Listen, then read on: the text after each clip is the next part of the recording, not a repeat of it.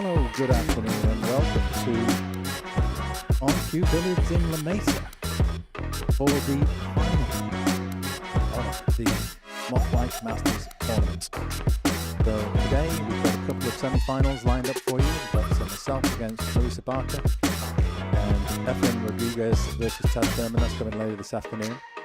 The first matchup is going to be Luis, a 609 Fargo, against myself and the 560. That's going to start at 12:30 p.m. And we've already agreed that we're going to play a race to 8 at 9 ball. And then this match is followed shortly after by Efrain and Tad, 3 p.m. kickoff plan for that one. And the final itself will be around about 5 p.m. tonight between the winners of those two matches. So what I'm going to do is just leave music playing and leave you with a view of the table where Luis is practicing right now. And we shall come back to you shortly. Let's just get a little box up here. Let people know what's going on.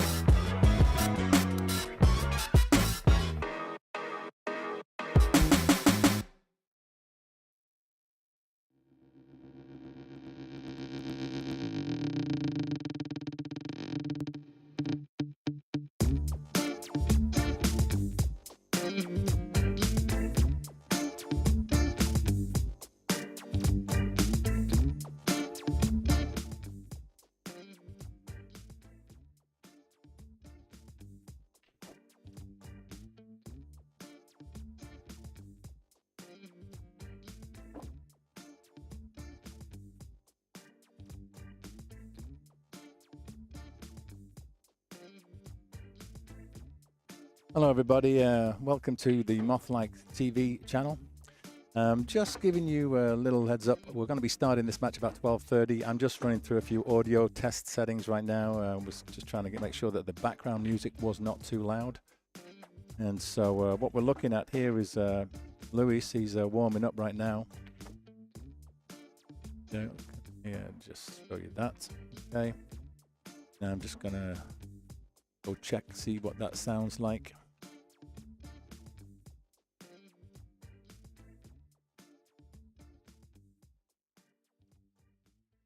Here.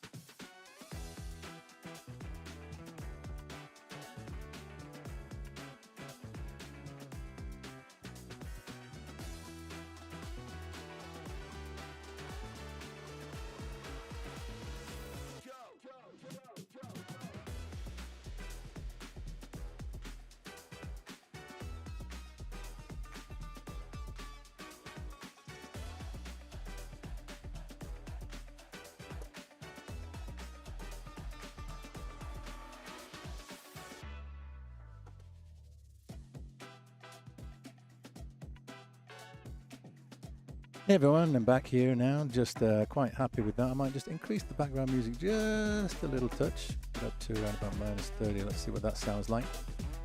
And okay, so here's the little heads up what's going to happen today. We've got the final bracket of this tournament. Let's turn this off so I can show you a few things. Okay, so this is the bracket, how it stands right now. We have Group A, who played on the 8th of April. That was my group and Lewis's. We both came through there after a couple of rounds. And the second group, Group B, was played on Tuesday just gone on the 15th of April. And it was Tad and Efrain who came through the field there. So they'll be contesting the second semi-final today. And that will be sometime around about 3 p.m. Maybe a little earlier, a little later, but the target 3 p.m. That's the advertised start time. So very close game, 568, 541. So they'll be playing off even, as will myself and Luis. There's actually a 49-point Fargo difference between the two of us. At least there was at the last time of checking. I should actually probably just check Fargo right now, just in case there's been a change. Oh yeah, there has. There's been a change.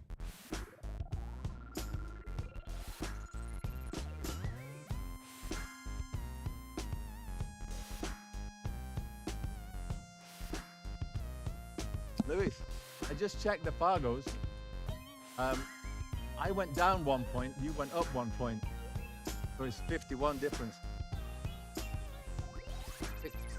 6-10.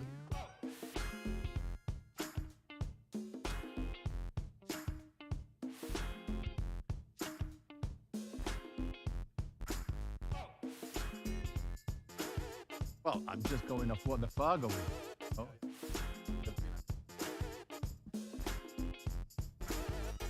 Didn't mention. I did.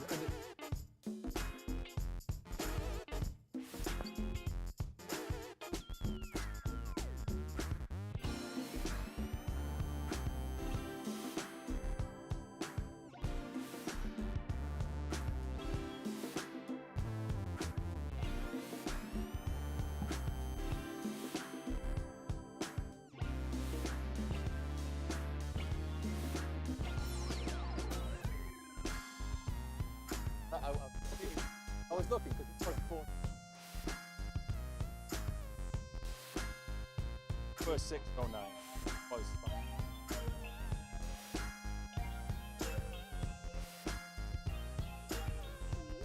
But I don't want to.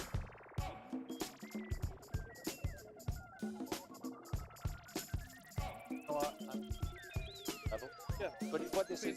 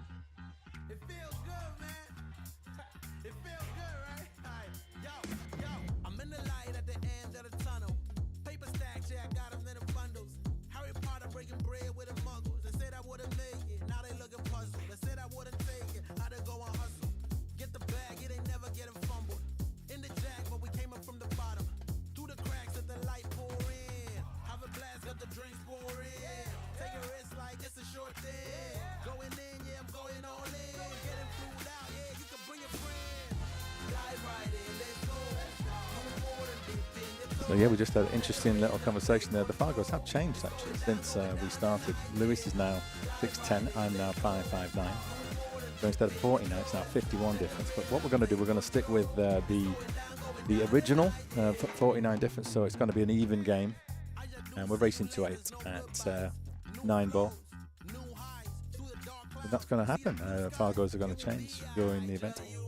So it happened already with the match between, where is it, Brian Rooley and Brent Fox. When they started, when they signed up, I believe that Brent was 489 or even 490, as he was less than 50 points below Brian, and then by the time they played, he'd lost a few points.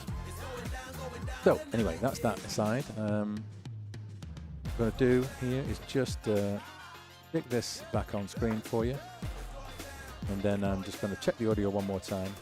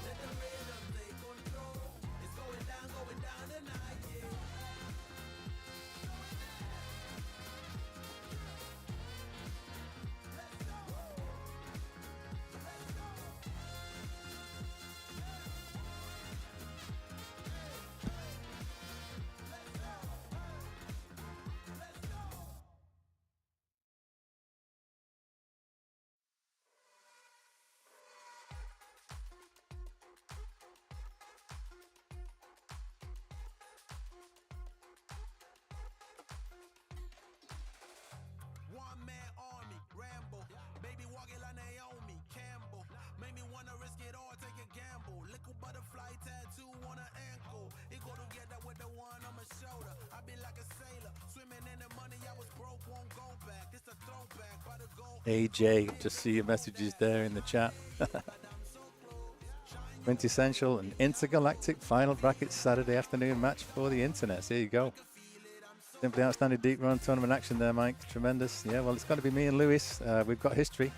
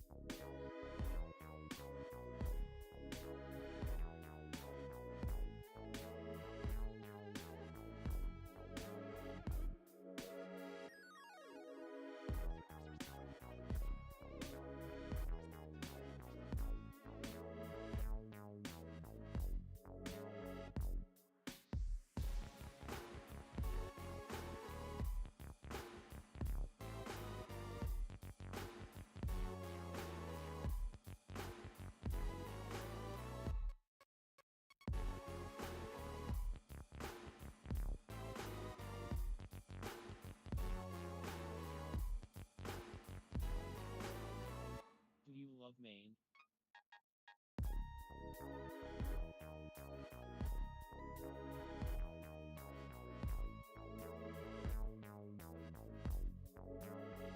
I love you.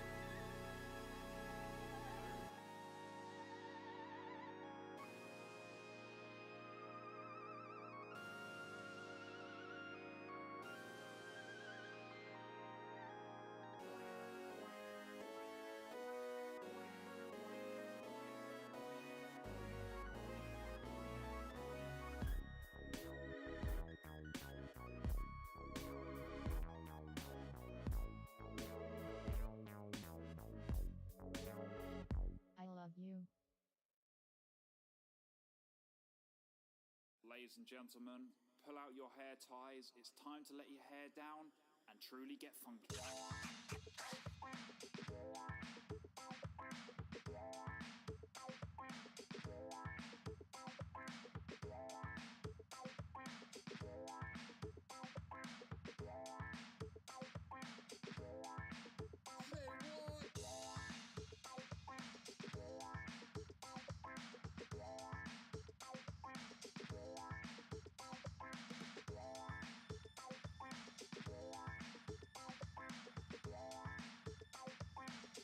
Let your hair down.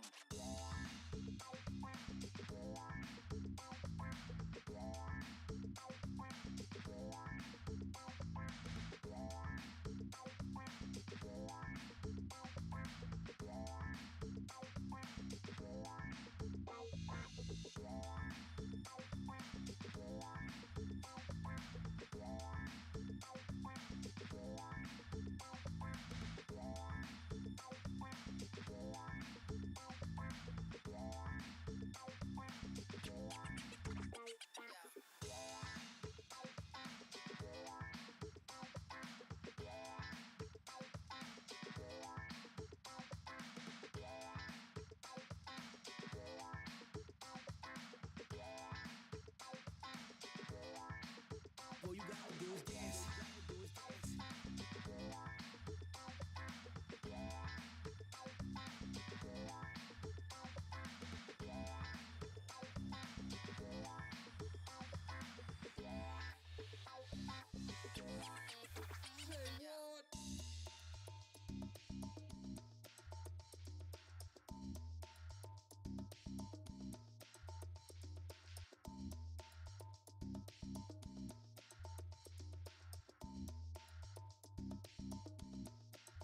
All you gotta do is dance.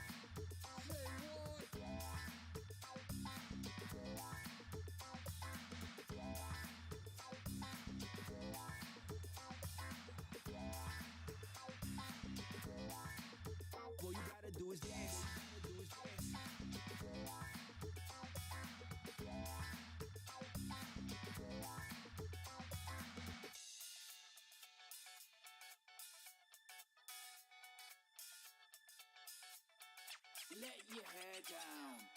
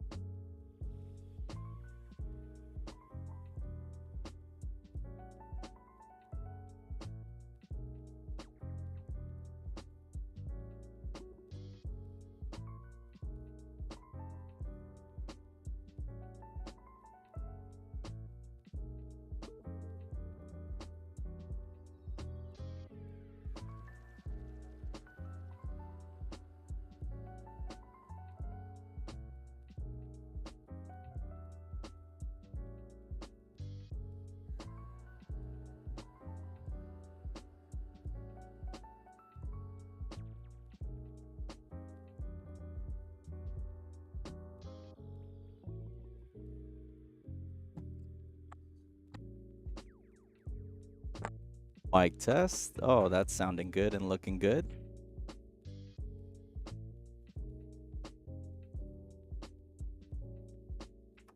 Alrighty. I think we're there. Mic test.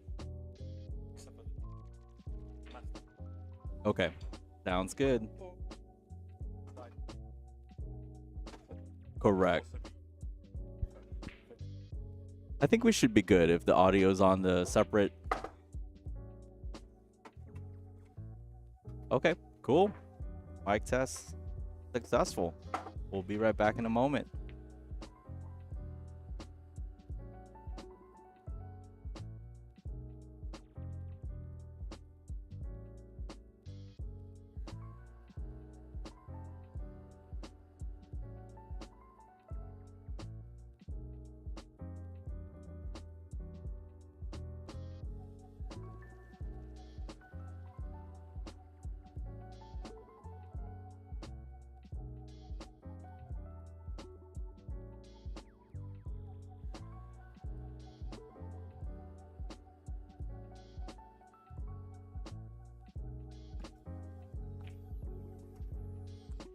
All right, folks.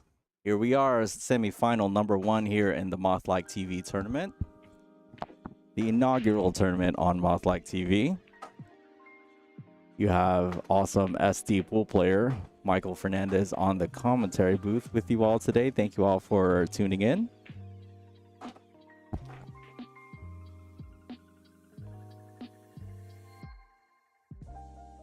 So the schedule for today we have lined up is this is the first semifinal, both a race to 8, playing 9-ball, WNT rules. The 9-ball will be on the spot for the break, and the cue ball will be in the break box.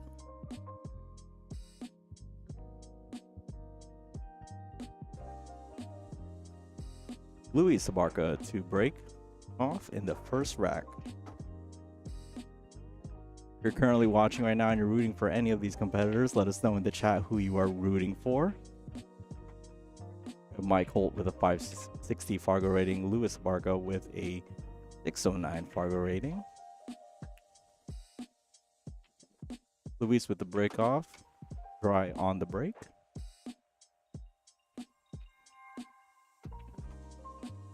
Mike Holt with an opportunity at this 1-ball in the side pocket.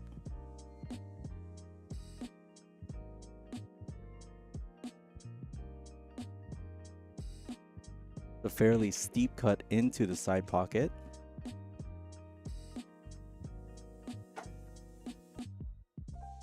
That's a great angle right there from the second camera we have going on today.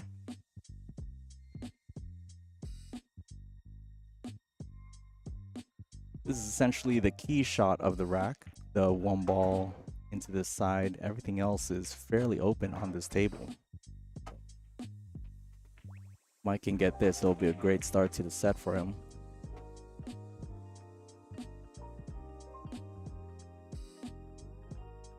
Selected for the cross bank. The one just lays up on the rail. Luis back up to the table here. Difficult situation he finds himself in here. Tries to create separation between both balls.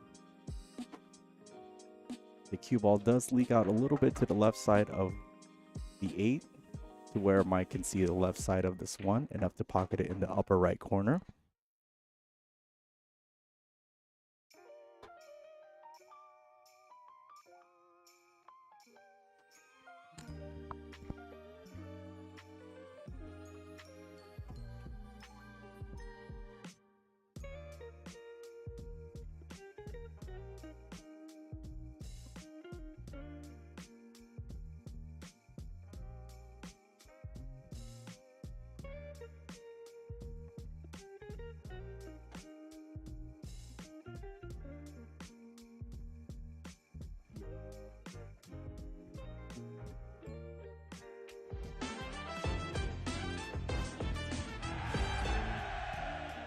A little premature on my part on that, but we switched cameras over so we could see the angle that Mike has on this one.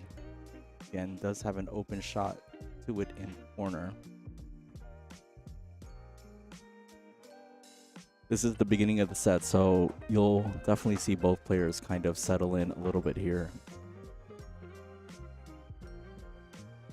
Being that this is the semifinals in this tournament, it's every mistake that any of these players make within this match are going to be magnified to an extent, so they definitely want to take as much time as they need to make the best decision with the highest percentage in this shot.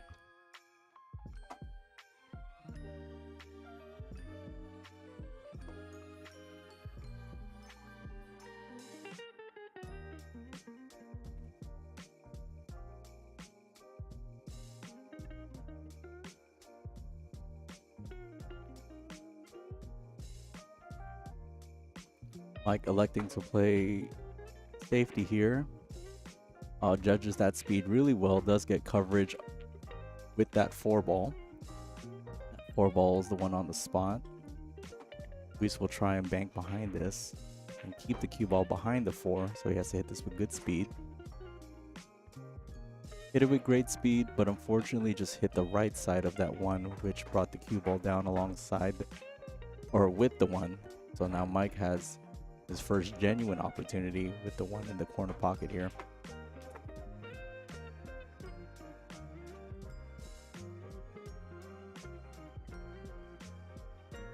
He's a little flat on this 1 ball, and with the cue ball being on the rail, he only has so many options for position. So the way he's measuring this shot up, it looks like he's forced to go forward, hit that top rail, and into the 2.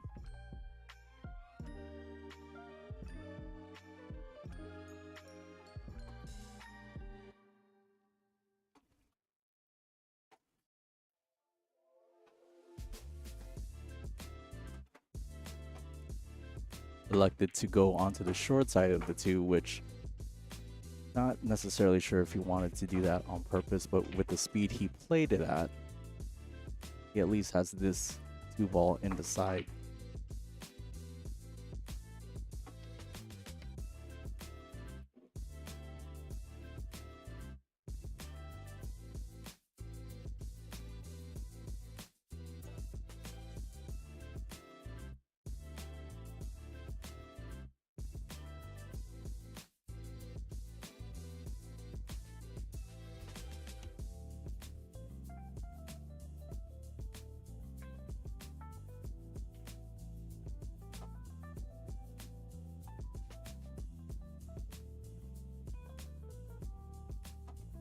Mike going for that 2 in the corner.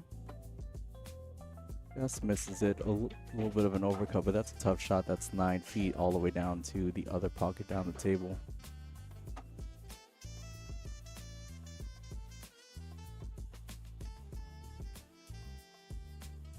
Luis now looking at the bank here, the side.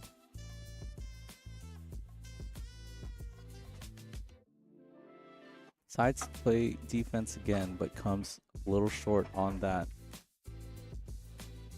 attempt, trying to get underneath the 4 again.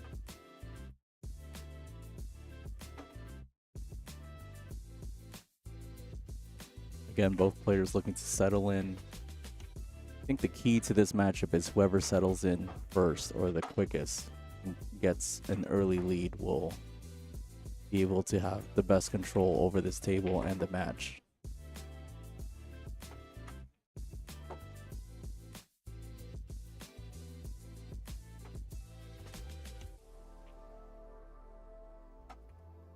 That's a great shot, just cinching the 2 into that corner pocket. Cue ball hitting off the 5.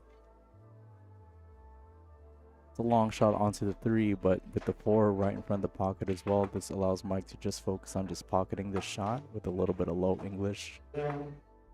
Sliding the cue ball over to the right as you see it on your screen right now. Tries to run forward into the 4, gets a nice friendly bump.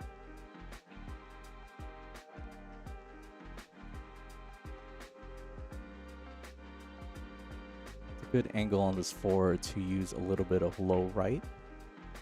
Slide this cue ball up the long rail. with a 5 in the side pocket.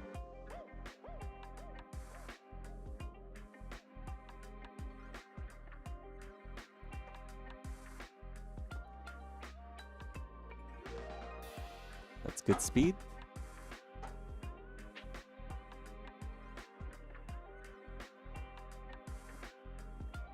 Mike has this 5 in the side. His cue ball is falling right on that long rail. He just needs a nice stroke on this 5 ball with a little bit of high right to bring this towards the center of the table as he's looking at the cue ball right now.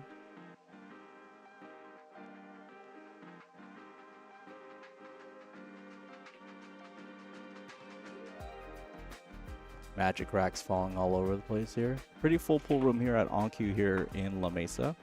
Thank you all for joining us again for the first semifinals of this inaugural Mothlike TV tournament. We have our second semifinal scheduled later on this afternoon with Efrain Rodriguez and Tad Thurman.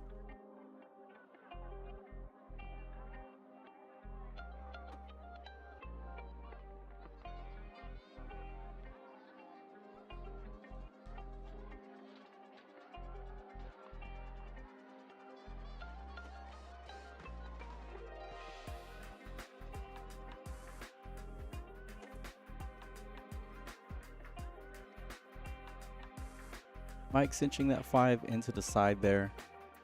Just electing to position the cue ball on the short side of that 6. Again, still early match jitters here, and definitely really want to settle in. Don't want to do too much. Kind of want to get a consistent run going, but also finding out where your stroke is at. Keeping that arm loose. I think if he makes the 6, this will definitely be a good indicator as to where he feels physically and mentally in this match.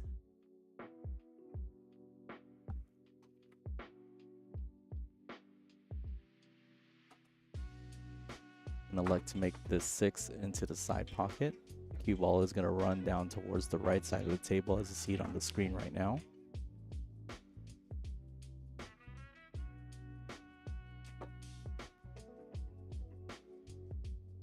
Nothing coming easy so far in this first rack, but again, this will be a telltale indicator as to where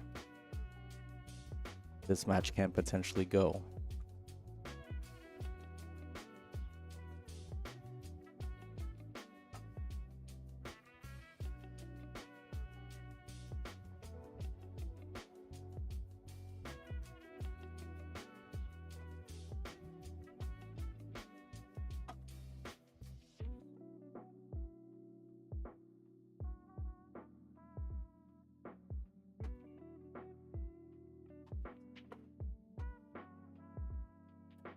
Mike electing to play the 6 ball into the corner makes a nice shot.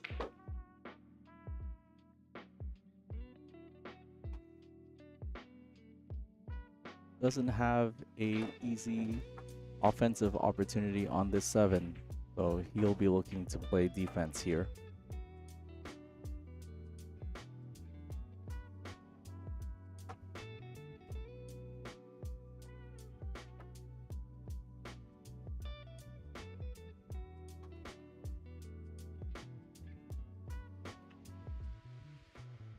Ooh, attempted to go for the 7 down into the corner.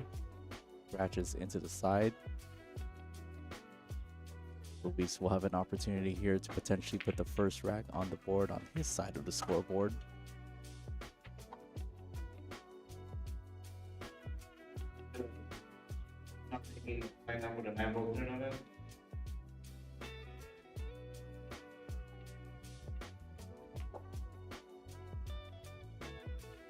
This is essentially Luis's first chance at the table with a real offensive opportunity.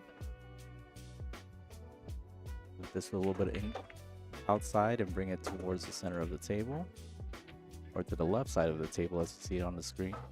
Opted for the longer shot on the 9, but with the 9 being in front of the pocket, I don't see this to be a issue for Luis.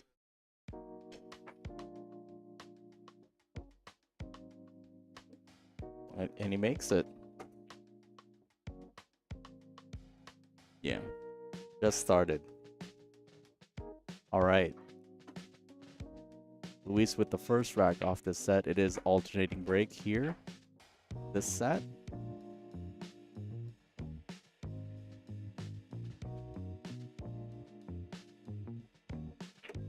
We do thank you very much for tuning in today to the first semifinals of the Mothlike TV tournament. We are playing the second semifinals later on this afternoon, with the finals being live streamed on this channel. After that, all players are essentially in the money at this point, but less about money, more about, you know, kind of not necessarily bragging rights, but getting through this field would be a great accomplishment for any player at this point.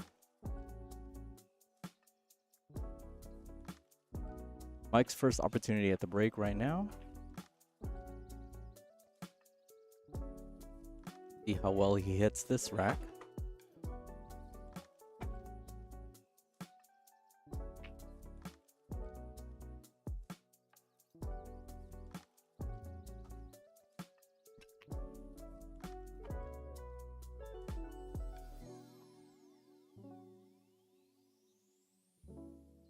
One ball looked like it came off a little funny off that rack. Did hit it a little bit softer than I think he would normally hit that.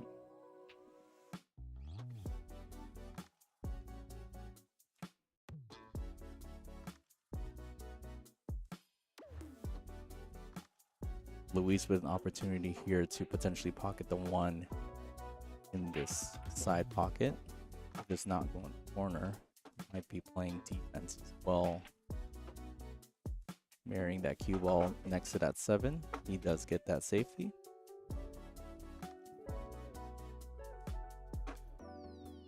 Mike will be looking to kick at this either 1 or 2 rails on this bottom cushion.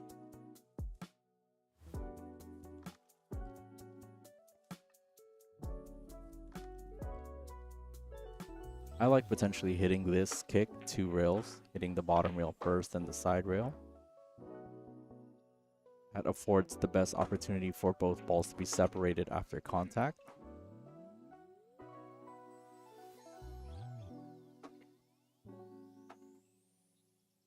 Like that's what Mike is measuring up here. He hits it on the left side of the one as you see it on the screen.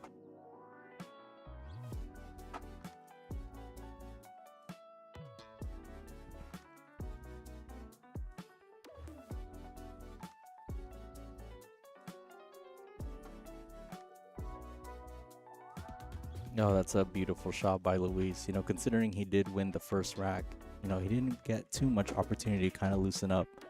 So with rack kind of open here, he has his first real chance at kind of seeing where his head is at in this game.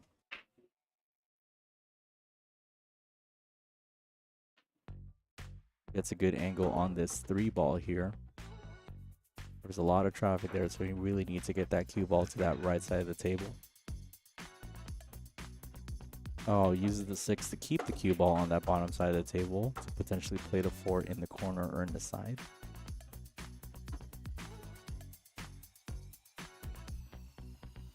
I like this 4 ball in the corner so we could get position for this 5.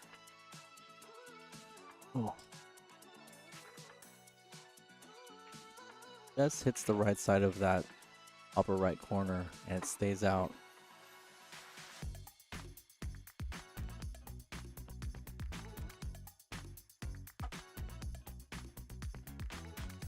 Mike has a couple different ways he can hit this shot. He can go 1 rail up or 2 rails around.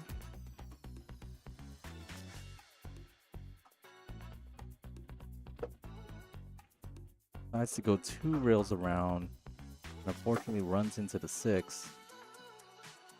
6 lands right on top of that 5, which now creating a very difficult proposition for Mike here.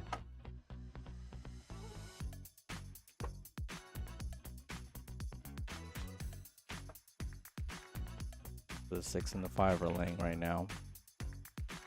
This is a very difficult kick because 6 is favoring the left side of that 5, where the more open rail.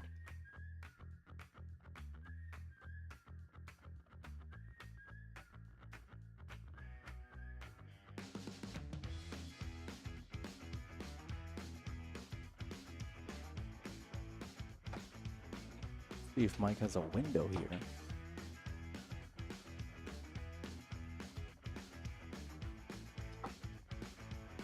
Ooh.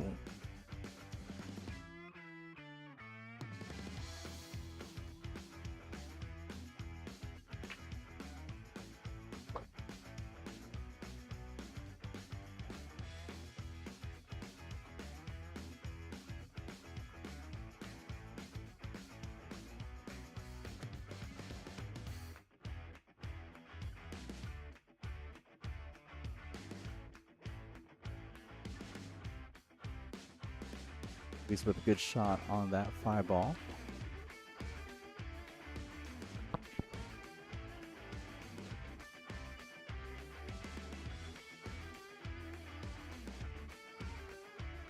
Luis put a little bit of inside on that 6, which threw the 6 out towards the left side of that pocket.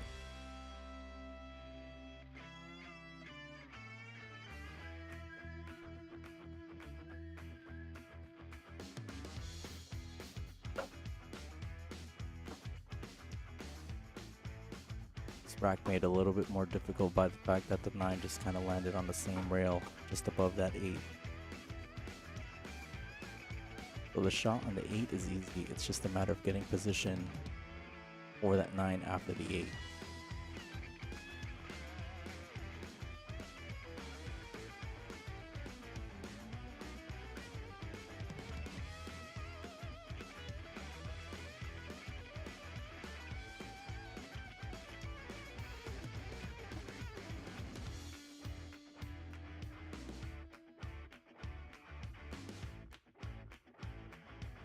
Oh, that's exactly what issue we ran into there. Again, the 9 was a huge ball there and afforded it that much more difficulty.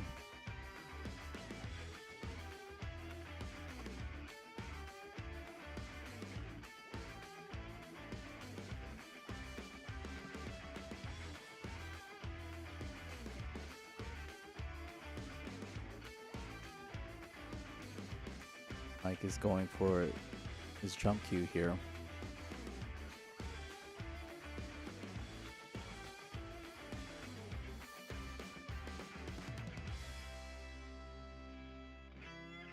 Yeah, tough jump because it has to come up and come down fairly quickly, so he'll need to elevate that cue pretty high. Very accurate with the hit.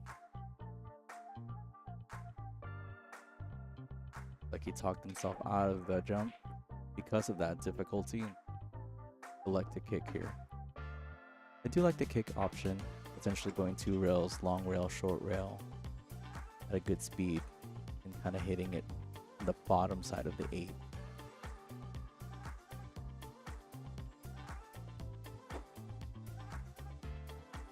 Hits it with a good speed, he could potentially leave the 8 right there without a shot on it.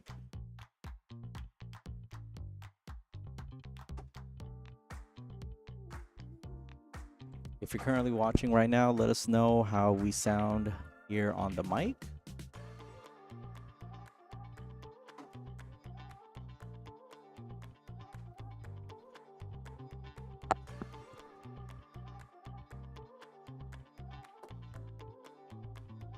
Let's see Mike go for this shot.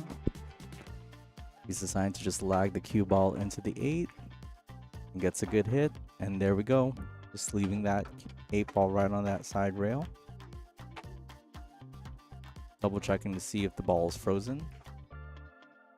That object ball is marked as frozen on that long rail. That means Luis would have to hit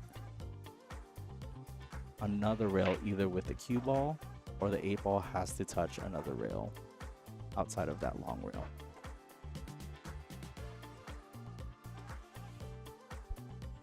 I see Luis potentially just locking this 8 up to the 9, bringing the cue ball towards the center.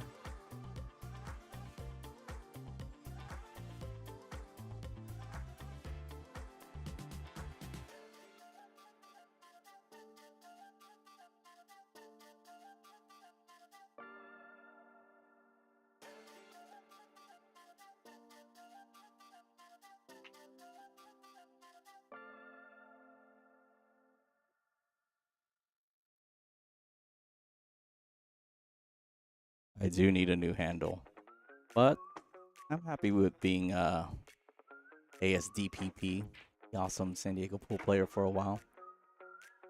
So we'll see how that works out. I think Mike here is going for the bank.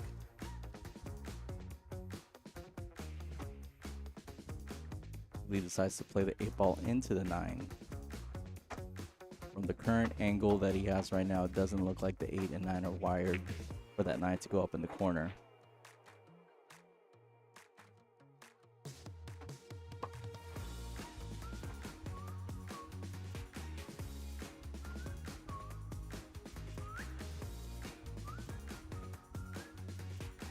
Lewis, I think, was trying to create separation between the object ball and the cue ball. Definitely wanted to leave that cue ball where it's at right now, but the 8-ball probably wanted it to be more on that top rail. Does leave Mike with a long straight shot here on the 8.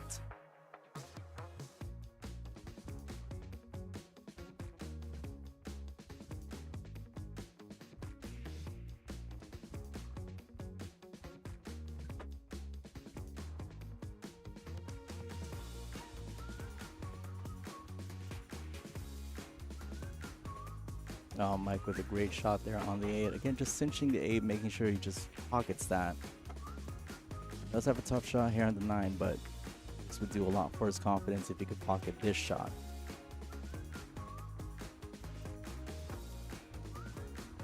With the set tied 1-1.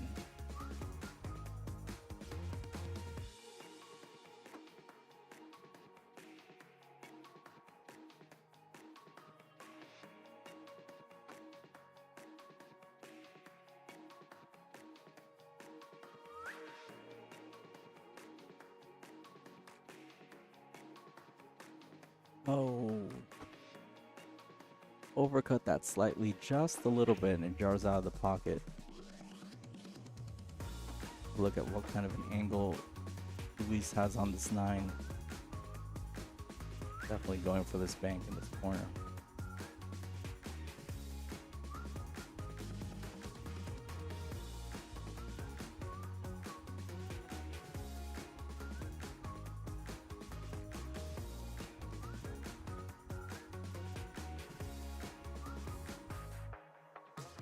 Yeah, he's looking at this because he doesn't want to double hit the 9. Definitely wants to hit this at a speed where there's enough clearance for that 9 to go, or for the cue ball to go through, not have to do the double hit.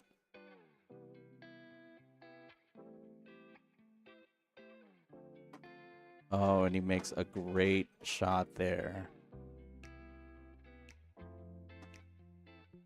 He hit that with a little bit of right English, just a hair, just to be able to keep the 1 a little bit more steeper towards the corner.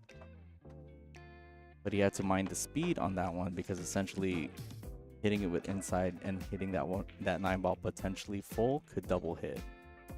So he hit that shot great. We have both players now again racing to 8, alternating break format here. WNT rules, 9-ball on the spot, cue ball in the break box. Luis Abarca leading 2-0 against Mike Holt.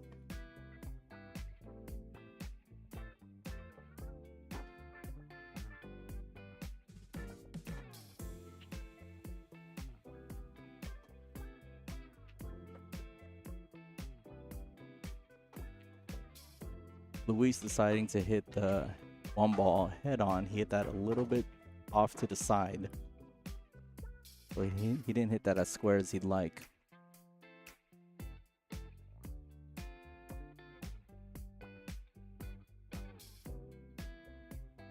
Ulti hampered by the 4 here, so he might elect to push out. Which, for those who don't know, the push out is only available immediately after the break. The incoming shooter has the option to put the cue ball or push the cue ball to any part of the table. The opponent then has the option to either take the shot from where that cue ball lies or pass the shot back to the original shooter. Again, this shot is only available immediately after the break.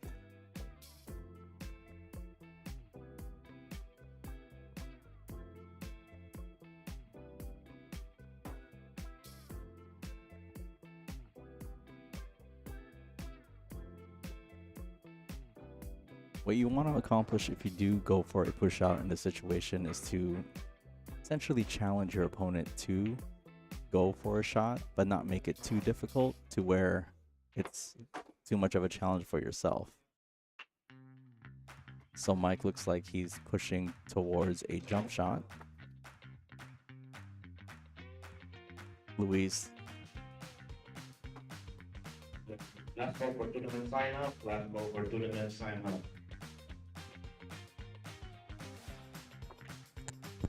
Luis electing to give the shot back to Mike. Mike already going for his jump cue. No question that that was going to happen today. The long jump. The one is fairly, it's in a good spot in front of this pocket to be made. The only issue is the position on the 2-ball.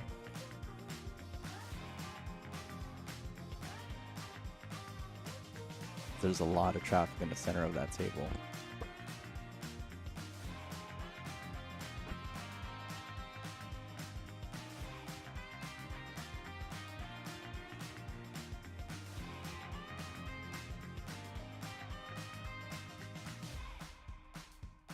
He makes a good jump shot, good contact, but leaves the 1 ball in front of that corner pocket. 2 ball in the center of the table, and Luis with a great opportunity here with an open rack. This rack, after this 1 ball, is fairly simple, considering all the balls are located on the bottom half of the table. He gets great position here on this 2 ball. This is the key shot. Probably try and go forward or stop this cue ball right there to play the 3 in the opposite corner, the opposite side of the table.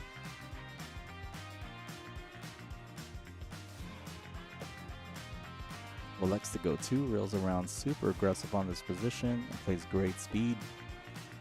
Now he's definitely back in line on this rack. You know, in regards to building up confidence in this set or in this rack, that builds a huge amount of confidence for Luis, because that was a difficult position shot and he hit that perfect. That's going to play big in the current status of the match right now.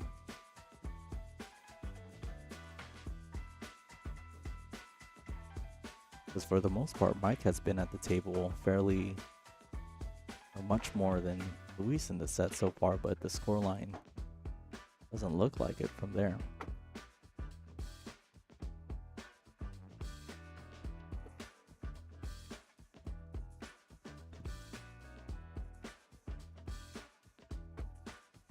Luis is just going to stun this cue ball over to the left, as you see it on the screen right now, for the 6 in the side.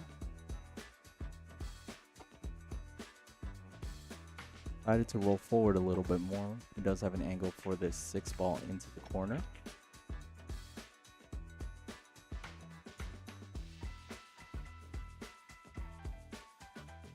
Whoa, going super aggressive and electing to go for the 6-9 combination. Just barely misses it.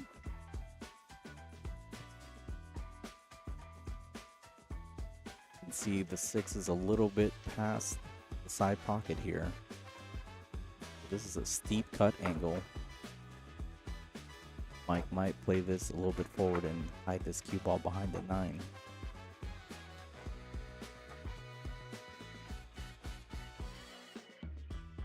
Oh, didn't allow for the 6 to get past that 9. Leaves an open shot for Luis of the 6 in the corner. Luis will definitely have to play this cue ball short side of the 7. He is fairly straight, unless he can really kind of cheat the pocket a little bit and pound that cue ball over to the right side of the table towards the center.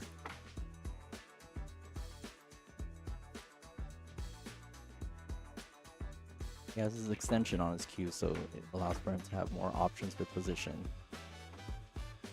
That's as much cue ball control he could have there. He hit that with a nice stroke. The angle's steep here, but it affords an automatic position on the 8, so he definitely doesn't mind this shot. He was gonna go up and down towards the center.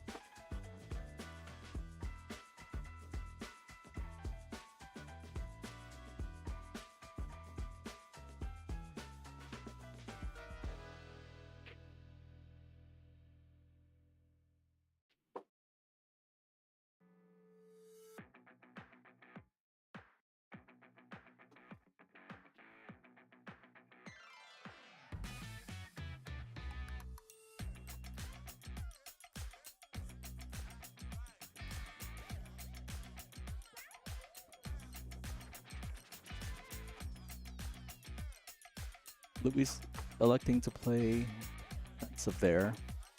Left that cue ball right on this bottom rail.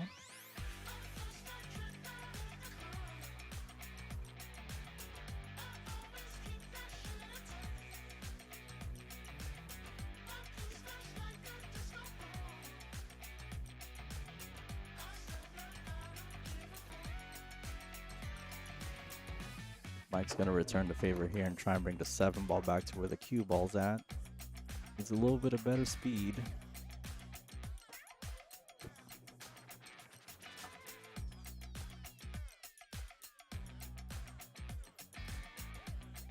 Luis now with an opportunity to pocket the 7 with a little bit of low.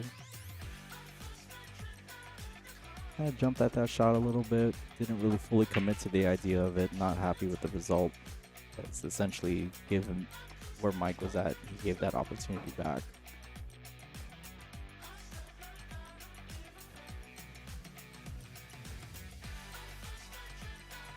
But Mike now 3 balls away from potentially putting 1 rack on his board, or his first rack, his side of the scoreboard.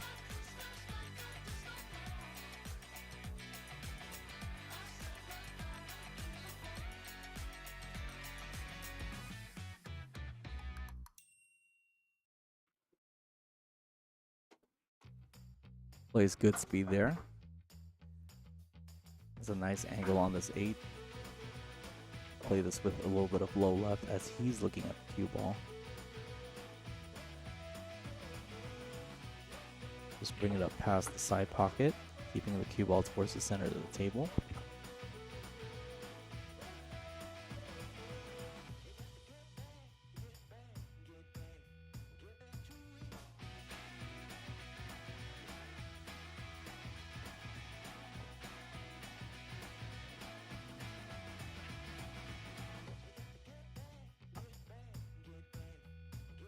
While we have a little bit of a break here, I want to let you guys know, if you are watching the stream, go ahead and press that like button.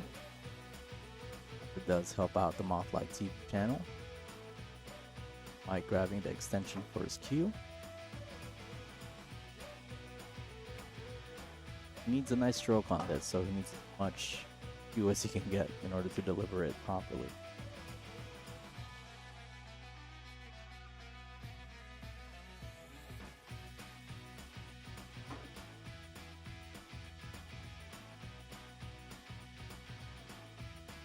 Plays a high percentage shot there, not going for too much, but playing this right for the side pocket here for the 9.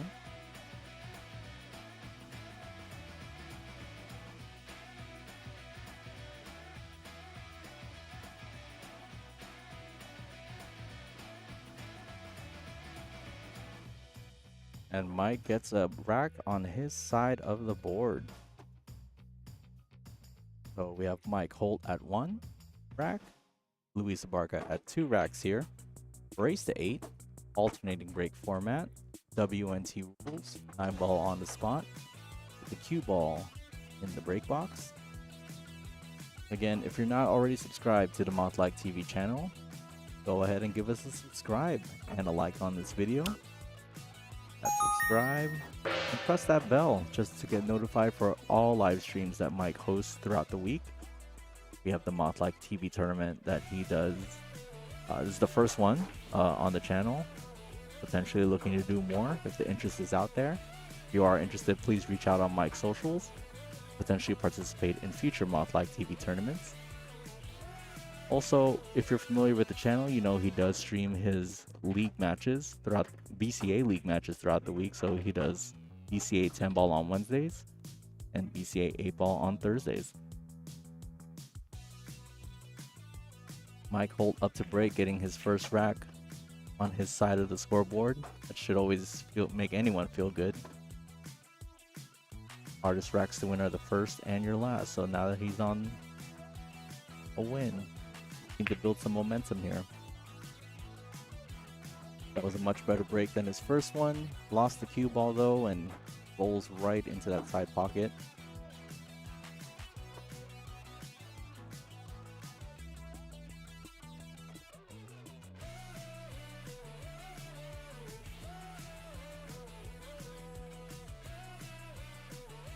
Luis with a great opportunity here for a nice run out opportunity. The 8 and the 9 look tied up, but it also looks pretty nice in that corner pocket for a combo. So playing 7 balls out here.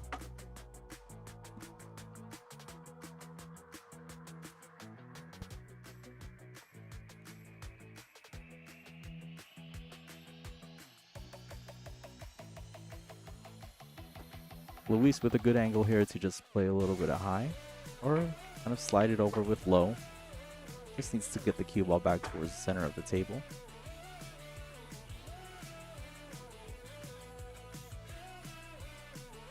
Wants to be careful of not running into this 8-9 here. Gonna try and put a lot of inside English.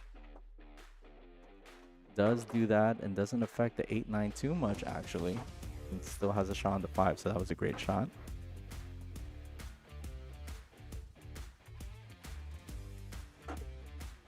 Comes over for the 6 on this long rail, has a good angle.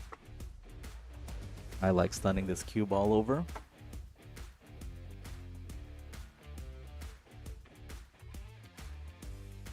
Leaves himself kind of long on the 7, so still has some work to do here.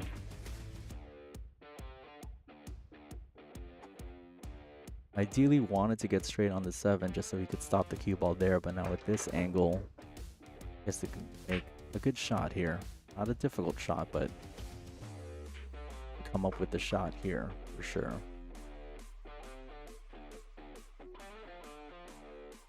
Tries to play a slow ball. Kind of loses the cue ball there and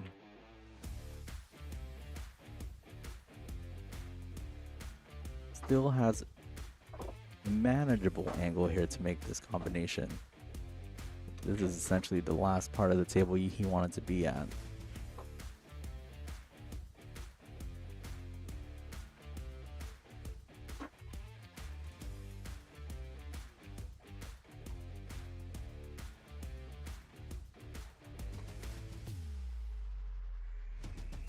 Might potentially be looking at a safety as well here. He's going aggressive. And makes the 9. It's a nice out.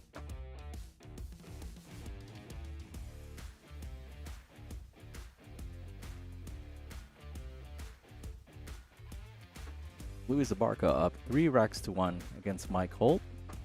Both players racing to 8. In this alternating break format. Luis taking good advantage of his ball in hand off the break from Mike Holt. Was able to do a nice table run there, so let's give that to him.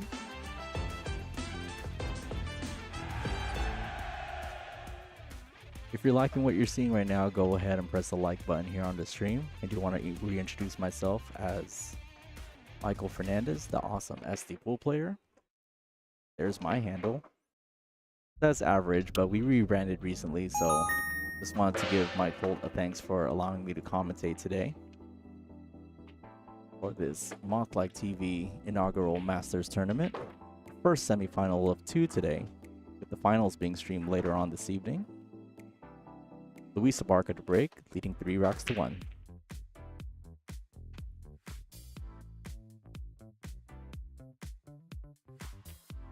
That cue ball still spinning. He put a lot of spin on that, so he hit it fairly solid. But the spin kind of, or the amount of spin that he had on that cue ball really didn't allow for that break to pop as much as he would have liked.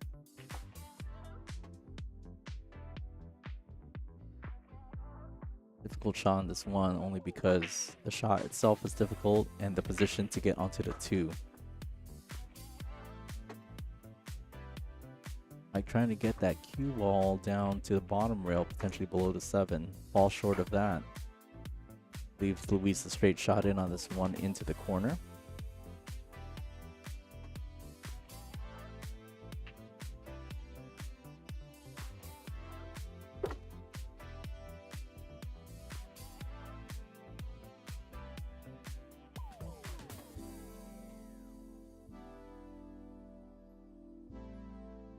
Luis attempting to separate the cue ball and the object ball.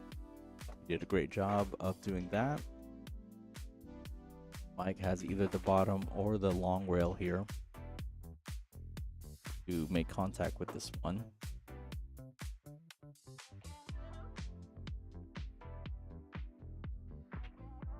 Looking to kick off that long rail and trying to make this one.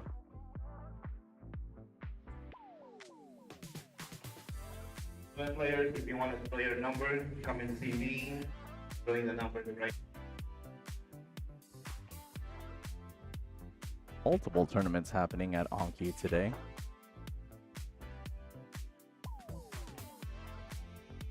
You can see the tournament scene in San Diego flourishing a little bit more. More and more tournaments popping up every week now. It's great to see.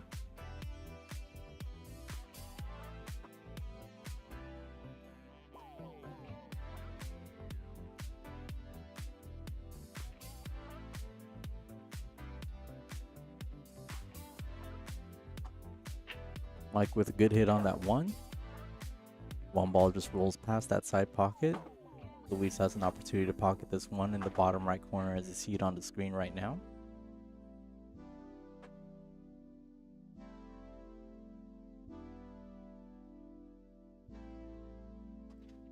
Luis playing pretty conservatively there, deciding to go for the safety. Manages to get that defense behind that 5. This shows how much pressure is going on in this table right now. Both players 2 matches away from winning that first prize. So don't want to make too many critical errors or mistakes, especially at this juncture of the tournament. Wanting to play the highest percentage shots that they can muster up. Kind of stay more on the winning side of the rack, whether that's being more aggressive or more defensive. Mike almost scratching in that corner pocket. Luis does have a window at this one ball.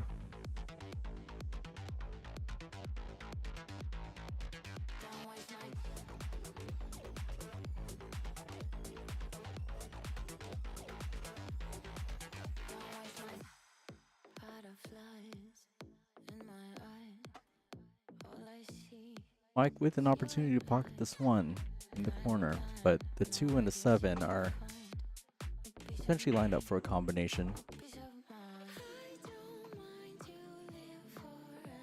Well, it looks like it will be hitting this 3 ball as well, so a lot happening with this shot.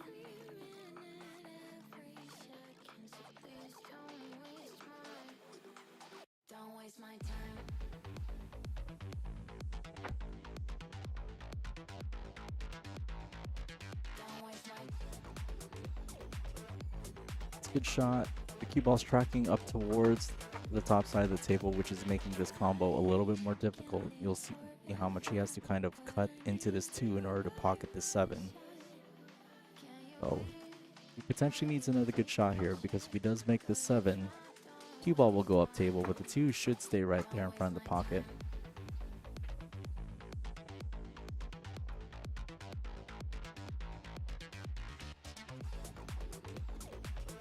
Hit that with a little bit of pace, hoping to get an opportunity here at this 2.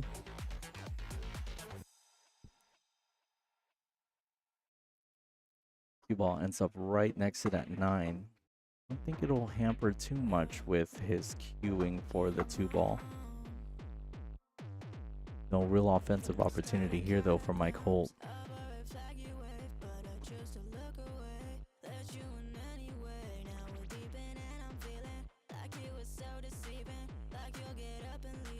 He's measuring up this bank, which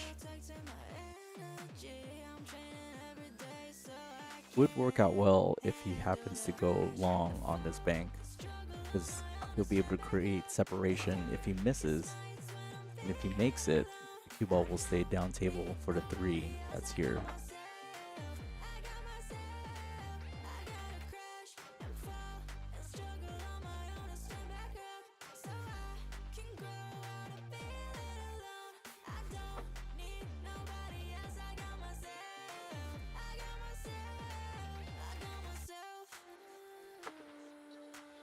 Potentially looking at that 2-5, not necessarily the combination there, but kind of where the cue ball.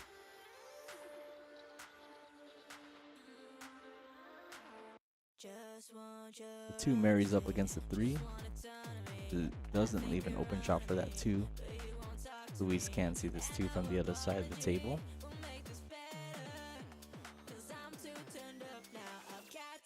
Aram definitely doesn't look on as well too, as the 2 is well below that 3.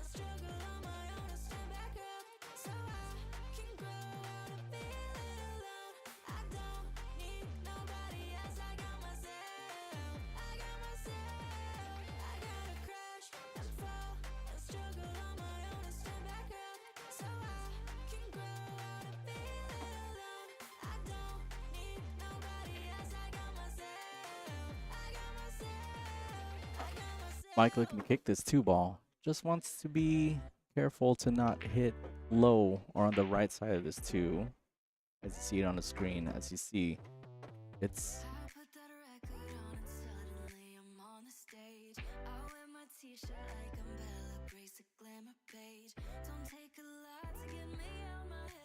that pocket becomes really big there if he hits any part of the right side of that 2.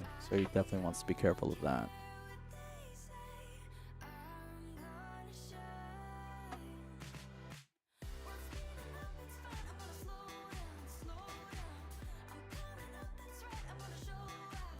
Manages to avoid it and almost scratches in the other corner pocket. Luis will shoot this 2 into the side pocket. The 3 is there right below the 5 as you see it on the screen. This is going to be difficult positioning. Great speed here.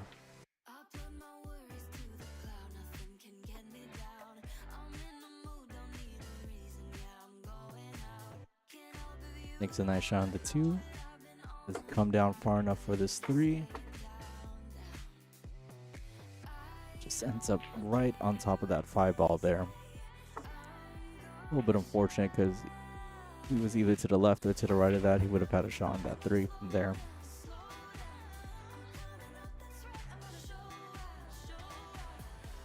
Makes a good hit on that 3. Now Mike has an opportunity at the table here for a run out.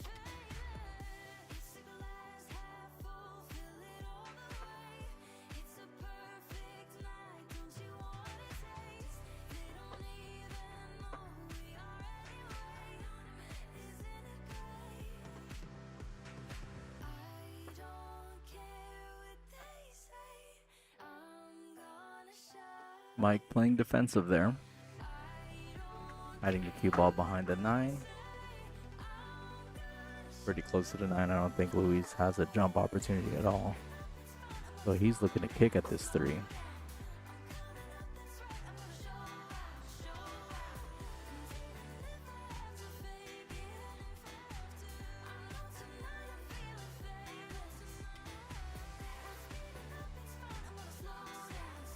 Mike put him in a tough spot here.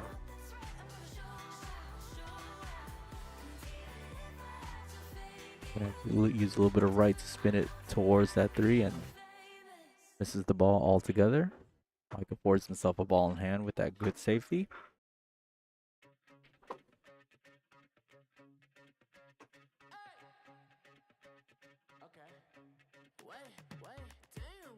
The 3 does pass by that 4 ball to the corner pocket.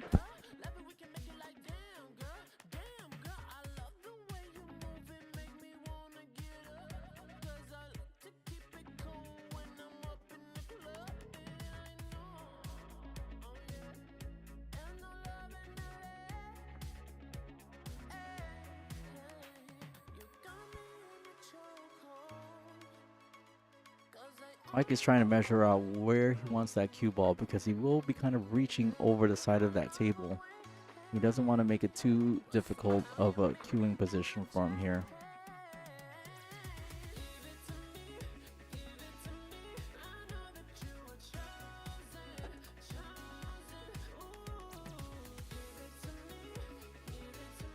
So Mike is close to his work, so he can kind of maneuver or get position with this cue ball a little bit easier.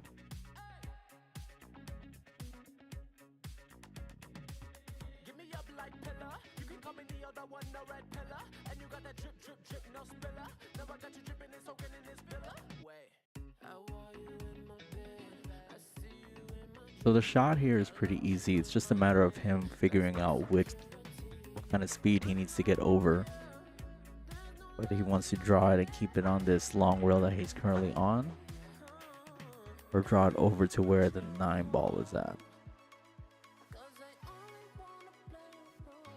going to be all dependent on the speed he hits this ball at and just kind of how much left spin he puts on the cue ball.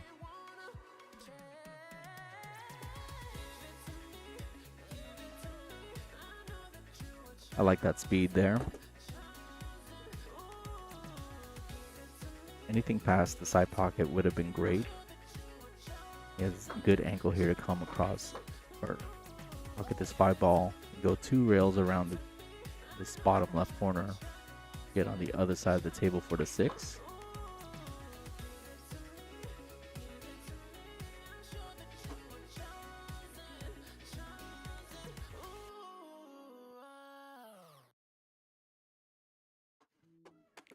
Decides to go up 1 rail. That's great.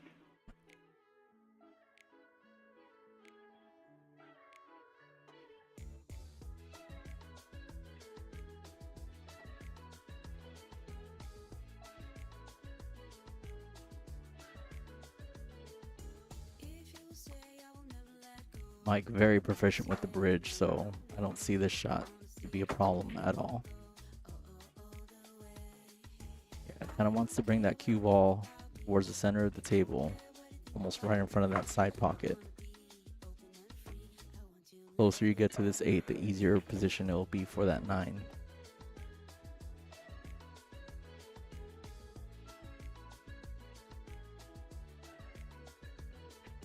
He's a little short of his mark, but he still has enough angle to bring this cue ball off that side rail and push it towards the center of the table.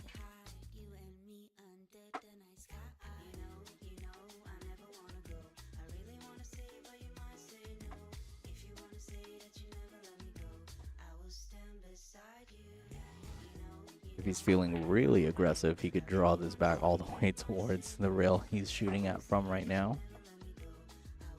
That'll definitely be a mark of him stroking with confidence.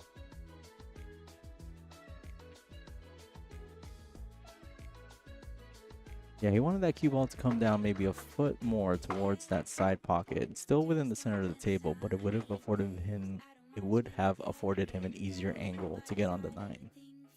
It was a little flat, but he should have enough angle here. Just punched his cue ball off that side rail back towards the center of the table.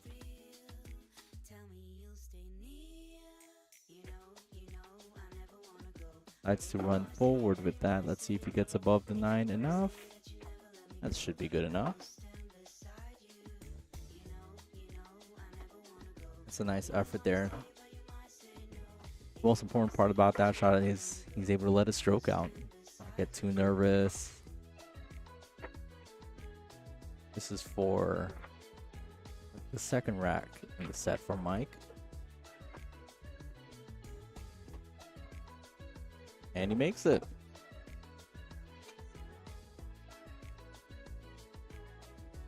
And we are currently 2 racks to 3.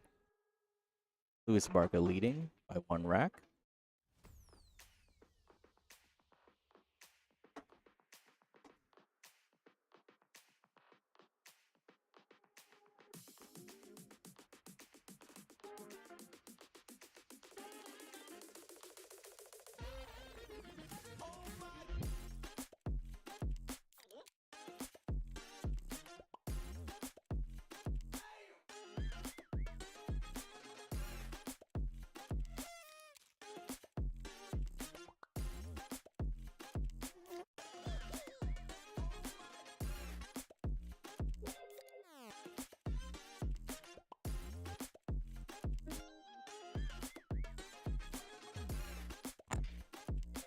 All right, Mike to break in this alternating break format. Race to 8 for both players.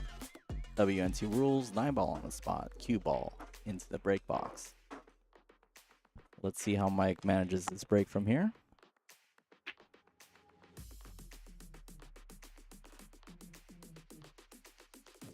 Attempting a bit of a cut break to try and get that one into the side pocket.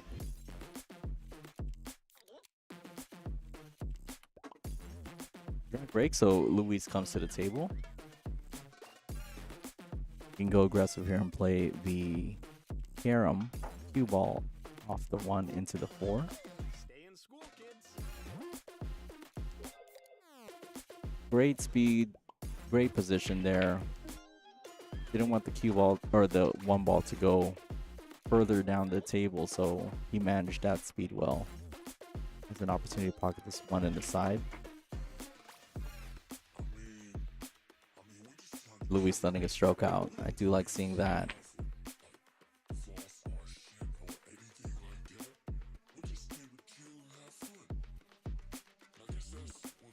Nice to play a safety here because the 3 is tied up with that 9. So there's no open shot for that 3 from where he was at.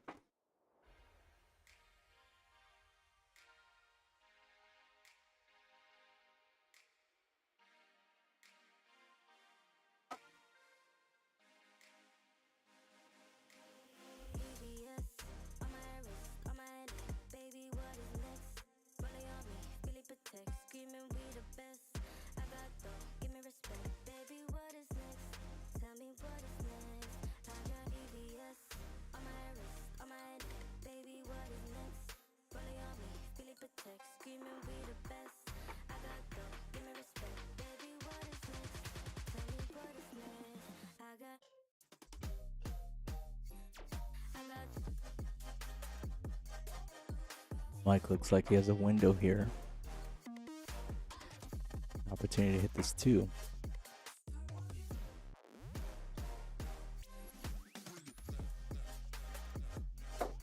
Oh, makes it. Misses the breakout on the 3-9. Where the cue ball ends up though.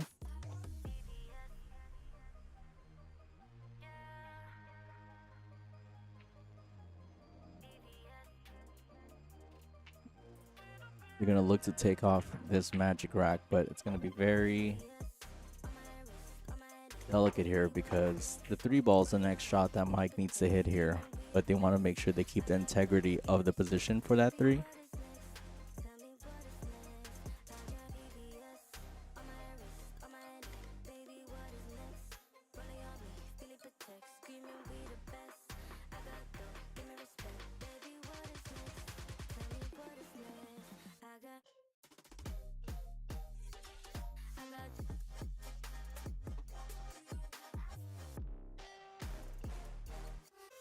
All right. Both players happy with the position of that 3 after removing the magic rack.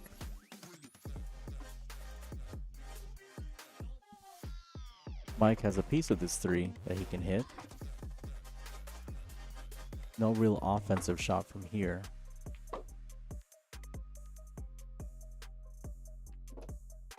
So he's looking to slide that 3 ball over to the right side of the table where the 5 and 8 are. Bring the cue ball up towards that short rail. Create some distance and potentially block it with the 5-8. Mike just catching the 8 ball there. Leaving the 3 ball with an open shot in that corner pocket.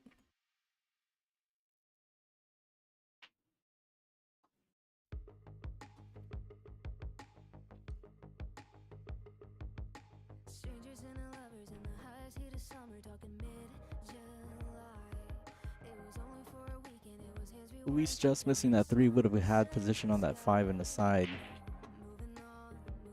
Mike now with an opportunity to kick this 3 ball. Oh no, he's jumping. This is aggression. We like to see it.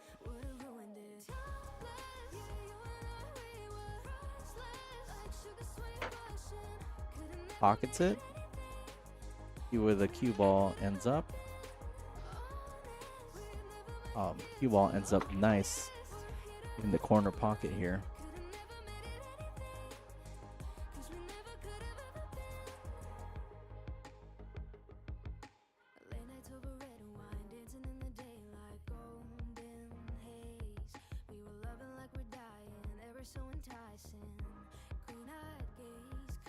This is a big rack if Mike can get this, because neither player has had the opportunity to really take too much control of this match.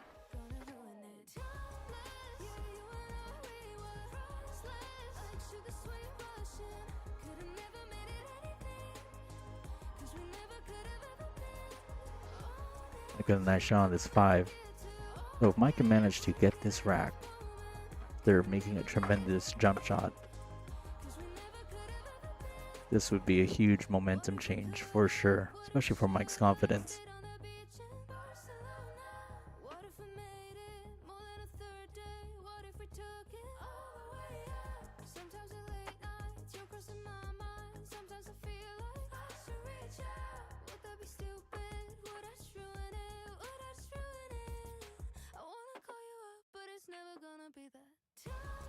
Oh no, he's getting stuck behind the 9 here. Just didn't hit that hard enough. The 9 was always going to be a big ball if he was choosing to go towards the bottom end of that table.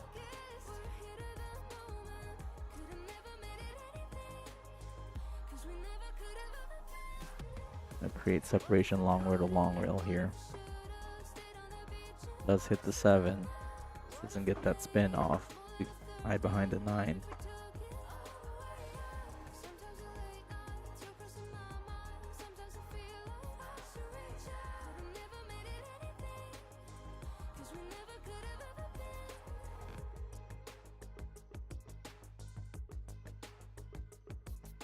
Oh, Luis going nice on that bank. You love to see it. Shot. Has a little bit more work to do here. That 8 is in what I call no man's land. I hate when object balls fall in there.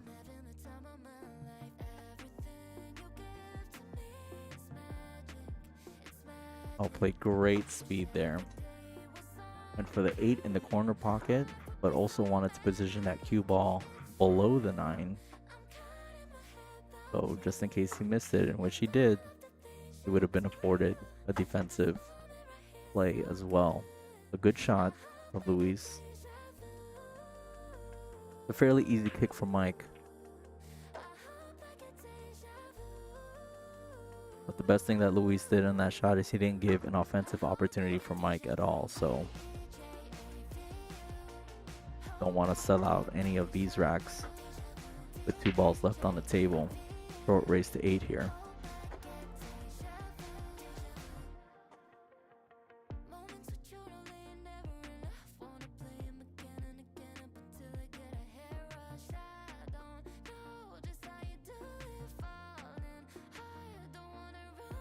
There's enough room underneath that 8, as you can see. He wants to hit this deep or below that 8.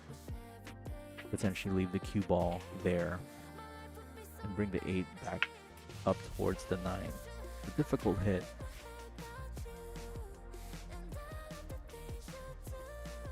Looking at coming up the other long rail, gives him more opportunity to potentially pocket this 8. Is a little bit more difficult kick. Cue ball has to kind of stretch wide.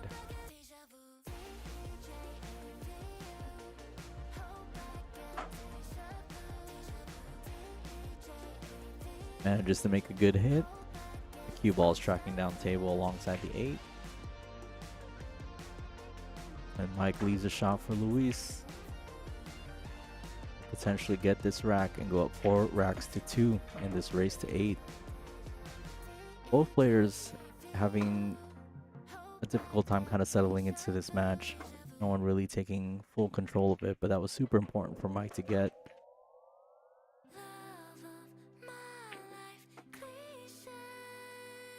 Ooh, Luis getting a nice kick off that side pocket. Straightening out for the 9 in the corner.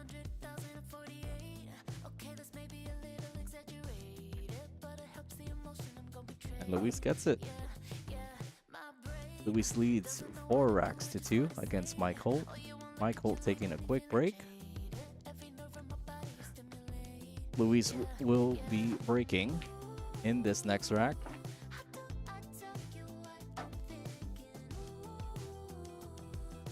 So while we're on a quick break here, we definitely want to thank you guys for tuning in to the first semifinals of the Mothlike TV tournament, the inaugural tournament for the Mothlike TV channel.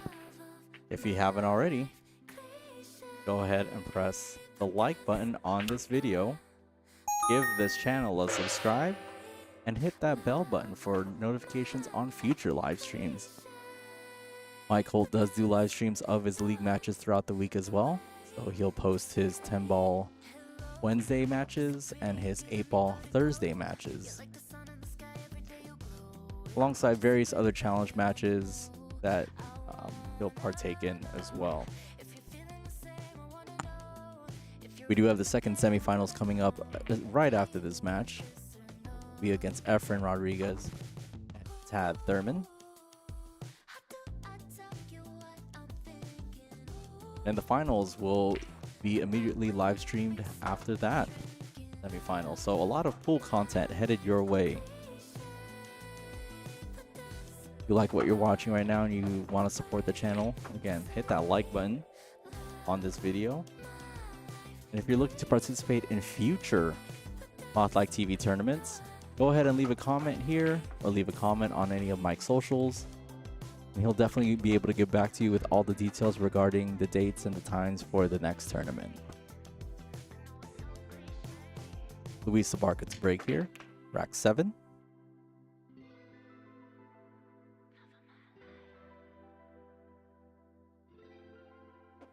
You know, we've been talking about momentum kind of being a huge part of this match, and neither player really being able to get a hold of this match for themselves. I think a big part of that is the break being tough for both players. Luis coming up dry there, unable to capitalize on his win from the last rack.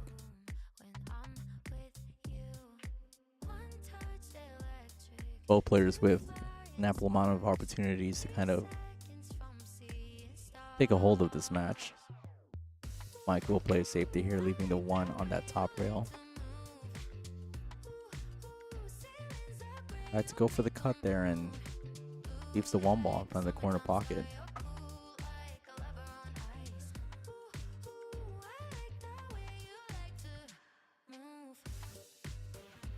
So he's going to slide this cue ball over. A little bit of draw. It's a long shot on this 2 down the rail. We'll really test his cueing prowess and see how well he's been cueing today.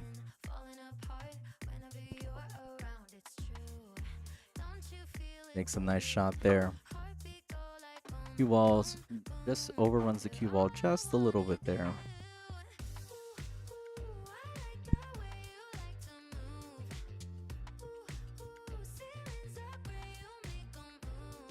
The cue ball's kind of married up to the 3, but it is not frozen. So you'll need to make any contact with this 3 in order for the shot to be legal. I'm try and keep the 3 on the bottom rail here and get the cue ball to the side rail. Using the 7 and his blockers. Makes a great defensive shot there.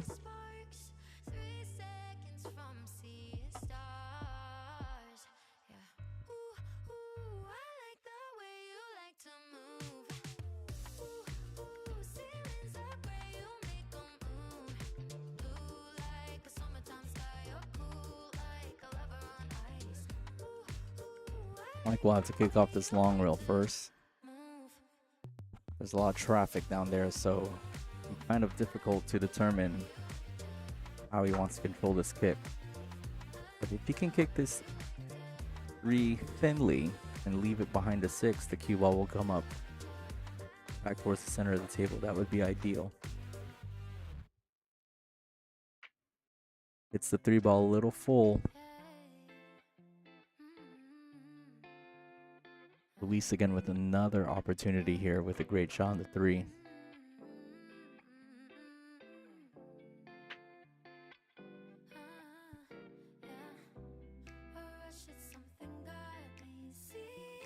Nice to cinch that 3.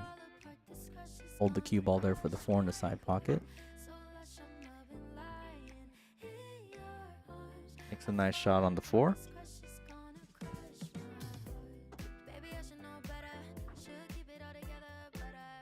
The 6 does go into the corner pocket, so he'll need to use a lot of right hand English.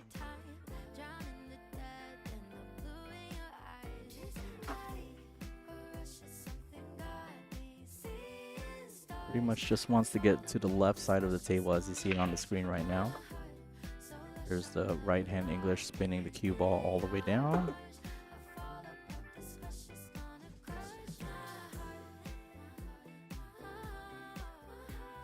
Here's a good shot to cut this 6 into the corner. Cue ball will be bumping the 7. He needs to manage that as well. Hits it with a great speed. Leaves the 7 ball right in front of that side pocket. A little bit of left to spin this back towards the left side of the table. Gets perfect angle here to just stop this cue ball here.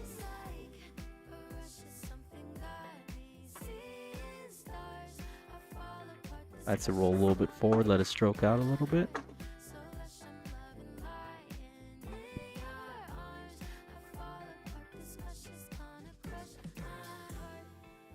And Luis getting the 8th rack, the 7th rack in the match, leading 5 games to 2 against Mike Holt.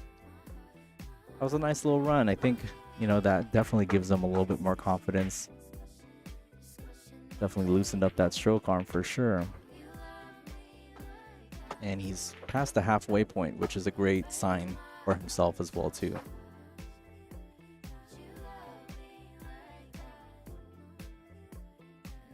We do thank you for tuning in today.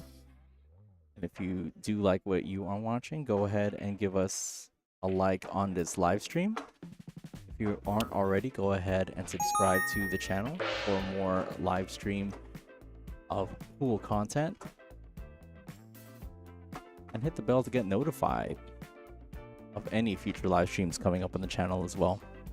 Mike Holt to break, rack 8 here. Race to 8 for both players.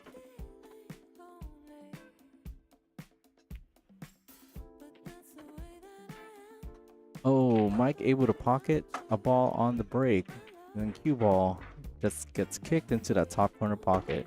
Cue ball hit the 1, then the 4, goes right into that corner.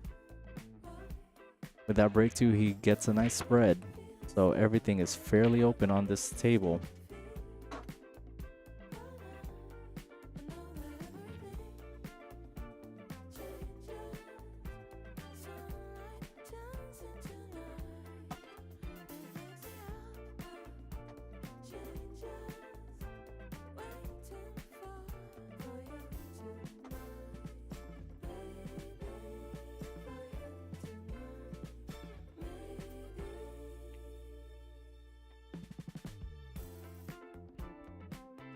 Luis is going to look to capitalize on his run from the last rack. With alternating break, it's important to really kind of keep control of the table as much as you can when it is your turn to break. With Mike being down 5-2, he definitely can't afford to be down any more than he is already. He's going to draw this back for the 5 in the side.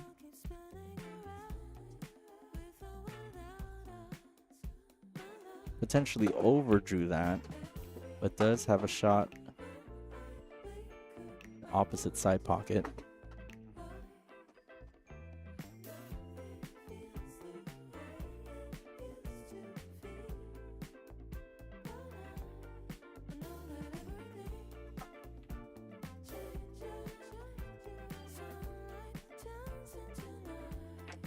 Ooh, just misses that 5 in the side. Mike with a great opportunity here now to take back control of this match.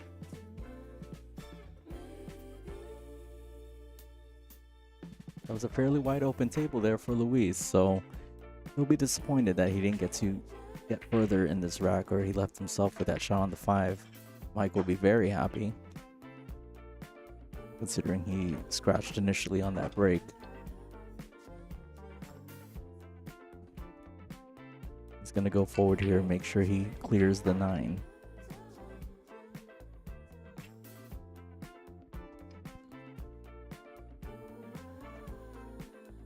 Falls a little bit below the 6, more than he wanted, so he definitely does have an angle.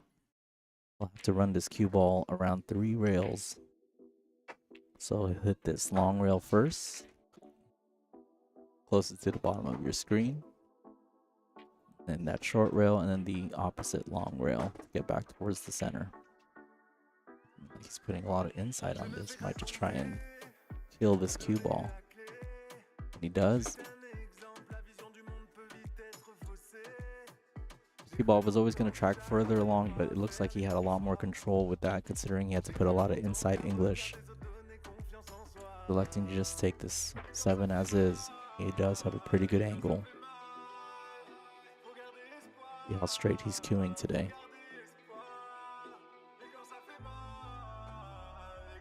That's a great shot. If Mike can finish this rack off in these next 2 balls, this is exactly the rack and opportunity he needed to get back into this match.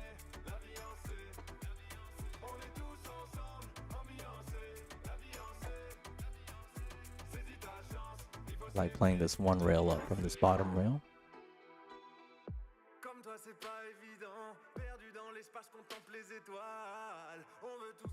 Good shot. You just want to focus on getting above the 9. So he hit that with great speed.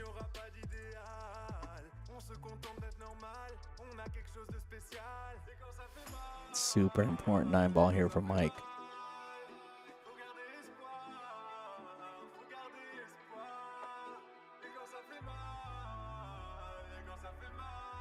And he pockets it. That was rack 8, going to Mike Holt. Match score is currently Luis Abarca with 5, Mike Holt with 3. Alternating break format here in this set. WNT rules, rack your own, 9 ball on the spot, cue ball in the break box.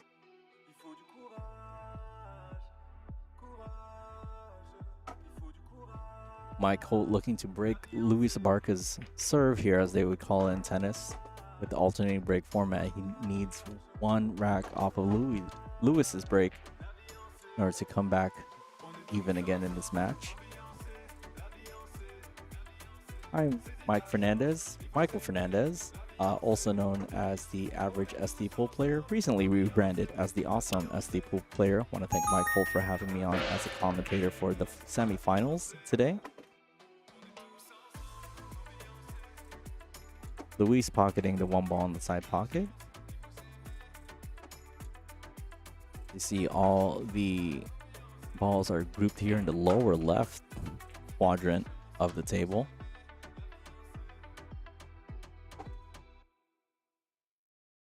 Has a 3 ball combo here, 2, 6, 5. Doesn't want the 2 to get stuck behind that 9 and wants the cue ball somewhere back towards this side of the table again.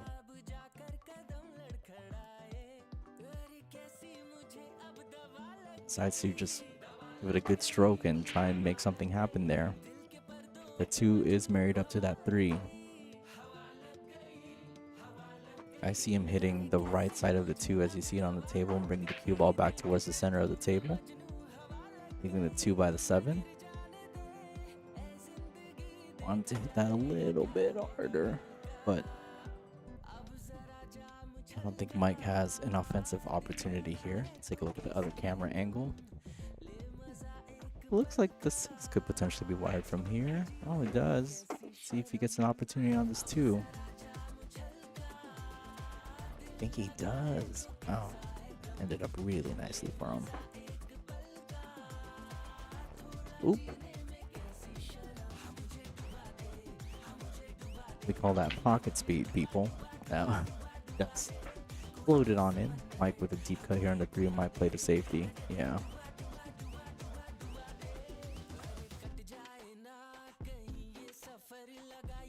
Not coverage with the 9 and 8, but Luis does have an easy kick off this long rail. Cue ball's tracking towards that corner. Doesn't leave Mike with too much here. And I could see Mike playing a safety here, hitting bottom side of the 3 as you see it on the screen right now, with a lot of right English, bringing it down below where the 4 and 9 are at.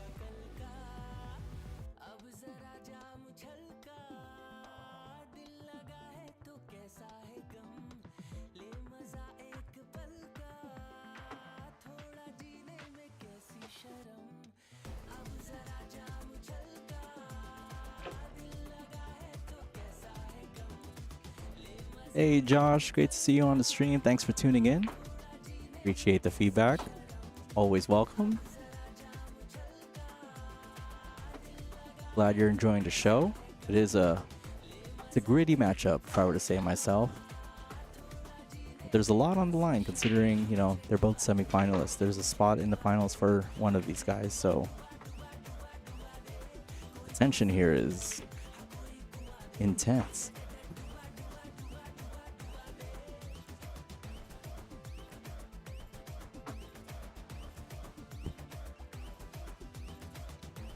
Mike getting the cover with that 7 ball, where it's 3.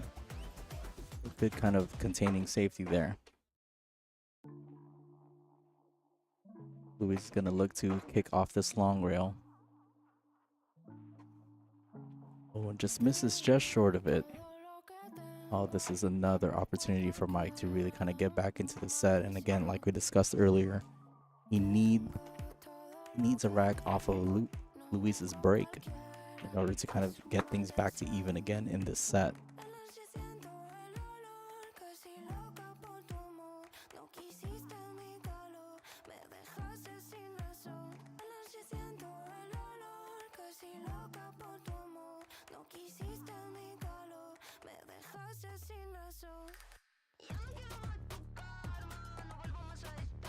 Mike with a little angle on this 4 ball.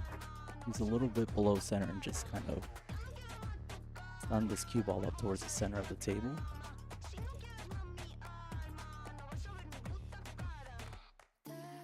That's a great shot. Finding that alley between the 7 and the 8. Most importantly, really hitting that shot with confidence. You know, didn't really hesitate. Really went for the shot he wants to go for. Has a slight angle on the 7 where the cue ball is going to track a little bit more towards the 9. So he just wants to be mindful of that, because that means his next shot will be going away from the 9.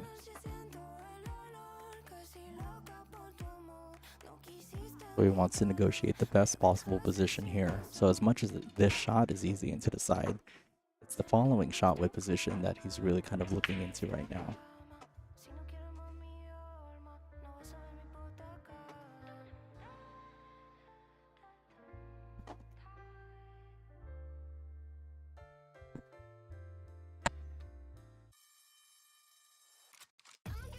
It's a good view of Mike's kind of pre-shot routine. He really kind of lines himself up with the shot. Fairly solid, fairly consistent with that pre-shot. Wow. It's a very lucky bump off that 9 and actually moves the 9 closer to that corner pocket, which makes this shot on the 8 so much easier now. Needs to bring this cue ball back towards off that bottom rail. Spins it back towards the middle of the table. That's a very confident shot from Mike. And this would be 2 games in a row if he could make this 9 ball. And he does. We are now back on serve, or back on break here in the set. Rack 9 going to Mike Holt. Mike Holt to break in Rack 10 in this race to 8. Semi-final number 1 here at the Mothlike TV inaugural Masters tournament. The second semifinals will follow immediately after this match.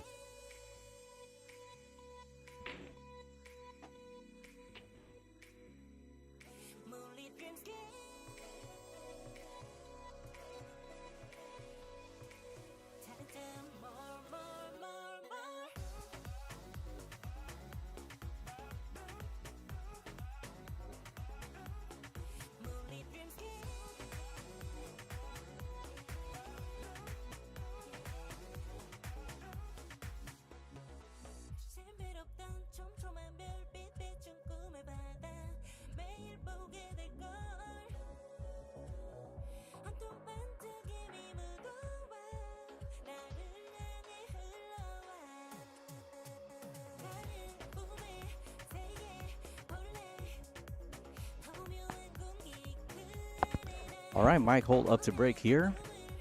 On serve here. Rack 10.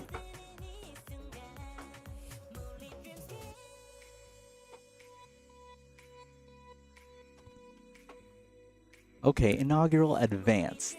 Whatever level or tier below. You and Snacks, definitely, right?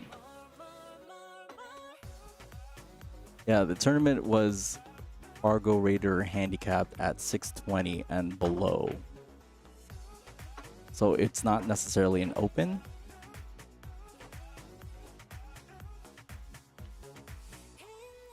But I'm just going by the script of the production here, so.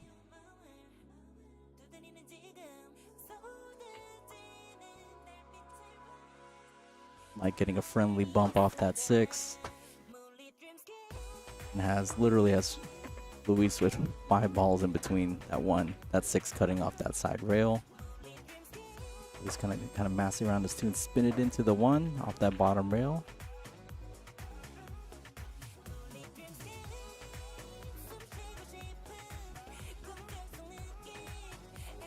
Yeah, you know, the event has taken place over 2 weeks. This is essentially production day 3.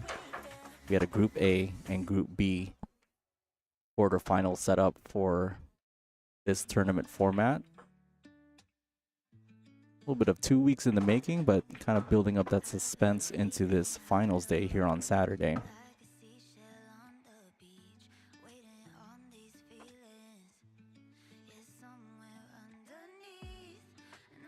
Mike trying to spin this off from the bottom rail, hits the 7. The 4 is a little tough. It does not go past the 8.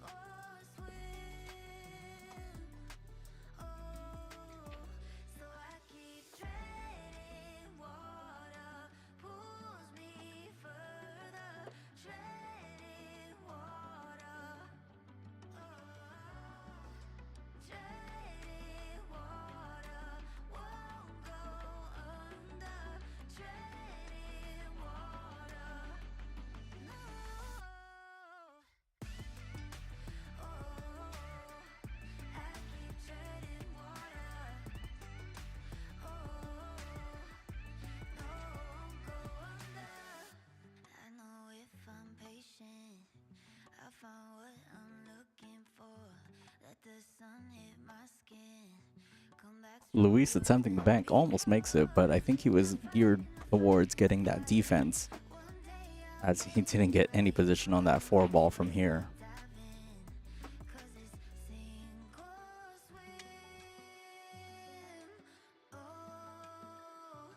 Mike looking to jump this over the 5 and in between the 4 and the 6 here. The other camera angle here.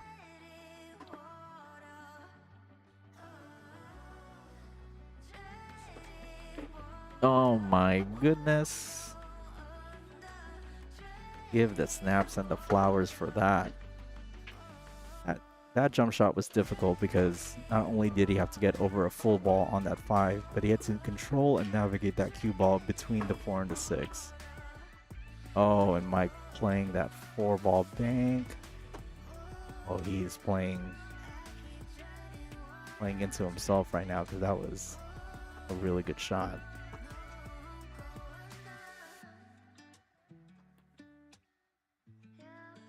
Oof.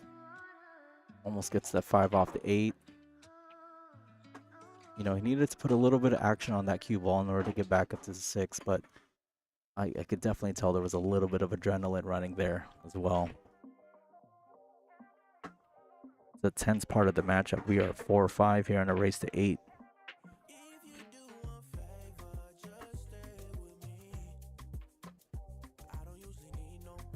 Lewis has had a difficult time settling in since hitting that 5 mark here in this set. I think Mike can sense that too. He's really trying to take advantage of it. He has a great opportunity here with the 5-ball open in front of this corner pocket.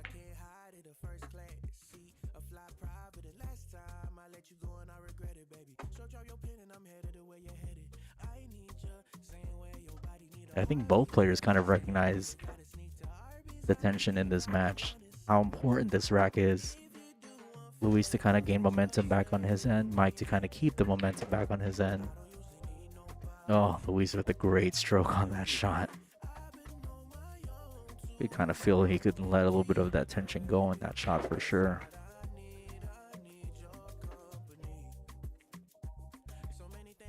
Oh, he gets a nice little bump off that 8 and he still has an opportunity to pocket this 7. To potentially play this 2 rails and have the 8 in the side pocket, hit it with good speed.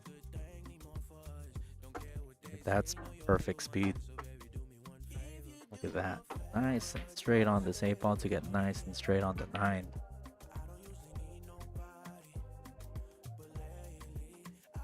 Now this was Mike Holt's break, so this was a great rack for Luis to kind of take control of this set again for himself. Goes up 6-4 in this race to 8.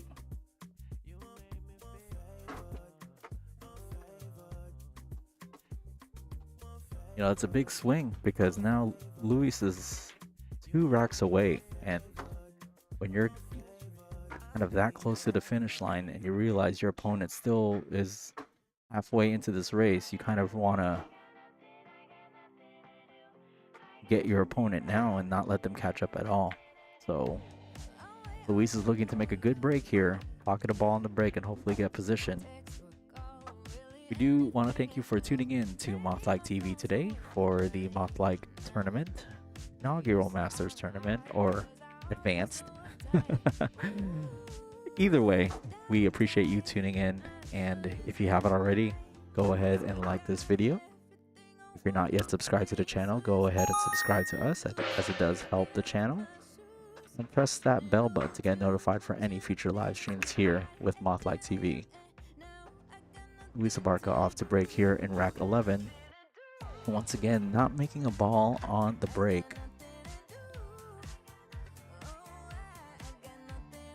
It's probably something Luis might want to work on, you know, because he's been finishing racks and then coming up to break next, he just isn't able to follow up on that, and that's kind of what's making this match as close as it is. Neither player really kind of taking advantage off their break.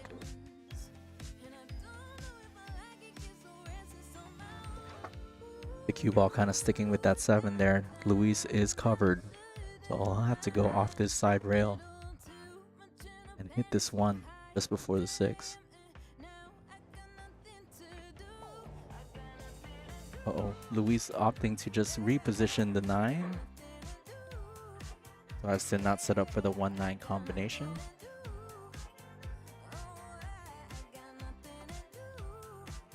Mike noticing that this is the key shot of the rack here, the 2 ball.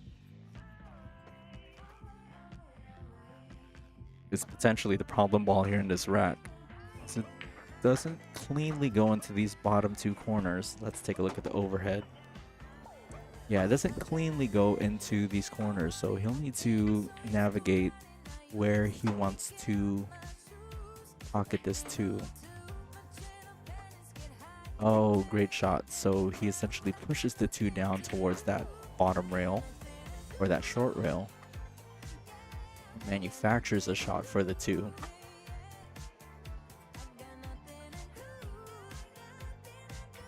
He finds himself really straight on this 2 though, so he'll just have to cinch this 2. And he cheated the pocket just a little bit so he can be off the rail just a little. Just a little. If he makes this shot though, this opens the whole rack up for him, so just needs to take his time.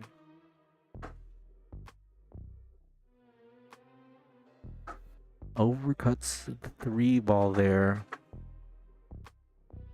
and opens up for Luis. An opportunity for him now to clear this open rack and get on the hill first here in this race to 8.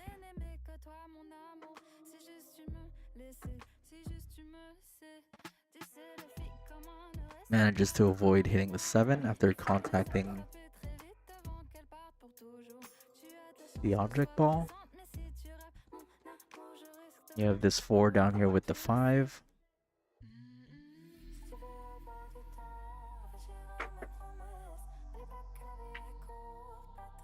Wants a slight angle here to potentially come back up towards the middle of the table. Does look like Luis fell flat a little bit, so he might want to stay on the short side here for the 6 in the upper left corner pocket, as you see it on the screen right now. Just needs to pocket this and punch this off the side rail back towards the center of the table.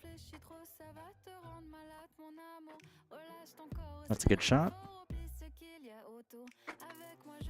Pocket the 7 with a little bit of center.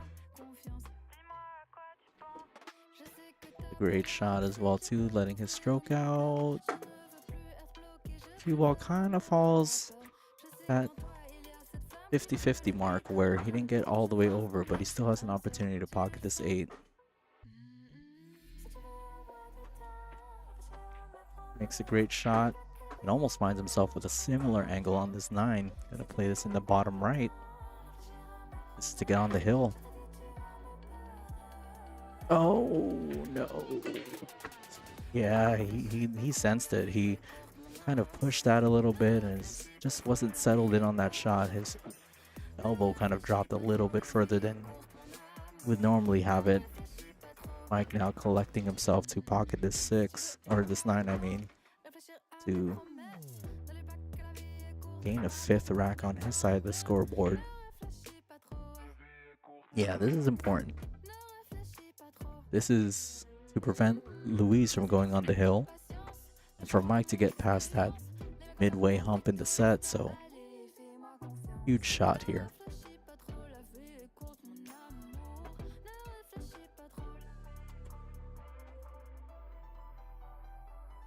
Oh yeah, then unfortunately just wasn't able to get into that 9 ball as much as he wanted. Undercut that and hit the rail way before it even threatened that pocket. So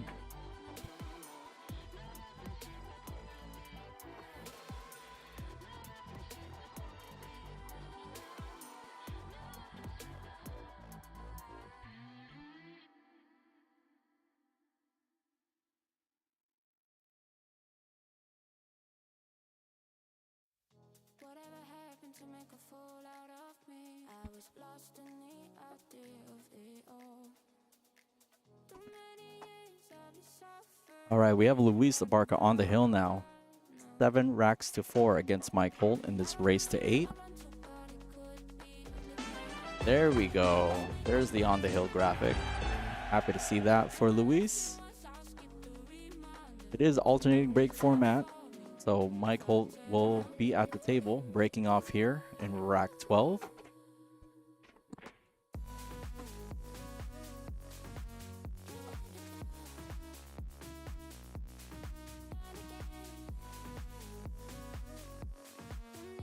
Let's see if Mike can pocket a ball here off the break. And he does. Yeah, he's normally going for that 1 ball in the side.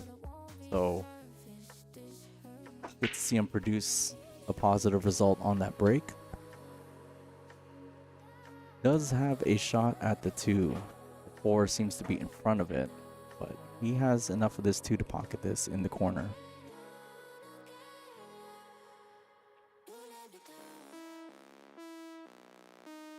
Oh, almost flukes in the 9. But leaves the 9 in a very precarious position here. Luis might carom this off the 2 and run this into that corner pocket with all those balls. See what happens.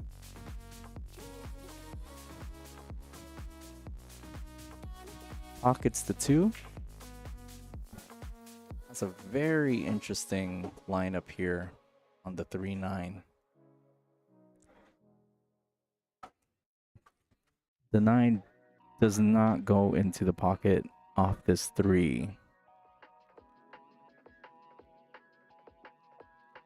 I think Luis can hit just enough. Alex and Brian on table 5. Ethan 5. Alex and Brian on table 5. Good luck to Alex and Brian on table 5. Let's see what Luis tries to do here. Tries to go aggressive and just kick at the 3.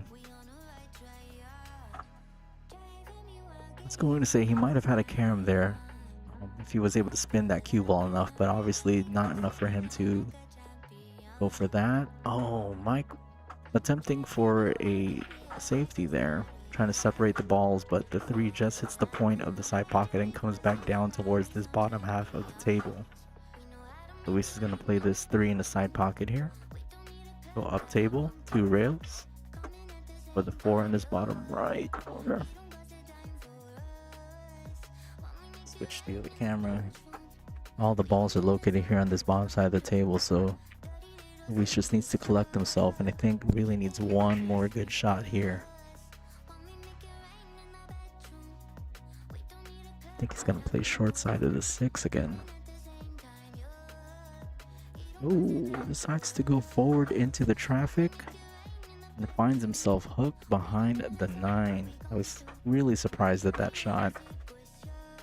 Because going forward at any point there was going to run into those other 2 balls on the table, so deciding to kick up table down towards the 6. Makes a good hit. Oh, and leaves an opportunity for Mike to essentially steal this rack.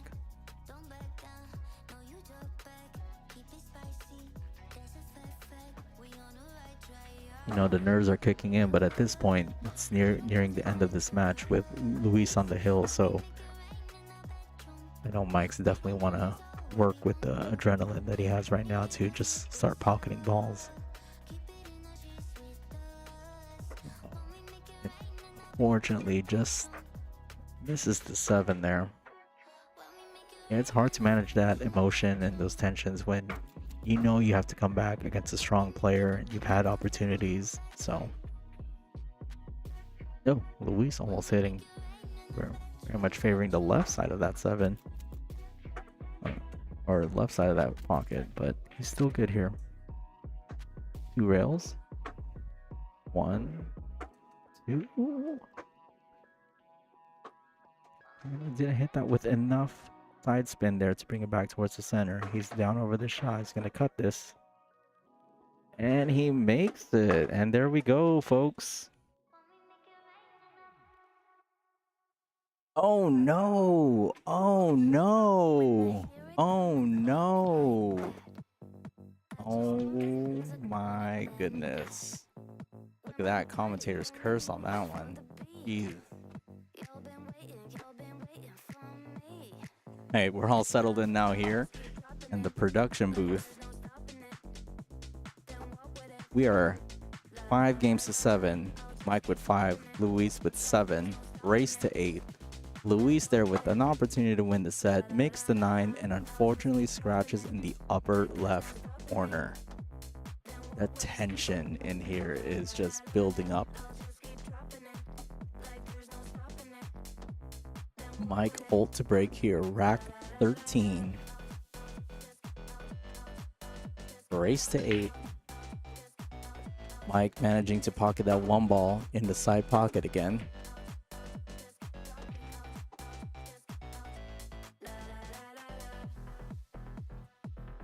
Oh, Mike seeing that 3-9 lined up here. He has the 2 in the upper left corner first.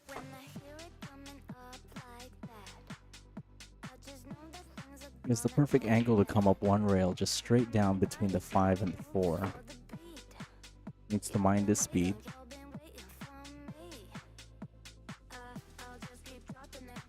That's good speed. That's really good speed because the lineup here on the 3-9 is on the perfect angle right now. It's this 3 full. Oh my goodness. He 2-stroked that one very, very quickly.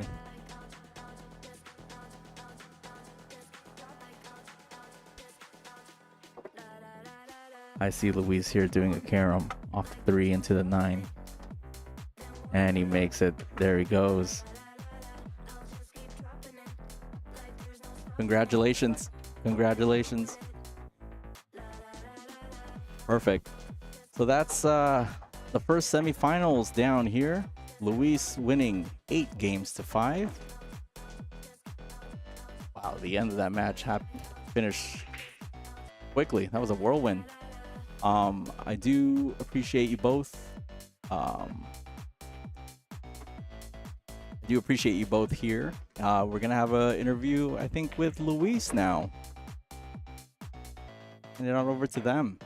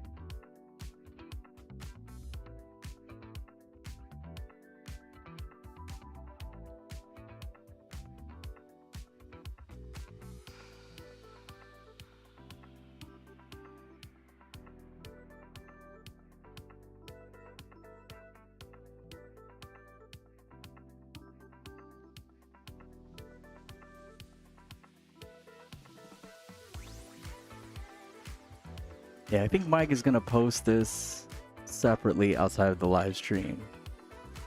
Because I think that mic is just connected to that camera, not necessarily to this production.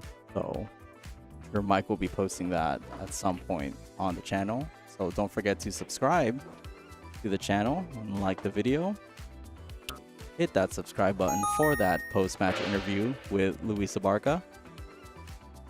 I got the confirmation it will be a post-match interview posted at some point on the channel. And if you liked the commentary today, and if you like me, then go ahead and subscribe to my YouTube channel. Thanks again, Mike, for having me on. I greatly much appreciate it. And we'll take a quick break, and we'll come back for semifinal number 2.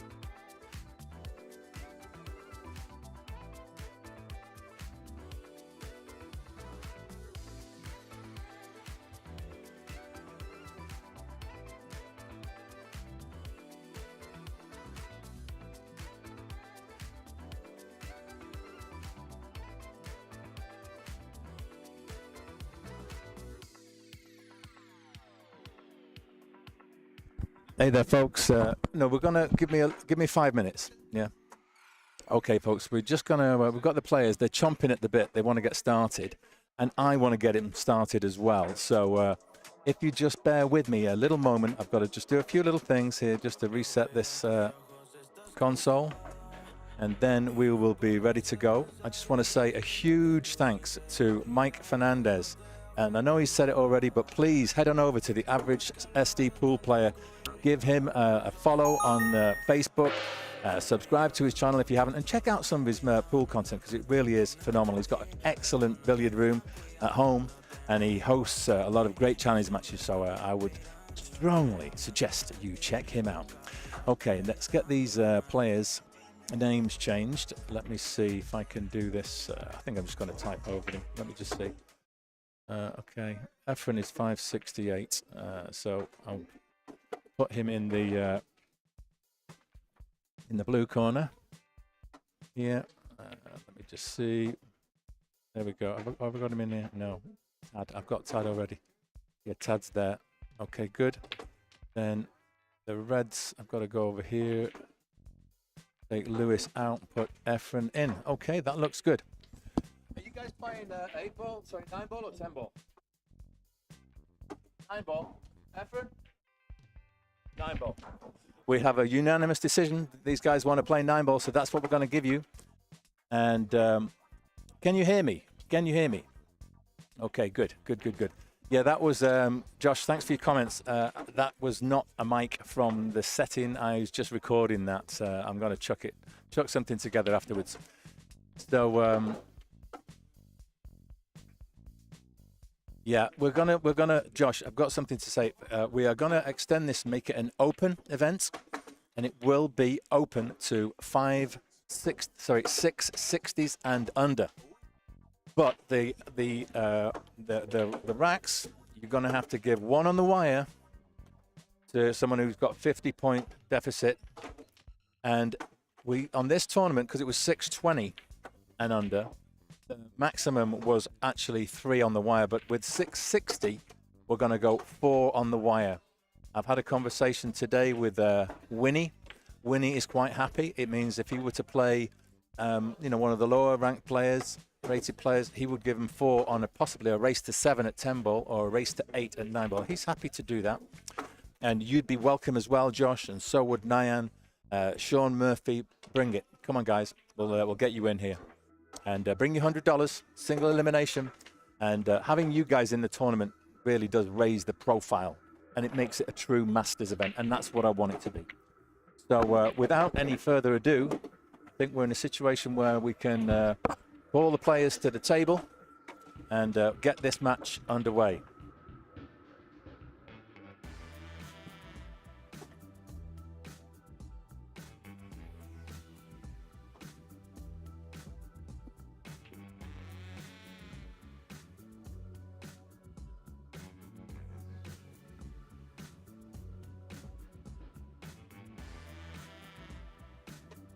So the great news is, average San Diego pool player, or awesome San Diego pool player. Oh, thank you. He's going to stick around. So Yes. Hang on a minute. Something is over.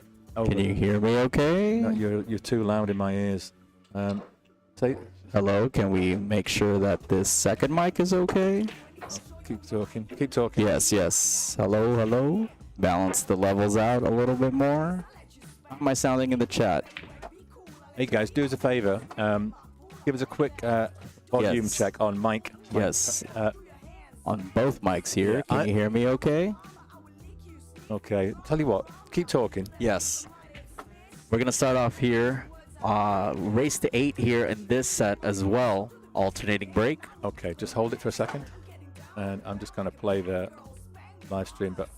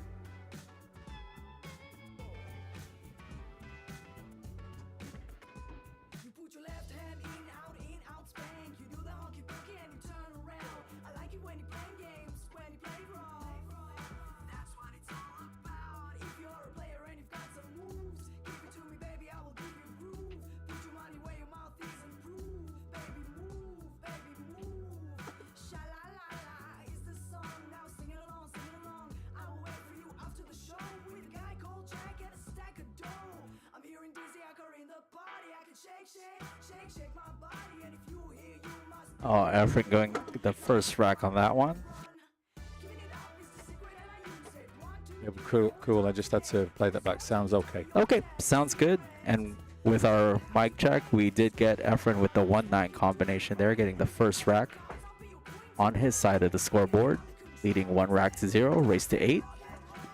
You don't need to do that. Just if you just hold it here, that'll be better. Yeah. Hello? Yeah, that's good. Cool. That's better. Yeah. Excellent. So, first rack on the board, early 9. Yes. You know, both Efrain's a very fast player, so if he sees that opportunity, he will go for that. And fairly easy 1-9, but that's good to get kind of the nerves settled in this second semifinals here. Absolutely. And one thing we'll say, it was a fairly slow start to today's finals with my match with Luis. But if this one finishes early, we're just going to roll straight on. So I agree. Even though we scheduled it for 5 p.m., we may well get that one started sooner because these guys, I don't think they're going to be messing around today. No, I have a feeling. We're going to see some quick fire action. You know, Tad making a ball on the break there, which I think is super important in these alternating break format. Yeah, I mean, you've got to hold your serve, and if you're not able to make a ball off the break, and I struggled a little bit. It was only at the very end, when I saw like the shackles were off a little bit, and it was like do or die. Then I started hitting it nicer, and the one was flying in the one inside pocket. My last break was actually a brilliant break, and the 2 was on as well. Yes, and made a nice shot to get back down for the 3-9. Yeah, they actually slightly overhit it. I was trying to get straight, so I didn't have to cut the 3, and I slightly came too far down the table. But hey, it was still an easy shot. But that is history now. Lewis got through, and a worthy winner too. One thing here, I want to ask you, Mike. Yes. Because when we registered for this, I was at 560, Lewis was 609. And then just out of curiosity, I checked the Fargo app before we started. I'd lost 1 point, so I was 559. He'd gained 1 point, so he was 610. So we were 51 points different. Oh. What do you think should have happened there to the race? I think, you know, considering that the tournament is set over within a 2-week span, I think getting the initial Fargo rating when they first enter the tournament, locking that in is kind of fair. Right. Only because you guys were Group A. So essentially he's had a week and a half to essentially bolster. We both have. Yeah. We both have. I mean, obviously it's what's happened with the league in between. He's probably won all his matches. I probably lost a couple. Maybe I lost to someone with a low rating. So I just lost 1 point. But that was one thing, you know, if I was going to do this again, we need to clarify that. Yes, you know, I think the fair way is to lock it in, only because, like, these two guys, they played on Tuesday. Yeah, but I mean, we're talking about, it will only ever happen where there's like 40, 48, 49 points in it. Yeah. Or 98, 99 points in it, which there was to begin with. Yeah. So, I think that the day you register, that's the day your Fargo gets locked in, and it remains the same for the duration of the tournament. Yeah. I think that's the fair way. Yeah, I think even prior to signups, the day of your actual competition date, too. Like, your Fargo rating leading up to your first match in the tournament. I think that would be fair. Okay, yeah. So you'll do the initial signups, and then we'll assess the Fargo rating on the day of the event, and then create the handicap if there is any from there. Yeah, because that's the thing. I think. I mean, what I don't want to do is create an incentive for players to sandbag. Yes. No, of course not. I don't think anybody will. But that's why I think the day you register, the day you sign up, that's when the handicap gets locked in. Not the day you play. Okay. Because that way, you know, there's a period of time, and you might, you know, if you see the draw, and you see that you're 49 behind on someone, then there's an incentive to lose. That makes sense. You know what I mean? I see. Because once the draw's been done, you know what group you're in, you know who you're playing. That's when that sort of thing comes into effect. As long as you don't know who you're going to be playing, it doesn't make any difference. Yeah. And I think with any kind of tournament, that kind of, you know, the integrity of the tournament is super important. So absolutely. And, you know, with all these players participating in this inaugural tournament, it's been great competition so far. So Fargo rating or not, everyone's bringing their best to each of their matches. Absolutely. So that little fluke by Tad gives him a chance here to level up this match early on. Oh, that's a gorgeous shot there. How's the kiss? Not too bad. Can't hear. Okay, can't hear. Why can't you hear?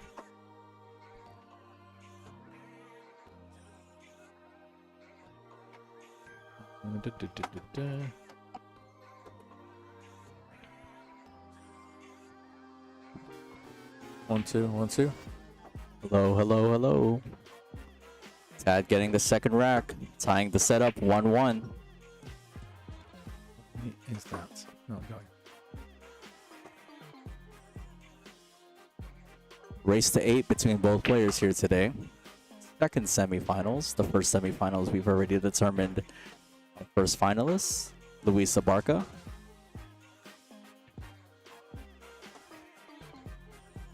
Efrain up to break now, rack 3.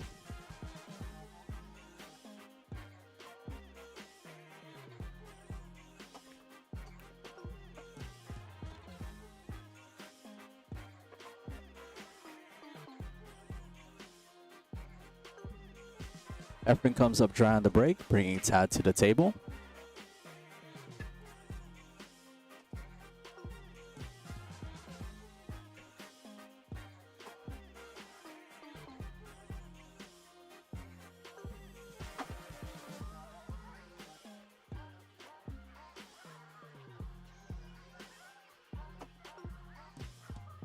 Yeah, the sound is fine. So I think that's Beverly who put that message in the chat saying you can't hear. Just check your volume's on and it's not muted, because I just checked now on YouTube and it's playing fine, and there's a good sound as well. So would suggest that you check that out, Bev, because we are broadcasting sound and you should get it. Okay, he's doing his jump in here. Yeah, Tad played a great 2-rail safety behind the 5. Efrain, a very proficient jumper, super comfortable with that jump cue. Looks like he's got Tad in a bit of a spot as well here. I'll put it on the other angle just to see where Tad goes. He's got the 9. Oh, it's going to drop. Well, it's just as well it didn't stay over the hole, because that would have been probably loss of rack straight away there. You cannot. Oh, that's really strange.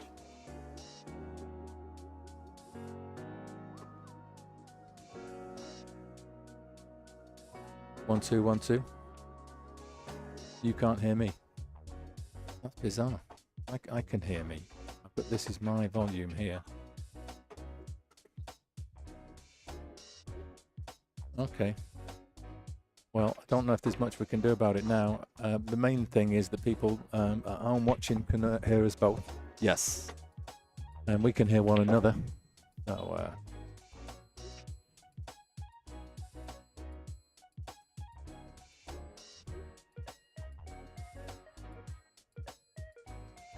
What have your thoughts been on the tournament so far, now that we're here on finals day? yeah, I think pretty much has gone according to how I imagined it would. I think the 4-table qualifier is a little bit hectic. You can't really cover it properly. You're only able to give people highlights, but I think it's great because it means you can have a compact qualification. Within 4 hours, you reduce 8 players to 2. So that's that formula, I think, going to stick around. And then you've got groups. For every 8 players, you need another week of groups. So I think we could stick with that for sure. If we can get another 16 players in, another 2-week tournament, that's nice. And then if we can grow it at all, I think a 32 over 4 weeks would be fine. You could even work something out. I think if you only got, let's say, 24 players, but you'd have to, I think, and under those circumstances, you'd have to have something with the losers. And then you could maybe give like, that was one bit of feedback as well. But yeah, we could always just say we'll do 16 or 32. And so if we only get 24 names, then obviously 16 go into the tournament and the other 8 would have to wait for the next one. I don't really like making people wait, though. I'd rather give them a chance to play. So Yeah, I kind of like the express version of kind of getting through a tournament, right? And doing it over 2 separate days. Because it kind of builds up the tension, especially in this finals day, right? We really get to look forward to the best players coming out of each group and each division. Yeah. And competing on a totally different day, fresh, feeling great, feeling up to task. And when you come back, everybody's getting paid. So, Yes. There's a real incentive to get back out. Obviously, the chance to win the whole thing as well. I think that's the best part, is that no matter what the outcome is from today, even though everyone wants to try their best, is that they'll be part of the money. Yeah, and the way we did this, we got $100 per person times 16. That's $1,600.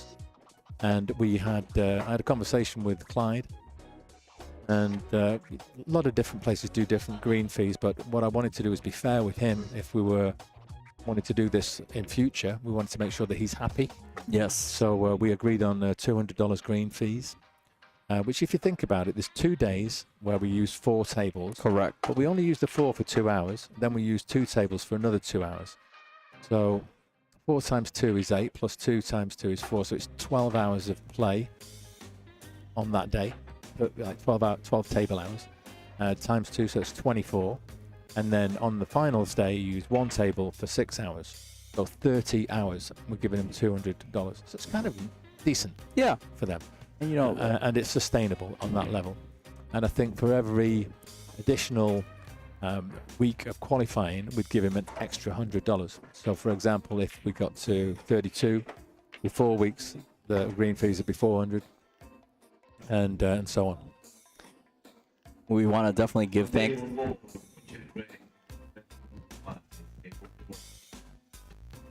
We do want to thank the On Cue and its staff for, allowing us, or allowing you, Mike, to really kind of hold your tournament here and being super cooperative. Absolutely. They've let me come in early before opening Yes. and set up the stream, so we're ready to roll as soon as it opens today. And I think they'll be quite happy. We can look forward to doing it again and maybe make it a regular feature. So just finishing off with the breakdown of the monies. So that leaves 1,400, and so those losing semi-finalists, that's including me, will get $200 each. Yes. So that's your money back plus 100. The losing finalist will be 400, and the winner will be 600. It's a lot of people have exclaimed that maybe $100 could potentially be a little bit too expensive, but in my opinion, you win 2 matches, and you get double your entry fee for winning 2 matches. And a chance to get the whole Correct. lot, So I think, considering all the production, all the coordination that's being involved with the venue and everyone, I think it's a nice, handsome payoff. Yeah, and we're recycling everything. We obviously got to pay the venue, but there's no tournament director fees or anything like that. No. Obviously, I'm doing this because I want to showcase pool, provide an opportunity for players to get good match play, and that includes me in that, and also to get some nice content for the channel. Yes. So it's that's my incentive for doing this. And I love the Lucasi tour so much. Not had a chance to go and play in the Mesa yet in LA, but I'd like to do that. But that's why I wanted to try and get something going which rivals that here. And this has got potential to be a big tournament, especially if we let the 660s and under in, which is, I think, what I want to do for the next one, and increase the max weight to 4 racks. I think that would be good. 9 in, get Winnie in, get them all playing. Yeah, it's a full pool room here today as well, too, for a Saturday. Gorgeous Saturday here in San Diego. Yeah, there's actually another tournament running. Yes. That's, the guys who run the Monday night, so that's Mike. I don't know his second name. But one of the regular Filipino players in here runs the tournament every week. And it's got an A-B handicap system where I think they were racing to 3 in that weekly tournament, but it's a slightly longer race today, I think. Yes, it is. It's a 599 and under, but they have a slightly different handicapping. They don't use Fargo rate. They just use you're either an A player, a B player, or a C player. And I believe if you're a B playing an A, you get the 8. So basically, you can win a game of 9-ball by pocketing the 8 or the 9. So that's the advantage they give. Whereas we're purely handicapping on racks. Oh, Tad Nice. with a great safety there, getting full ball coverage with the 6 and leaving each ball on the short rail, like stuck to it. Yeah, I like it. He's got his game head on for sure. Oh, what a great jump. What a great hit. He even got the 9 moving there, so... And look, is the 6 going to play into this? it It does. Yeah, it's locked the pocket. You know, 6 came over to the right side enough where it blocks that long rail kick, so Tad will have to go kick off that short rail, the top of the table, as you see it on the screen. Mm-hmm. Go to YouTube Studio. I just need to change the title of this match. Oh my goodness, Tad made me look like a fool. He was able to go to the side rail with a little bit of spin, pocket that 1 in that corner, and he gets position on the 2. That was an excellent shot by Tad.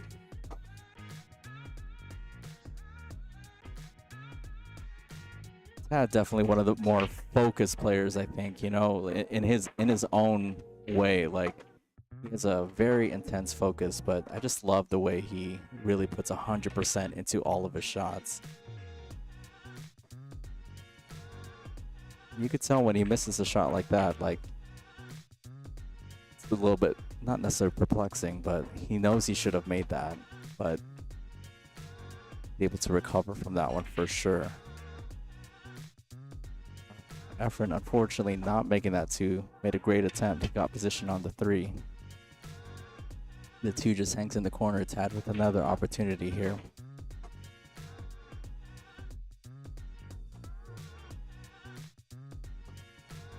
Didn't get enough speed on that cue ball to get up enough for the 3. He does have an angle to potentially pocket this 3 in the corner, but he is going to run into the 4 ball. So he has to manage that. Potentially looking at playing a safety from here as well.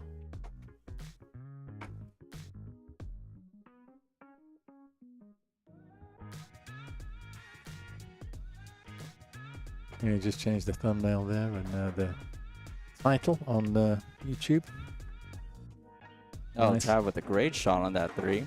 Gonna have to pull out another super thin cut on this 4.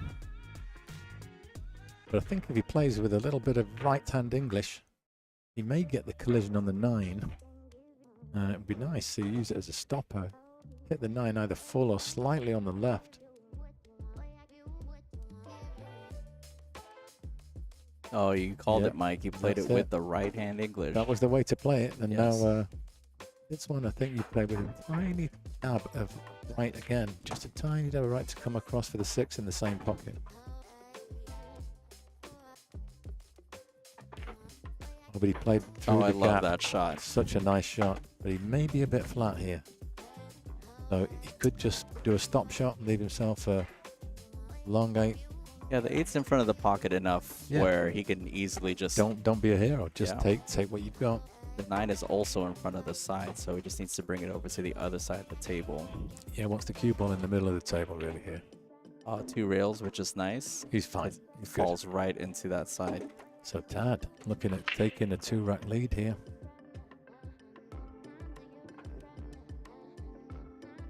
Very nicely done.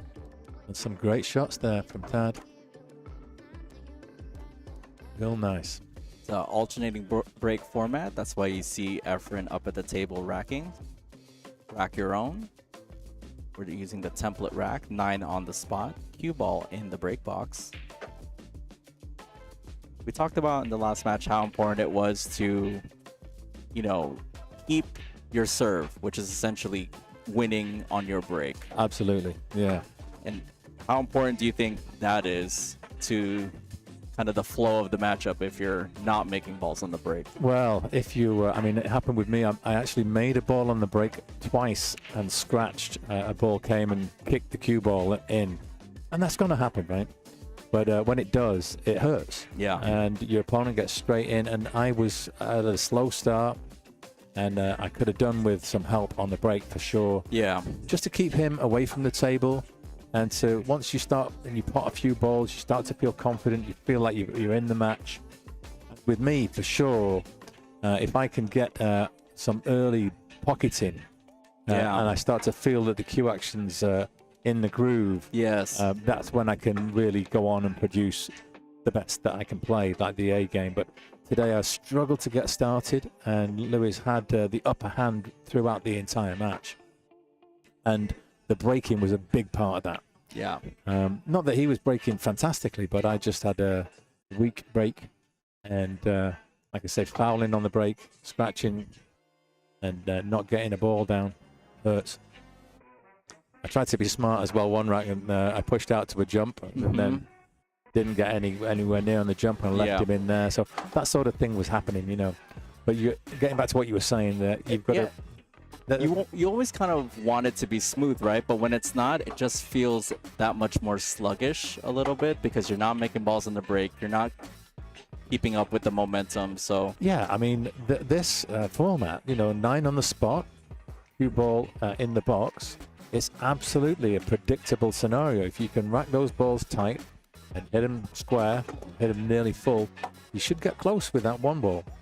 And you know, previously I've had quite a good hit rate, but today it just deserted me. yeah. So let's just see now. I think for this match with these two players, the break's going to play a very important part, because I feel like both of these players are rhythm players. They feed off of the momentum. They feed off of, you know, the luck on the table. So these guys can run out racks like no other. So what's he playing here? Just play for the 4 in the top left, do you think? Or is he going to go safe? Could go for the 9. But I think just it seems to be easy to push the cue ball behind the 9 here. No, he's just put the 4 safe and just left distance. I don't know if he was trying to put the 4 into the 8. Use the 8 as a stopper and have a snooker, but that's close. Oh, it goes for the bank, and it's going in. Wow. No, 5-9 combo. What do you think? I wouldn't doubt that Efrain would go for this. He's a very aggressive player, Well, but he's also go for the win, man. yeah, he's also a straight shooter, so he has a lot of confidence with shots like this. Well, you're going to get the 9 moving for sure. So now, a bit of luck involved. The 7 drops. He carries on. That's exactly what I'm saying, Mike. Yeah. I think with both of these players, they really feed off of the momentum and the luck on the table. Absolutely. Like, as much as he lucked that 7 in, he's not going to let that go for granted at all. Oh, he's no, going to go but for the win still. Totally, yeah. Oh, but here we are. Efrain playing very conservative there. That's a great save. Yes. Real good. He's blocked off the right-hand side of the table. I think he might have potentially blocked, depending on how far behind he is on that 8. Yeah, I'm not sure he can get past to get that any of that long rail that we're looking at on the bottom of your screen. Oops, let's try and square that up. There we go. Good hit. He was able to spin that with a little bit of right-hand English. I expect Efrain to make this. Just come twice across. Yeah. Like, he doesn't have to do much. He just has to get back to the center of the table. Get past the 9, and now he's good. That was a good shot. Yeah, and you just play this with a little bit of left, just to widen the cue ball off this short rail, and hopefully leave himself straight on that 8 in the side. He can just drop it in, have the 9 in the opposite side. Oh, he's going dead center on the cue ball. He's trusting that table there, because that's a nice shot. Yeah, that's a very good shot. That 9 plays big. Yeah. He can just draw back here for the 9 in the same pocket.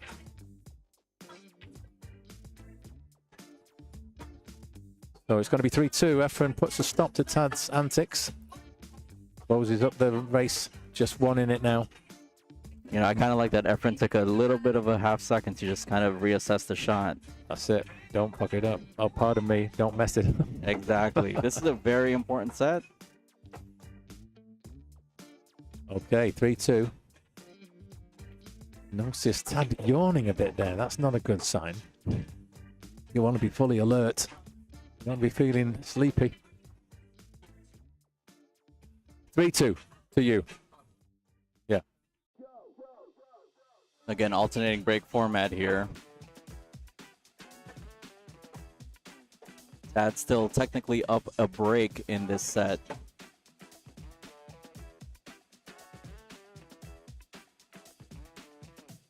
So tell us, folks, you're watching the match here. Who would you want to win?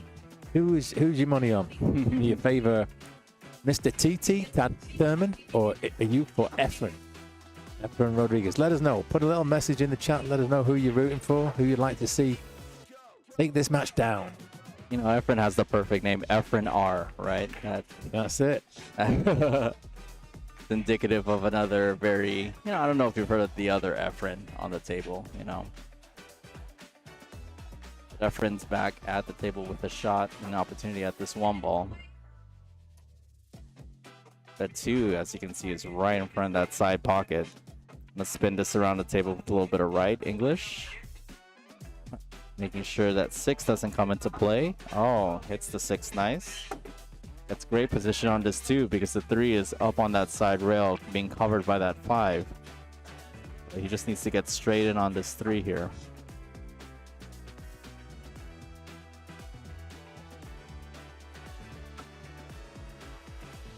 Get back to the other. Definitely want to draw this straight back here. Actually played that very smart. Played that straight back over the side pocket so that he doesn't have a rail to hamper him with his shot.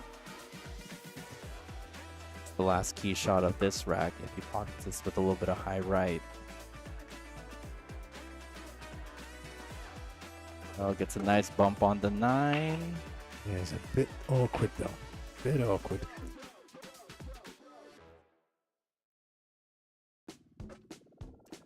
Still has an opportunity to get aggressive here.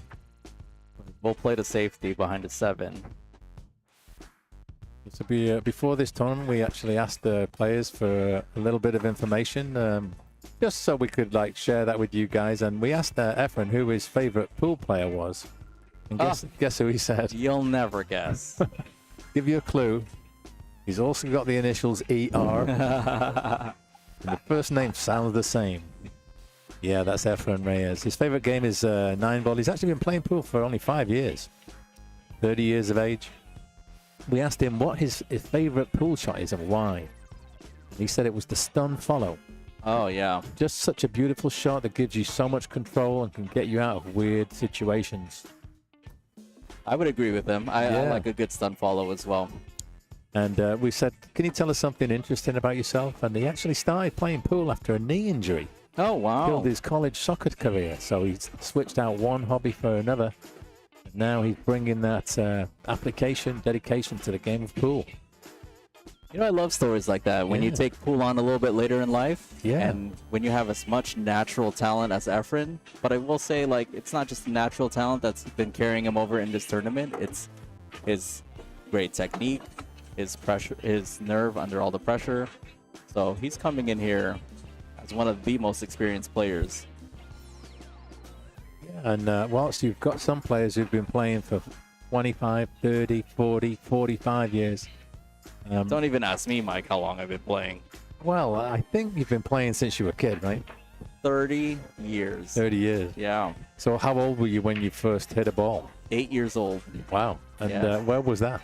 That was at my local rec center, kind of like a YMCA. Okay. They had a 9-foot table. And Beautiful out there by Tad. Just got to interrupt you there. That was an awesome shot on the 8. There we go. Tad makes it 4. So you took to it straight away? I took to it straight away, you know, and it was just one of those things where I've also got the support from my family. Right. They purchased a pool table for me, a full 9-foot gold crown table at our house. Oh, wow. And they were just always supportive of it. Yeah. So I'm just very happy to find a passion or find a hobby that not only I enjoy, but that my family really supports me in doing as well. Yeah. Really. It's very important, I think. And that's one of the wonderful things about this game. You can play at 8 years old. You can play at 88 years old. Exactly. And, you know, it gets you, you know, it's not just learning about knocking some balls around on a square of blue cloth, trying to poke them into holes. You're learning about yourself. Correct. Learning about your ability to control your emotions, your ability to concentrate and focus, and apply yourself. And you learn about life as well, really. The lessons you can apply from this game to the rest of your existence on this planet are profound. I firmly believe, and that's why I think it's a timeless game, and I think I'll always love it. Ooh, wow! Wow, look it's a at that golden. I'm shot. gonna hit this. It's not a golden break, but it's a golden 9. That's a 9. He gets the smashing glass there. We'll give him that rack as well too. Yeah, absolutely. So he closes it up again, 4-3. And that's just going to be the nature of this match, I think. Yeah. And going with the flow, going with the rolls, not necessarily being unapologetic about it, but affording yourself that opportunity. Hey, it's all in the game. All in the game. So here we go. Now, Tad, he's a gentleman of 52 years of age, born in Seattle. Currently lives in Lakeside. He's lived there for about 27 years. He's only been playing pool for 8 years. Whoa! So he's kind of new to the game as well. His favorite game is 10 ball. His favorite player is the Eagle Eye, Jason Shaw. And the reason he said that he found him the favorite because he has style, strength, and skill. Oh, great sportsman of the game. For Yeah. Sure. And his favorite shot on white is the inside power draw, the length of the table, because it warps and defies the eye. You know what? That is also a show-stopping shot that I would agree with as well. It's like the shot a wizard would play with a wizard staff. You know, it's like throwing power firebolts down the table. You could easily take that shot to any of your local bars and execute that, and everyone will start buying you drinks. Absolutely, yeah. And in terms of something interesting, he said that he used to play guitar, piano, and golf before pool, but not anymore. Now pool is his go-to, what he loves to play. I think that speaks to the volumes of how much, dedication you put into any hobby that you have, that you could essentially be proficient in your own way. You are your own potential when it comes to a sport like this. It's true. But I mean, some people are quite happy just to play for fun, hit them around and have a beer, and it's a laugh. Yes. Others want to achieve their maximum potential, and I think Tad is definitely one of those, as is Efrain. The determination, the effort, the focus, and the energy that they put into the game is unrivaled, and so they're really trying to make the best that they possibly can out of this game. And it's it's a lifelong pursuit. All the different things you need to try and coordinate. Sounds real easy, right? Go over there, bend down, hit the cue ball, knock that ball in. But you can get so deep. Yeah. And the technical side, and then the mental side, working out there. Because you can only really do two things when you're at the table, right? You can choose what shot to play, and then you can execute it. But within that, it's almost a universe of possibilities. A lot of gray area in between when it comes to learning about pool. Here's a nice shot. He got a real thin edge on that. And there he gets massive separation, and the snooker. And gets the snooker as well, yeah. But Efrain quickly down. He's kicking at this from behind. And we're very much familiar with a lot of the competitors. Wow, he makes it. He makes it. What a kick that was. I love it. You love to see it. I do. And he's going to have a challenging shot here. It's length of the table. He's slightly hampered with his queuing. And three's obstructed, so makes the two real nicely. There's that follows follow. forward really nice. He's got a good sight of this. I think he can possibly avoid putting it in off the 8, and then he can get on the 4 in the same pocket. Oh, you called that, Mike. Yeah. Just avoid the 6. Oh, no. Has he gone too far? There's a little hesitation. He's going to spin this in, I think. No, he couldn't quite do it. He could only hit the edge of it. That's a bit unfortunate on Efrain's part, because he made a great shot of the 3 off the Just lost his 8. cue ball, yeah. Just a little bit. Yeah. Not even by much. So Tad back at the table with a chance.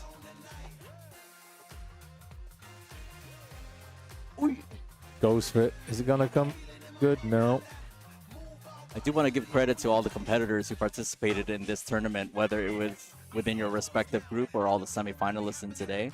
I think everyone's shown up and really put their best foot and performance forward. So much thanks to all these players. Really Absolutely, yeah. Giving their all. Yeah, it was much appreciated. Everybody, we had a good take-up straight away, and there was a couple of people who couldn't stay in the tournament for whatever reason, but we were very quickly able to replace them. Yes.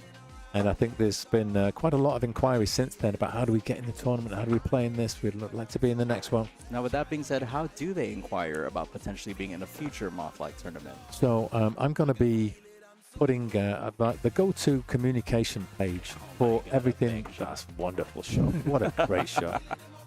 Is going to be the Mothlike Facebook page. So if you have not done so already, I'd please implore you to go to Facebook and look for the Mothlike page and follow that page. First of all, when I get to 100 followers, I'm able to simultaneously share this stream. Instead of just being on YouTube, it will also be on Facebook. Yes. Which is great, bringing it to a bigger audience. But that will be the repository for player interviews, details about the next tournament, how to sign up, and discussion about formats and all of those things. So that sounds great. Yeah, I'd urge you to check out Mothlike on Facebook. Give it a follow. That helps us get to our target of 100. I think we're almost there right now. And last time I checked, we're in the high 80s. Yeah. That doubled in a couple days. Well, I followed your example, Mike, and I sent it to my Facebook friends, and I said, hey, guys, can you do me a favor? I need to get this to 100, and then everybody responded, done. So hopefully we'll be there soon. But that is the way to find out. And I'm hoping after today we'll have a little debrief with all the players. I intend to do a brief questionnaire which I'll send around, and based on all the feedback that we get, we will then finalize the format for the Mothlike Open tournament. And I'd like to get that going in May. I'd like to start the first group in May sometime. So watch this space. Okay, Tad coming to the table with a chance to extend his lead.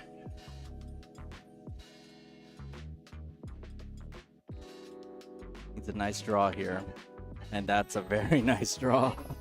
Beautiful shot, perfect pace. Didn't overstroke it, super controlled, and use that side rail to help bring the cue ball down. Here we go, extending his lead again. He's got the momentum.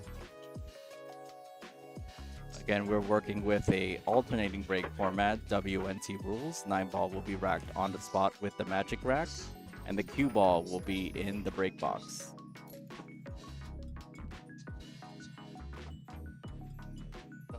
Here's break.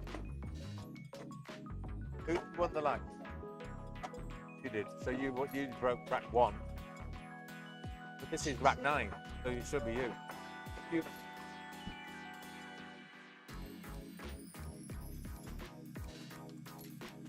I will say, credit to players, because alternating break is actually super tough to follow if you're not really paying too much attention. Obviously, you can say your odd rack and even rack, but when you're so focused on playing and you just want to get on with it. Oh yeah, it's easy to make a mistake, but that's why it's good to have a second backup of where the score is being held, as well as on the table. That cue ball finds its way to the bottom of that right side pocket. And see where the 9 ends up, Mike. It's right in front of the pocket as well. Yeah, I think this is a quick game. So in the Lucasi, I was playing James Cabal. You know James, real good player. And I didn't realize at the time, but he broke twice in succession. And what he did, I was about to break in the next frame because I didn't notice. And then before I was about to, he said, oh, hang on, is that right? We checked, so he actually got to break 3 times in a row. Because, he did. Yeah, because if you realize that you broke out of order, because the first time, so I think started out he broke, I broke, he broke. That's a great shot. And then the next rack he broke out of turn. Let's give him one of these. It's a golden break, but he gets it for an early 9. There you go. So he broke out of turn, so he'd had 2 breaks consecutively. But the next break was his turn. So before we broke, and I was about to set him up, he said, "Oh, is this right?" And then we checked, and it was in fact his turn. So actually, there's an incentive to getting down and racking the balls out of turn, because if you get away with breaking, that's it.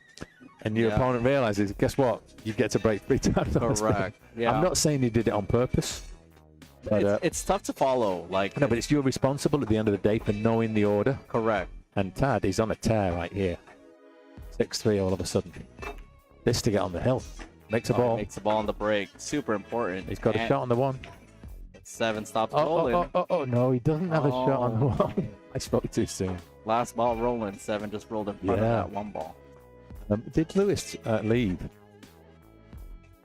I just wanted to make sure he's around because I would like to get it started as soon as we can. Just going to take a little wander. Hang on. All right, Tad's going to elect to push out here. If you're new to 9-ball, the push out is only afforded immediately after the break. The incoming shooter has the option to push the cue ball wherever they want on a table without committing a foul. The incoming opponent will then have the option to either shoot the shot or give it back to his opponent. Efrain is electing to shoot this one. Oh my goodness, looks for the bank. Has a favorable outcome there. Leaves distance between the cue ball and the 1 ball. Tad can see the right part of the side of this one.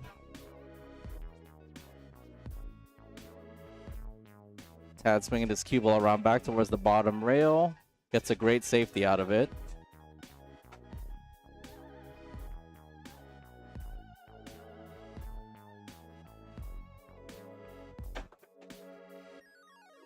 Efrain with a good jump shot, good hit on that one, and is rewarded with a defensive position here with the 8 blocking the 1.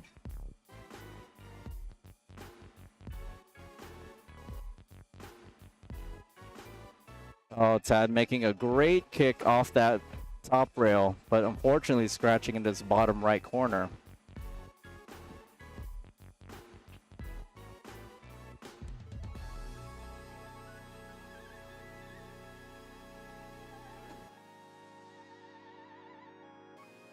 Efrain lining up this 2-9 combination. This is not his first 9-ball combination of the day.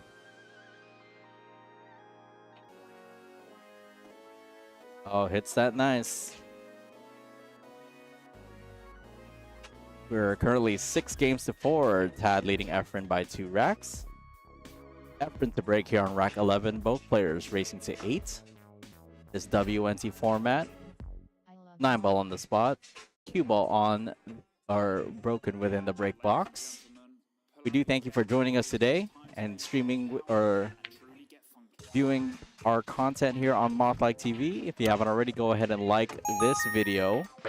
Subscribe to the channel if you haven't already. And hit that bell button to get notified for all future live streams here on the channel.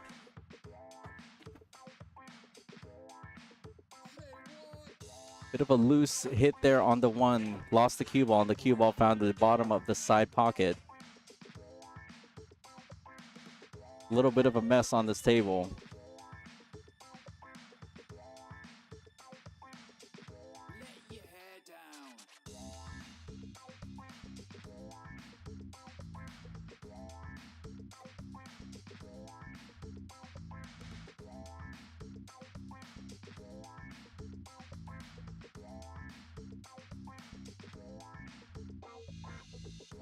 Tad gonna come up this left side of the table. The 2's there right below the 9.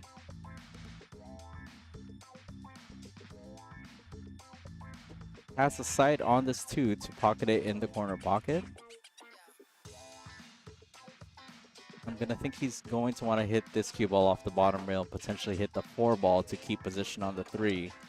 But that 9 is also covering that 3 pretty heavily, so we'll see what he does here.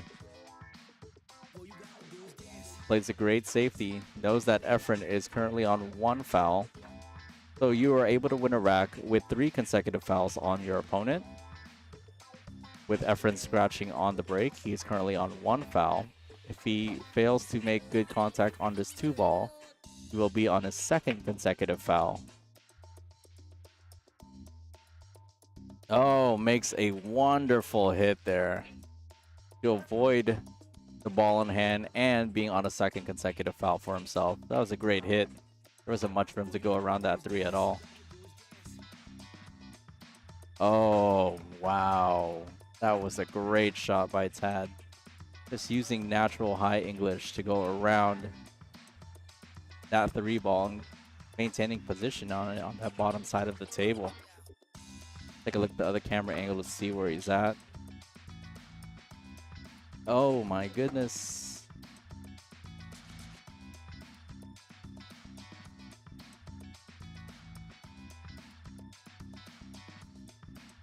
All you gotta do is dance.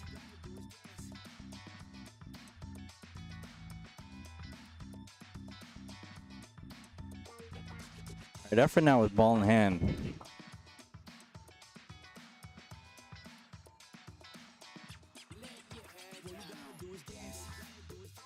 Everything kind of lined up really well for a run out here, so Efrain just really wants to hold his nerve.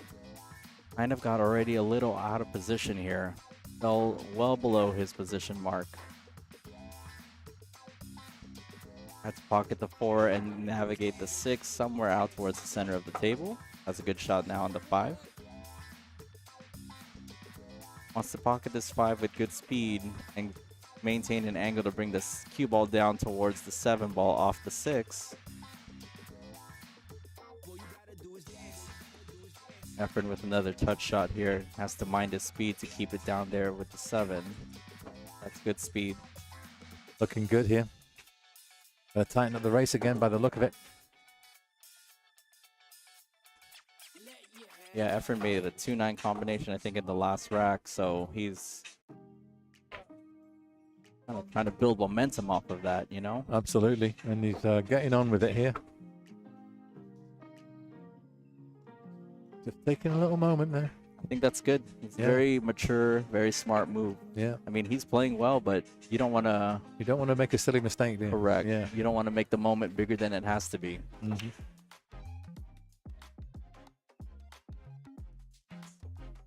Yeah, he hit that ball nice.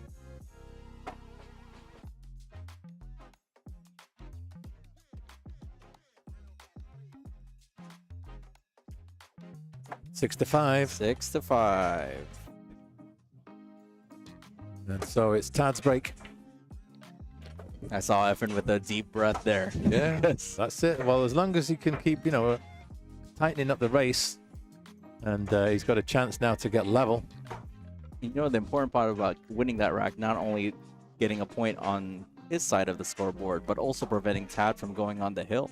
Oh my God! Yeah, With both of these players being such rhythmic and flowy players. Yeah, anything can happen once they're on the hill. But if you can keep them on 6 and you can get, you know, keep closing the gap, because whoever gets to the hill first, big favorite. They could smell blood, right? Oh, they could totally. smell that they're 1-9 ball away. Well, yeah, I mean, anything can happen. The 9 can go in on the break, or your opponent can scratch and leave you a 9 over the pocket. It can all end very quickly. It's a big break in the context of the Look at match. that 9, like you said. Ooh. Nearly scratched. Look at that. So nearly. If that cue ball drops in, You know what? it's over. He's going to go for this 9 ball from here. Oh. No, he's putting the 9 in. He just doesn't want to take a chance. Oh, no. Oh, well, that's a mistake. Because now Tad can just make the 1 and knock the 9 in with the 2.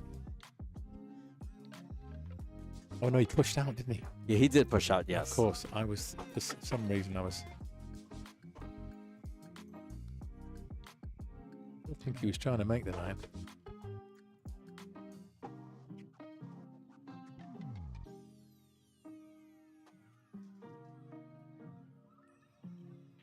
Tough shot from there. His Oh, cue ball was on extremely. the rail or in the pocket, and He played to pot the ball, but the way he's hit it is kind of got it relatively safe. But straight away, went for the 9. went for the 9. Giving him a golden break again. Mike, Yeah. we are I on think I need to do a new graphic. Instead of golden break, it's like early 9. 9. Yeah. 9 Early for the win. Yeah. I mean, But it's a golden shot. How about Yeah. that? Golden shot. Call it a golden That's- shot. we're 6-6, rack 13. This is fantastic. This is just how I wanted it to go.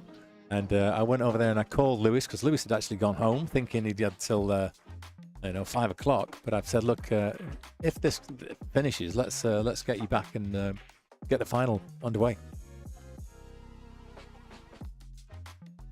Efrain to break.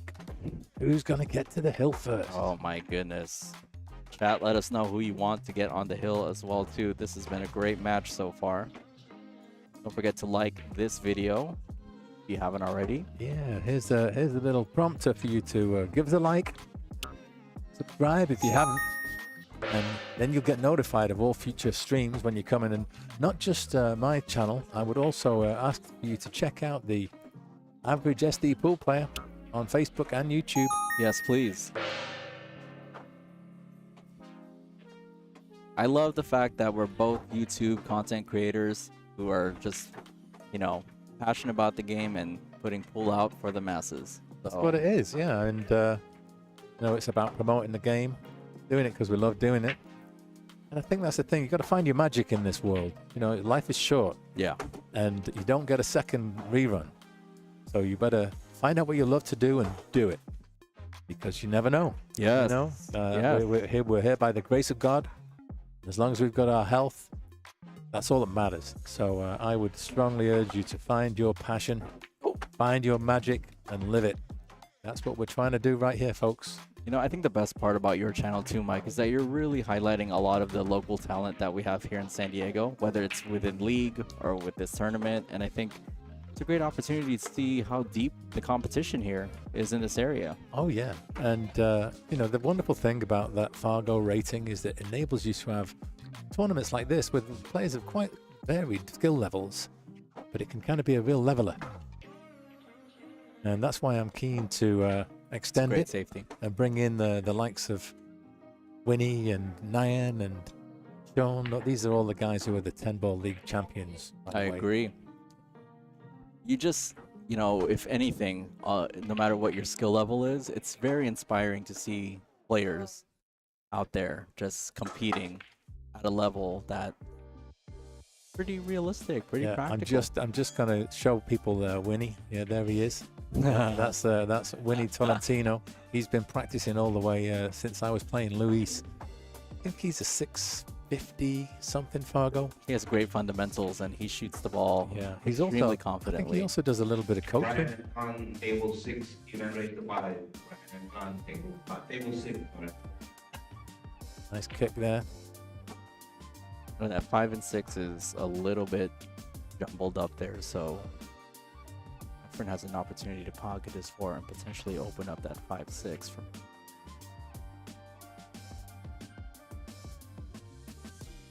Yeah, he seems to be hesitating. The winner of this rack is going to be the first on the hill, and I think with how this match has been going, that's going to be a big indicator for both players. Totally, yeah. So what he does, he plays the safety, Oh opens my up the 5-6, goodness. gets the cover. Yeah, stick it there. That's all right. No, put it back. Sorry. I'll readjust my camera. I'll put it back to the overhead. Yeah. Okay.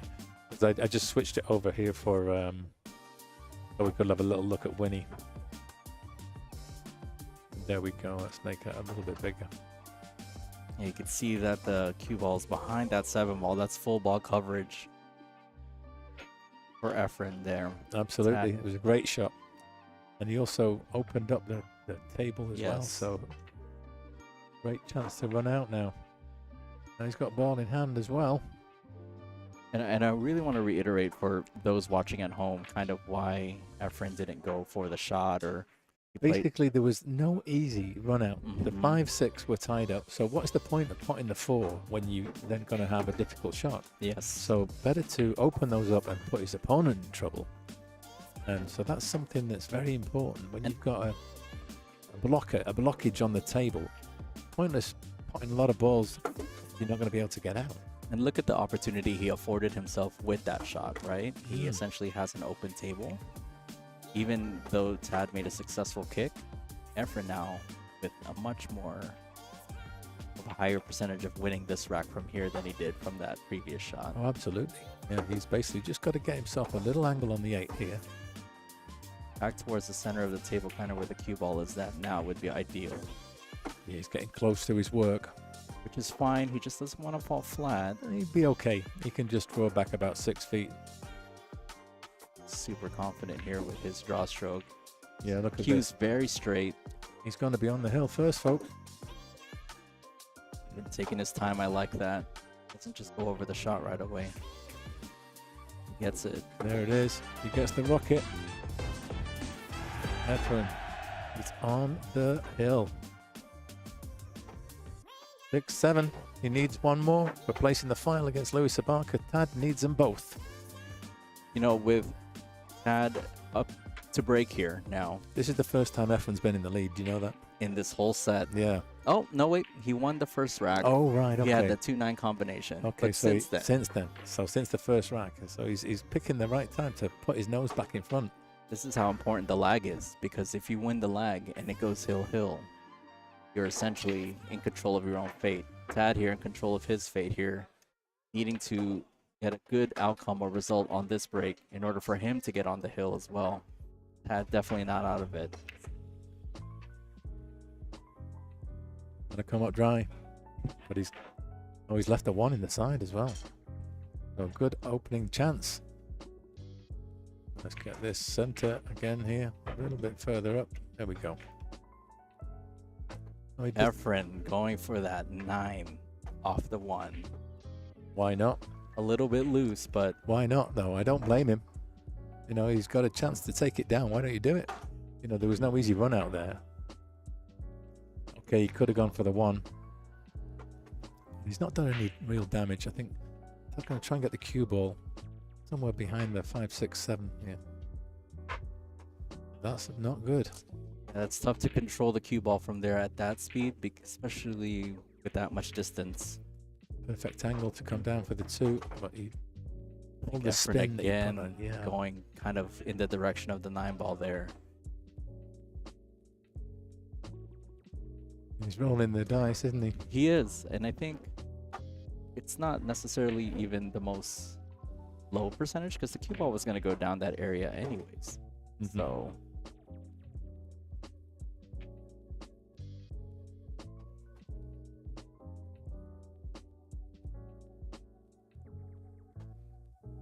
Tad only seeing so much of that 1 to be able to just hit it, not necessarily pocket that. Now has to make this cue ball dance. Again, going for the 9 ball off the bank. Every shot. I mean, you can't blame him. The 2 is down here on this bottom Yeah, rail. I know I'm 100% behind him. I think he should go for it. You know, he's putting the onus on Tad to be like, hey, you need to come up with good shots. There's And one. that like that. That's a Yeah. amazing shot. Luis Abarca has just re-entered the room. He's in the building. How impressive was that position? Look at how much clearance he had for that 2. Oh, and he makes a great shot to spin out for that 3. And 4 passes the 9. Oh, actually, sorry, that's the 8, isn't it? That's the 8. The Yeah, 4 is right there yeah. on the right side Yeah, of the got it now. table. But the 5 is the big problem ball here because it does not pass by that 7. Yeah, you've got to get short side on it or above it. It's a good angle here. Draw back the bottom side of the table, potentially for the bank, I would see from. Yeah, it's not easy. He's slightly got a cut back concern with. So the cue ball, if you do it, even a deep draw, going to be heading over to the left side of the table. And it's difficult to draw from this position because his bridge hand's going to be elevated on the Yeah. rail here. He can get to the bottom of the cue ball though, so he can still do it, but it's just tough. Yes. And if you're trying to draw above that left-hand center pocket, you've really got to catch it and really nip it. No, I think he's not doing that. He's playing above center. That's the best he could do with that shot, honestly. Yeah, I mean, it just means he gets first bite of the cherry with the safety here. I mean, he can go for the combo. He's looking at it. I like the safety here. I think he's looking at the 5-7. I don't think safety's in his mind. It's a big shot if he can get this. Yeah, he's just going for it.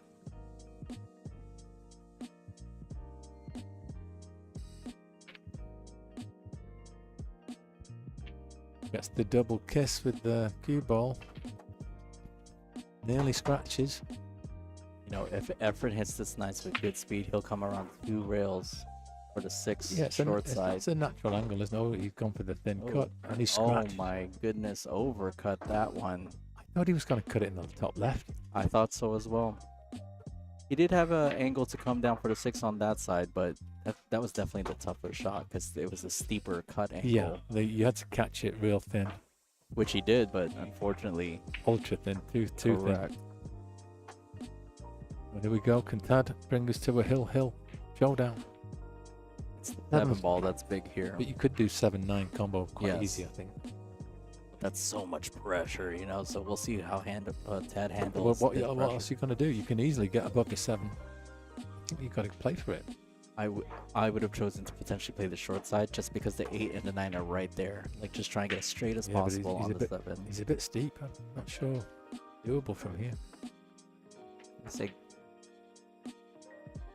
remain aggressive here. He's overcut it. Yeah, I think he was playing for the combo shape, but he's actually got the snooker. But this is quite an easy kick. I would almost think that he was playing with so much inside English that he may have been trying to run into that 7 well too. So I don't know. It seemed I- to me he was trying to cut it in and just get above the 7. more importantly, that was an opportunity for Tad there. Okay, so He has another all one the right balls are here. scattered. The 7 does not pass by this 8 into this bottom left corner as you see it on your screen. Super tight. It doesn't go though, I don't think. Looking to draw this out 2 rails and get on the short side to 7 where the 9 is at. Got to drop. Okay. Kind of falling a little bit in between. I think he can just drop it in the side. But he's going to have a difficulty holding for the 8. Correct. The cue ball's going to go towards that corner pocket. You may as well put a bit more oomph in it and try and get fully to the right-hand side of the 8 as we're looking at that screen. So you've got a chance. Potentially go 3 rails around as well too with some high English. Don't think you want to put left or right on this. Gonna go 3 rails around. That's going to be a... Well, he's done okay there. He almost got the position. He didn't He- miss the shot by much, so It's just the added power. Just that you lose accuracy. correct. Going for the bank. Oh my goodness. Where does he leave Tad on this one? I think you can make it in the corner.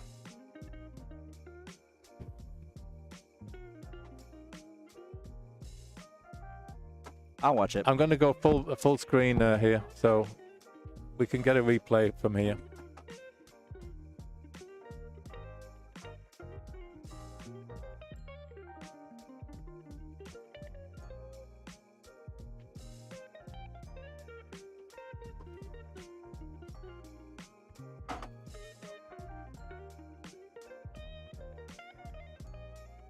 That was a good hit.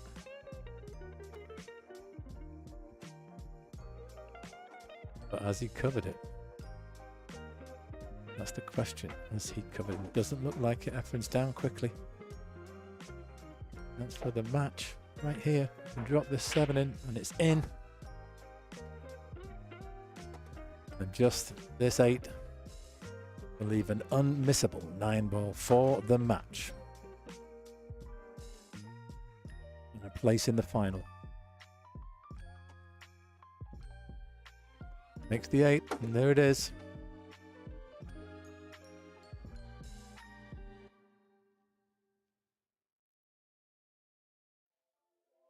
There we go, folks. We have a winner. And it is Efrain Rodriguez.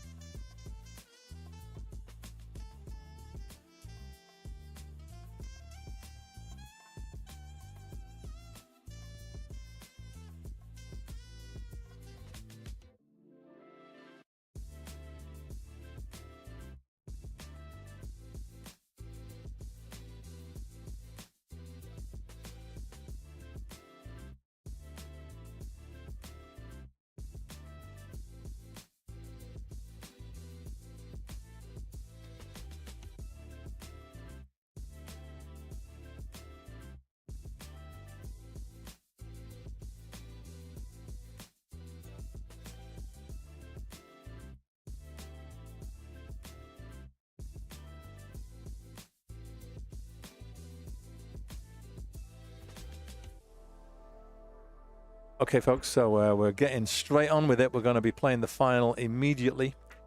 So I'm just reducing the scores back to 0. Here we go. And what I have to do is just take Tad off the scoreboard and put Efrain on. Put Luis on. So let's go here. This one. So it's going to be 6-10. And it's going to be Luis Abarca. Abarca Rodriguez, the final. These guys played 4 sets yesterday on this very table. Who's going to come out on top? Phil Carr is in the chat. Hey, Phil. Good to see you. Phil Carenza. Dad going to take it down. Well, I'm afraid you were wrong on that score. And I'll take a challenge match against Winnie, Sean, or Nyan. Oh, look at that lag. What a lag. What a lag for the finals, Mike, of the Mothlike TV. We're going to find out who's the first champion of the inaugural tournament. That's it. Oh, my goodness. And to be honest, when you looked at the lineup of players, and whilst he's racking the balls, I'm just going to see if I can show you those. So where's the full bracket? Here we go. Yes. So when you look to the left of your screen, you see who's number 1 there on that list. Luis Abarca. Luis Abarca. He was 609 right then. He's 610 right now. Efrain was number 4 with yourself, Mike. There, number 3. You were both very, very close to the top of the list. So it's hardly surprising to see these guys contesting the final. No, this is, with this kind of tournament format and with kind of what's on the line, you kind of expect these players to kind of really rise to the top.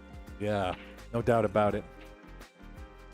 But don't think that they're unbeatable. I think everybody who was in this had a chance. And we did see some upsets in the beginning of the tournament. We did. There was a couple of upsets early on. A nice safety there. He tied him up nice and tight. Yeah, starting as he means to go on.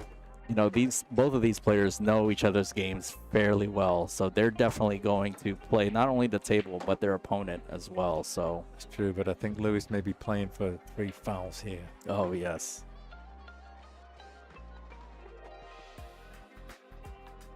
Oh, no, he's going for the 9. 1-9. Going for the 9. Straight away. 1-9. I don't blame him. I mean, 3 fouls is a long way around it. That was what the game in a shot. So, little snooker behind the 3. Let's see if he has a sight on this. I think he's got to come rail first. If he can catch it thin enough off the rail, he'll squeeze through the gap, leave the 1 to the left of the 5, and maybe get the hook. Can I tell you, Mike, I'm just super excited, not only to be here and to participate, but to watch this matchup. Oh, look at that kick. That's not bad. He's got good separation. 1 still safe.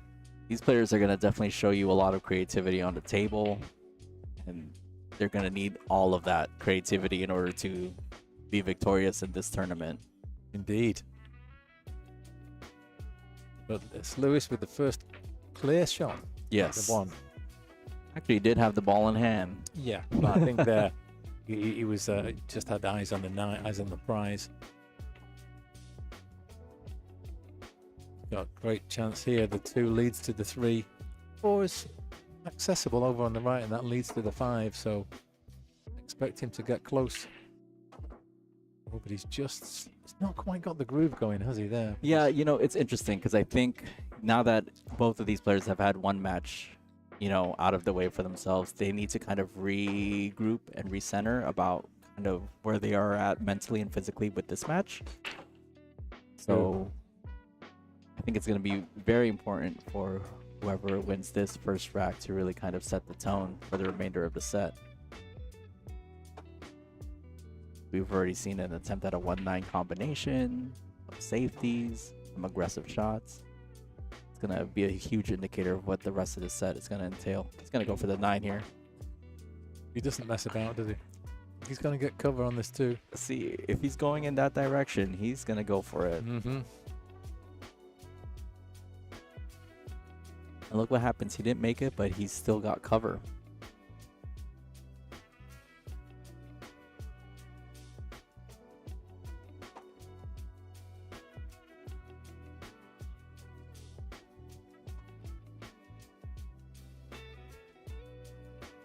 All right, Efrain now here with ball in hand.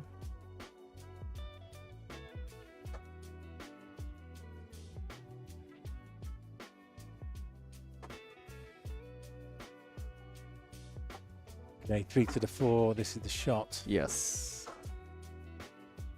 Pretty much needs just a good draw here. Avoid the 6. This is a natural to get across for the 5. Yep, decided not to just keep the ball in the center of the table, not bring the 6 into contention at all. We'll hit that into the rail right away as soon as he made contact with the He's 4. got cover so. though. That's not bad. Bit of fortune on his side there.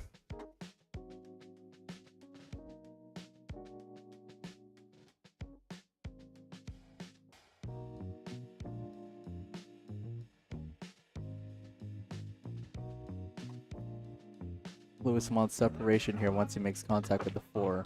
Oh my Oh god. gosh. Oh, no. We thought he'd got the rack and he scratched. So the 9 comes up.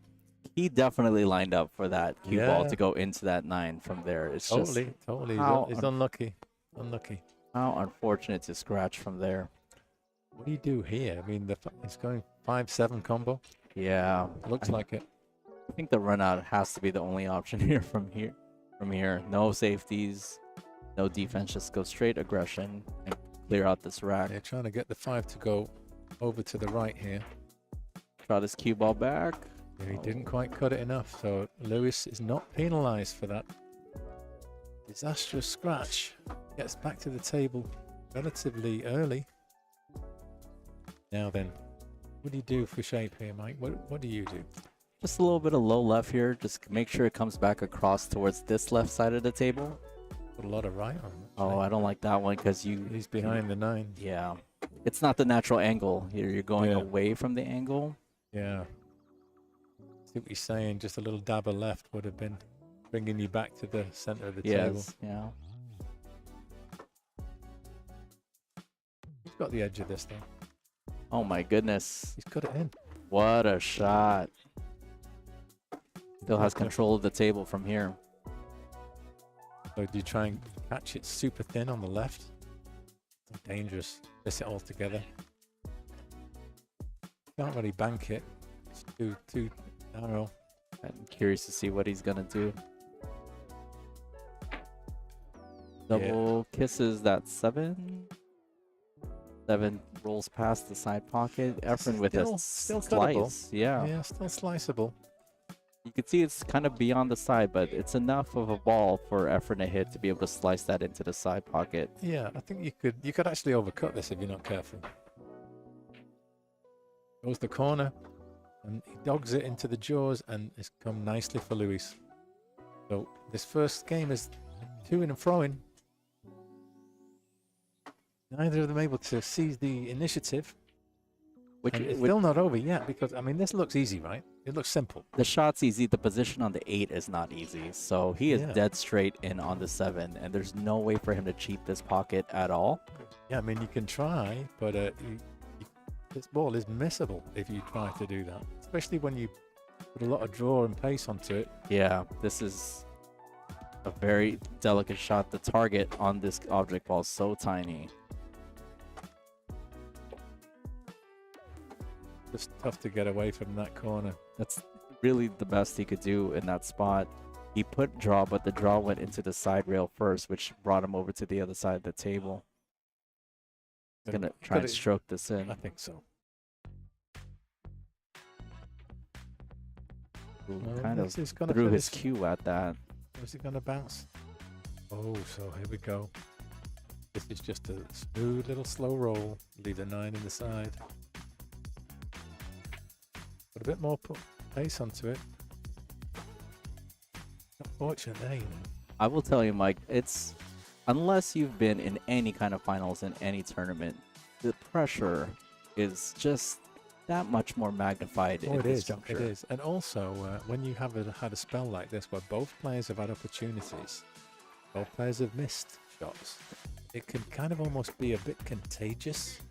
Oh, yeah. You know, and to be the first person to steady themselves and to get the smooth stroke back in action, And it's easy for us in the commentary booth and people at sorry. home. No, I've been out there today, and I wasn't hitting the ball quite as sweetly as I would have liked. Yeah. I wasn't getting to the table as often as I would have liked. Like, that was a sweet shot, but this Yeah. is still... What he did there, he just trusted it and just slowly rolled it.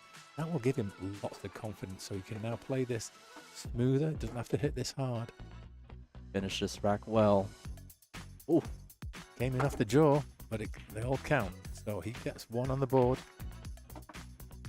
First blood. That was a very eventful first rack, to be quite honest with you. I think we're going to see racks going by a little quicker than that. Not as many errors, but that was a bit of a nervy opener.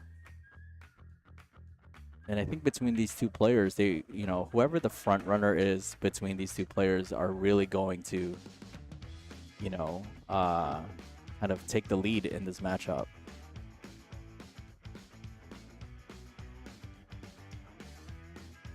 No, I think...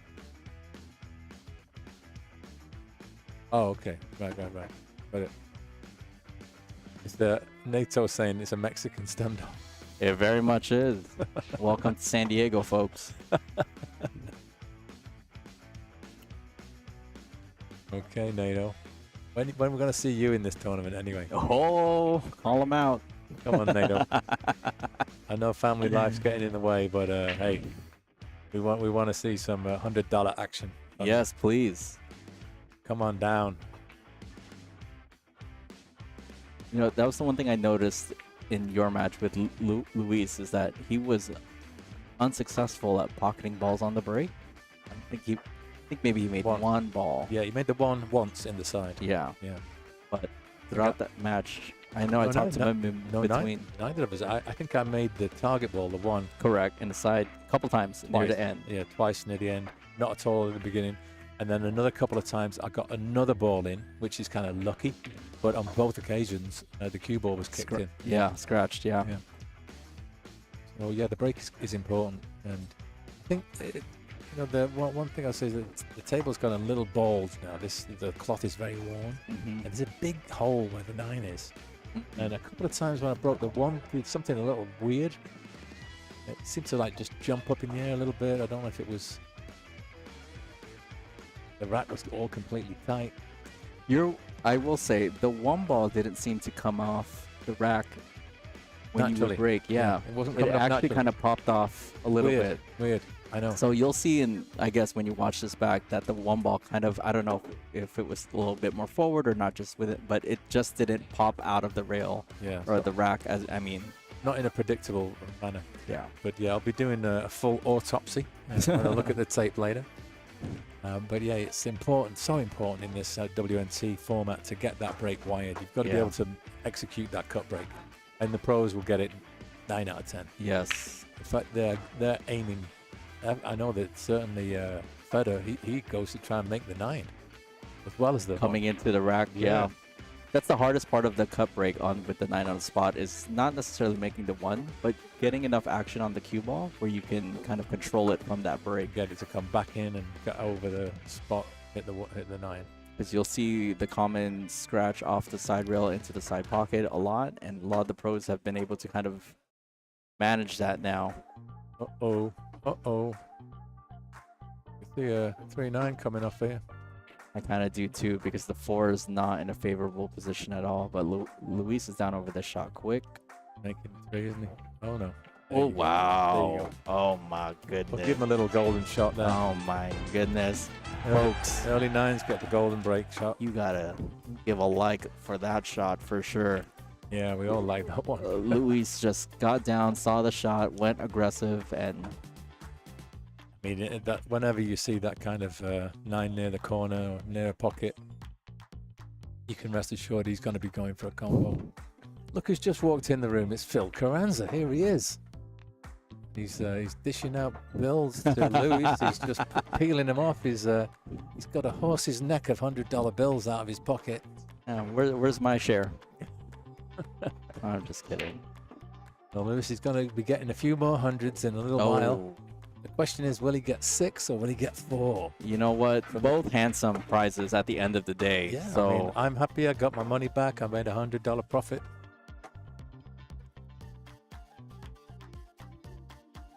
Okay, they're just having a little bit of a chat over there.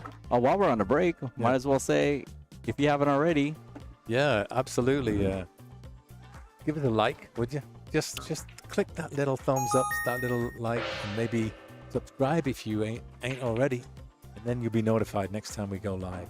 And one other thing as well, if you could please check out the Mothlike Facebook page. yes. That's a massive thing, because that's going to be where you get all your information about the future events, player interviews, and how to enroll if you're interested in coming for the next one. So please check out Mothlike on Facebook. Luis going for a safety off the ball in hand, and unfortunately makes a poor attempt at it because left He's a in- wide open shot, and Efrain with a return safety. That It gets him locked up, gets him in jail. Nice kick. makes a good hit. He's going to get cover. Needs help. Ooh. Rattles into that corner a little bit. Does get full ball cover on that 9. Efrain already going for his jump cue. Yeah, he's not messing about, is he? I think he is favored to pocket this one ball from here. He's so good with the jump cue. He doesn't get Oh. over the 9. So It was a little bit awkward with that cue ball in the corner pocket like that. yeah. I've had mixed results with my jumping lately. Yeah. I had a phenomenal day jumping against Wayne Crow. Yeah, and that Good, red match. match. I mean, I think a lot of it as well is confidence. If you make a good jump and it goes in, you get such a massive injection of adrenaline and you feel great.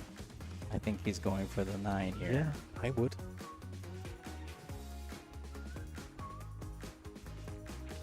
Oh my Look at that, look at that, look at that. goodness, my Wow. Wow.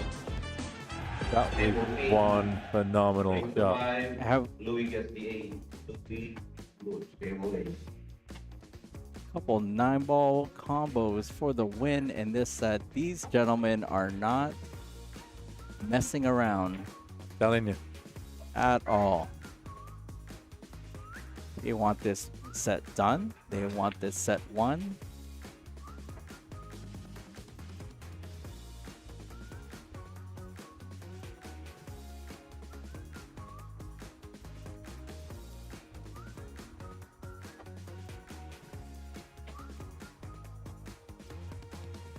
We want to thank you once again for joining us here on this fabulous Saturday live stream of the finals of the Mothlike inaugural Masters tournament.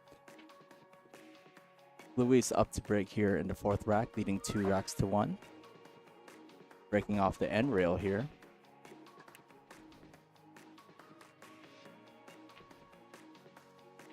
Coming up dry on his break. Wow, the balls. There's a cluster right here in the bottom left side of this table.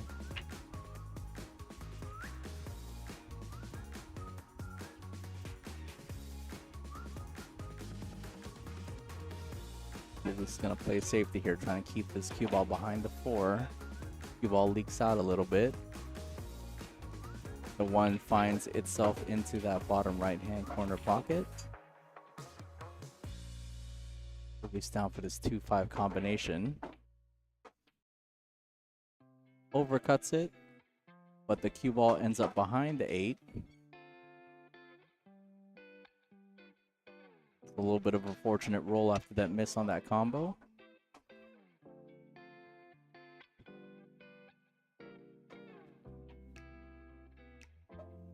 Efrain with a difficult kick there. He had to put some right-hand English and was unable to do it. Luis going for a 2-9 combination here. This pocket affording to be a little bit bigger because of that 6.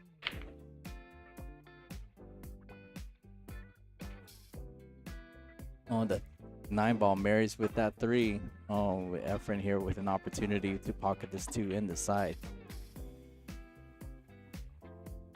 He's definitely gonna go for this 9-ball in the corner. Might have to throw it just a little bit. There we go, Mike. Look at that. I'm going to give Efrain another golden break. Why not? Why not? 3 of the 4 racks in this set have been won with a combination. There you go. Early 9s. These guys are not messing around, are Not at all. Not surprised by any means, too. These players are confident and aggressive and really know that they have to get the lead on their opponent. So, Efrain to break here, rack 5 in this race to 8. We are playing alternating break here. WNT rules, 9 on the spot. Cue ball in the break box. Efrain pocketing that 1 in the side with the cup break. That's a pretty open table. That's the 4 next to the 9. Oh, I love when Efrain makes shots like that. Just one of my favorite shots. What is he going to do with the 4 ball here? Has to go forward here with the cue ball. Decides to trot over. Oh my gosh, he gets perfect position for this 4 ball in the side pocket. Just to make sure he navigates his cue ball for the 5. Decides to draw back. Ball's a little bit below the 5. He's going to bring this cue ball up and down the table. The best thing about commentating matches with either of these players is they play extremely fast. Exactly. It's over and done in a flash, right? So you have to think as fast as they do, because Efrain's going to go for this cut here. Holt decides to put the brakes on a little bit and play a safety. He gets a full ball safety with that 9. Luis approaches the table with a kick shot here. Played Luis the other day and he told me he rarely jumps.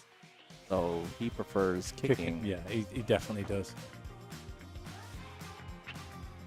Which is quite refreshing to see. I'm kind of the same. Yeah, not everybody's into the jumping action. Luis just missing that kick. He had to kind of swerve that ball around the 9. Hits it just a tiny bit too hard for the spin to not take off that rail.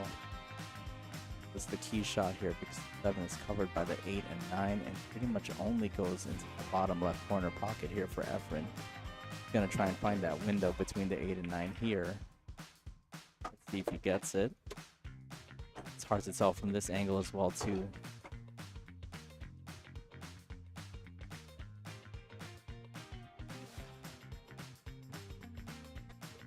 But I think he's going for it. Yeah, it looks like it goes. We do have a little bit of an audience here in house as well too, watching this tournament. So a lot of eyes on this finals for sure, Mike. Oh yeah, definitely. Yeah, I think all the guys watching are also people who would like to be playing in the next one. And again, Mike, where can they go ahead and inquire about future Mothlike tournament events? Okay, yeah, I think what I might do is just get it up so I can show you guys. So get a suitable opportunity.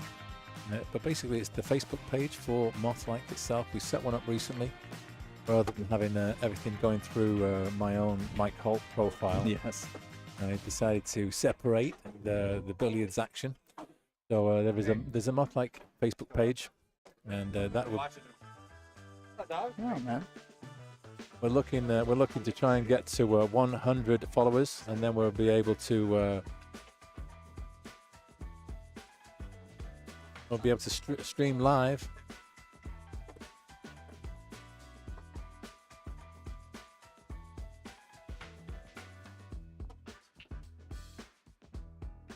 So yeah, that would be our request that you check out Mothlike on Facebook. There we go. Luis getting the 5th rack there, leading 3 games to 2 in this race to 8. Yeah, there's a lot of commotion here in-house. They put up the stream on one of the monitors here at On Cue as well too. So oh, cool! That's so great. There are a lot of eyes on the finals. Yeah, we're just going to show you guys a little bit of action. This is the early 9. Oh my goodness. The one that Luis made there, and let's see if we can show you that one again. There it is. That was not an easy safety by No. or sorry, easy combination by any means. Yeah, and then the very next rack. Let's see if I can get it up here. Where's that one that Efrain did? Oh, here it is. This is the very next rack. Bada boom. Oh my goodness. There you go. So no messing. These guys, give them a sniff and they're gonna go for that 9. Yeah. If you like that and you like the production value that Mike Holt's bringing to the channel, don't forget to like this video, share it with your friends. We are currently live streaming here in On Cue out of San Diego. Luis to break. Very closely. Almost got that one ball there. It hit the point just above the center pocket. Almost got the 1 in the side, almost got the 9 in the corner. So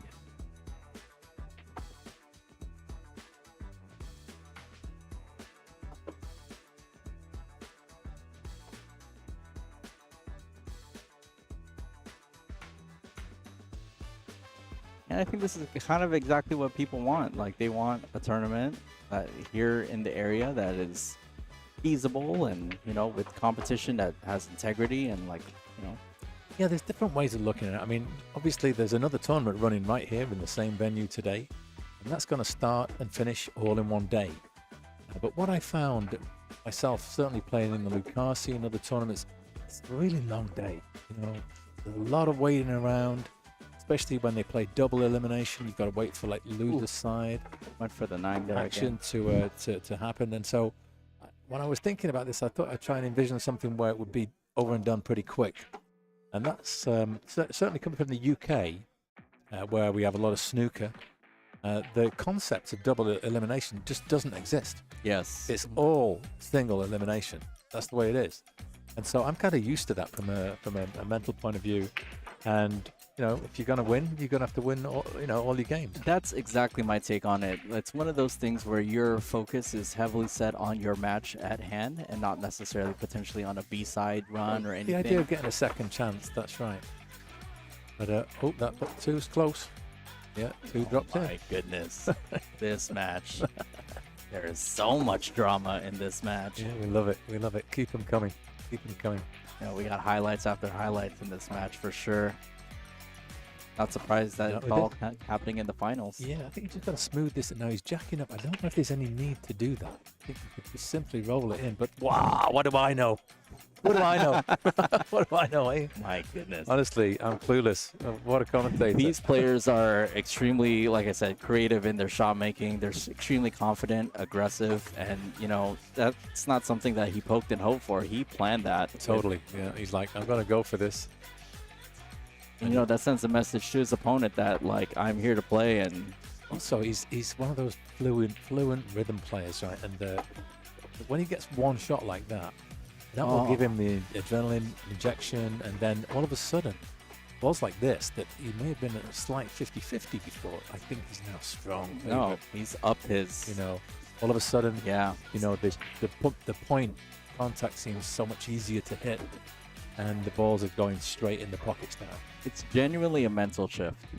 Like, and the physical part just goes alongside with it. Like, look at that. Look at this. Look at this. He's feeling hot right now. He's going to level up the match with this 9. It's like, and the thing with Efrain is he's just doing what he normally does. He's not doing anything special. He's not doing anything out of his capabilities. Yeah. He's just working off of his fundamentals and the foundations of his game, which comes from a lot of practice and a lot of matchups and putting himself out there. So congratulations to Efrain, tying it up now 3-3. 3-3. We're on rack 7 with Efrain to break. And the racks are flying by right now.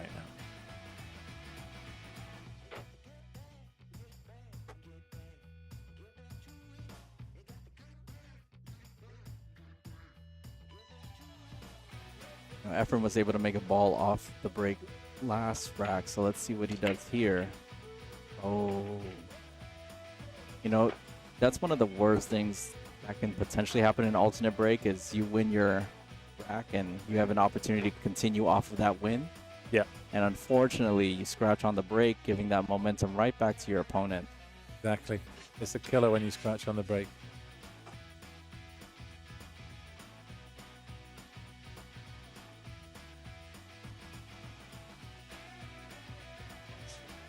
You know, Luis is a very intelligent player. He definitely recognizes that that's an opportunity that he needs to capitalize on.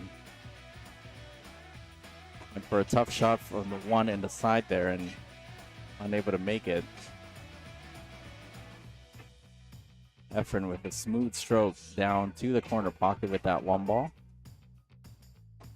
Gonna play this cute ball straight up the table. Oh, decided to go defensive there and fall short of that defense.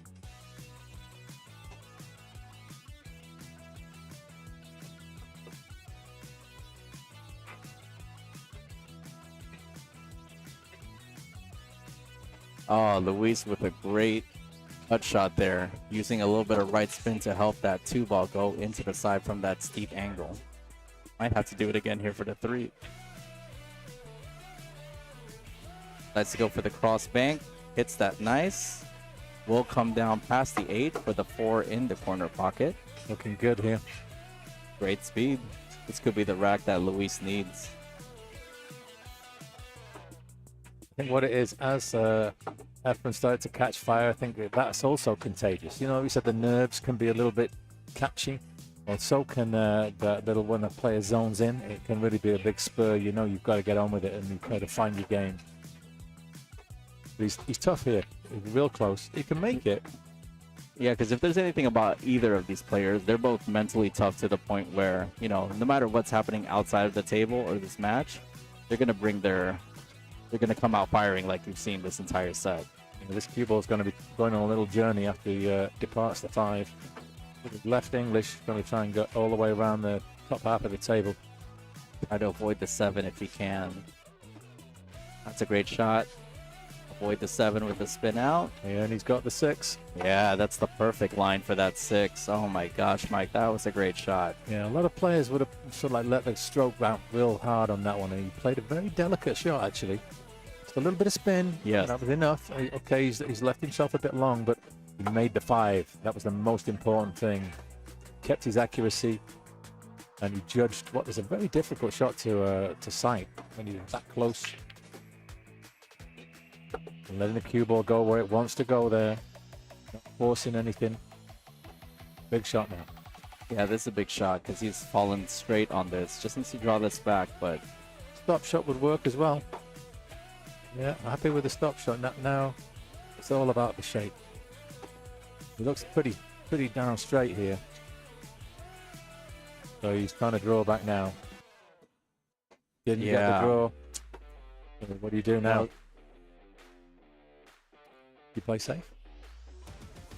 With these two players, they're going banks. The banks are open on Saturdays. Banks are open on Saturdays. Who's the bank manager? Oh my goodness. Who's the bank manager? Oh my gosh. I want an appointment gosh. with the bank manager, please. Oh my gosh. Can I put one on? Yeah, why not? There you go. He gets it. Wow. Wow. As such a pool fanatic, that's an insane shot to go for and to make. Talking about insane shots, do you remember this one? Look at that one. Oh my gosh. Yeah, Mike, don't ask me. I would Boom. Boom. I would have gone safety all day there, but these players, again, playing to win, playing, you know, not scared. All right, Luis Abarca to play rack 8 here in this alternating break format. Yeah, here we go. Happening real fast. And the one goes above the pocket, so that tells us that he hit it a little too thick, a little too full on the one. He needs to go a bit thinner, but apart from that, it was a great break. You know, and he's breaking off the back rail, which is, it's just that much more accurate he has to be because the cue ball is traveling just a little bit further. Yeah, but what I think it does, putting your hand on the rail, it means that you've got a much more stable bridge. Yeah. And you can actually get more power, I think, because you can kind of see, you're sort of like braced against the table. So I do quite like that on an 8-ball break and using that. What a beautiful, beautiful shot. 3-ball. He was going for that. Absolutely, that was gorgeous. I mean, Mike, we've seen everything already. I'm just got my hot shots reel from this is just getting longer and longer and longer.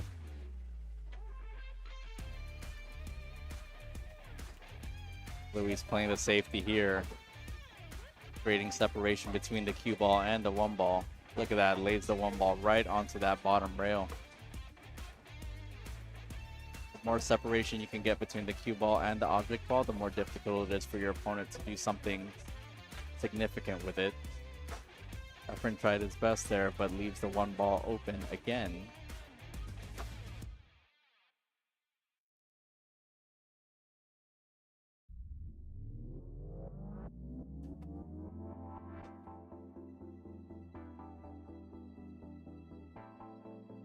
Attempts to go for the one in the corner. Efrain now back at the table. Attempts the bank. The bigger pocket because of that 6. Does have a shot on this 2-4-6 combo. 6 is not lined up into that pocket. Kind of a free shot there because essentially the 4 and the 6 are not lined up, so No, you can't make them. I don't think it's doable. giving Luis the opportunity to see if he can figure out what to do with the 4-6 from here.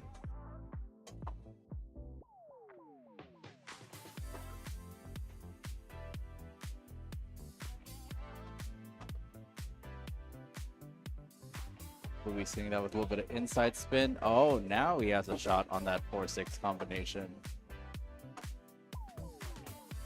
See where he's at, but that's fairly close there.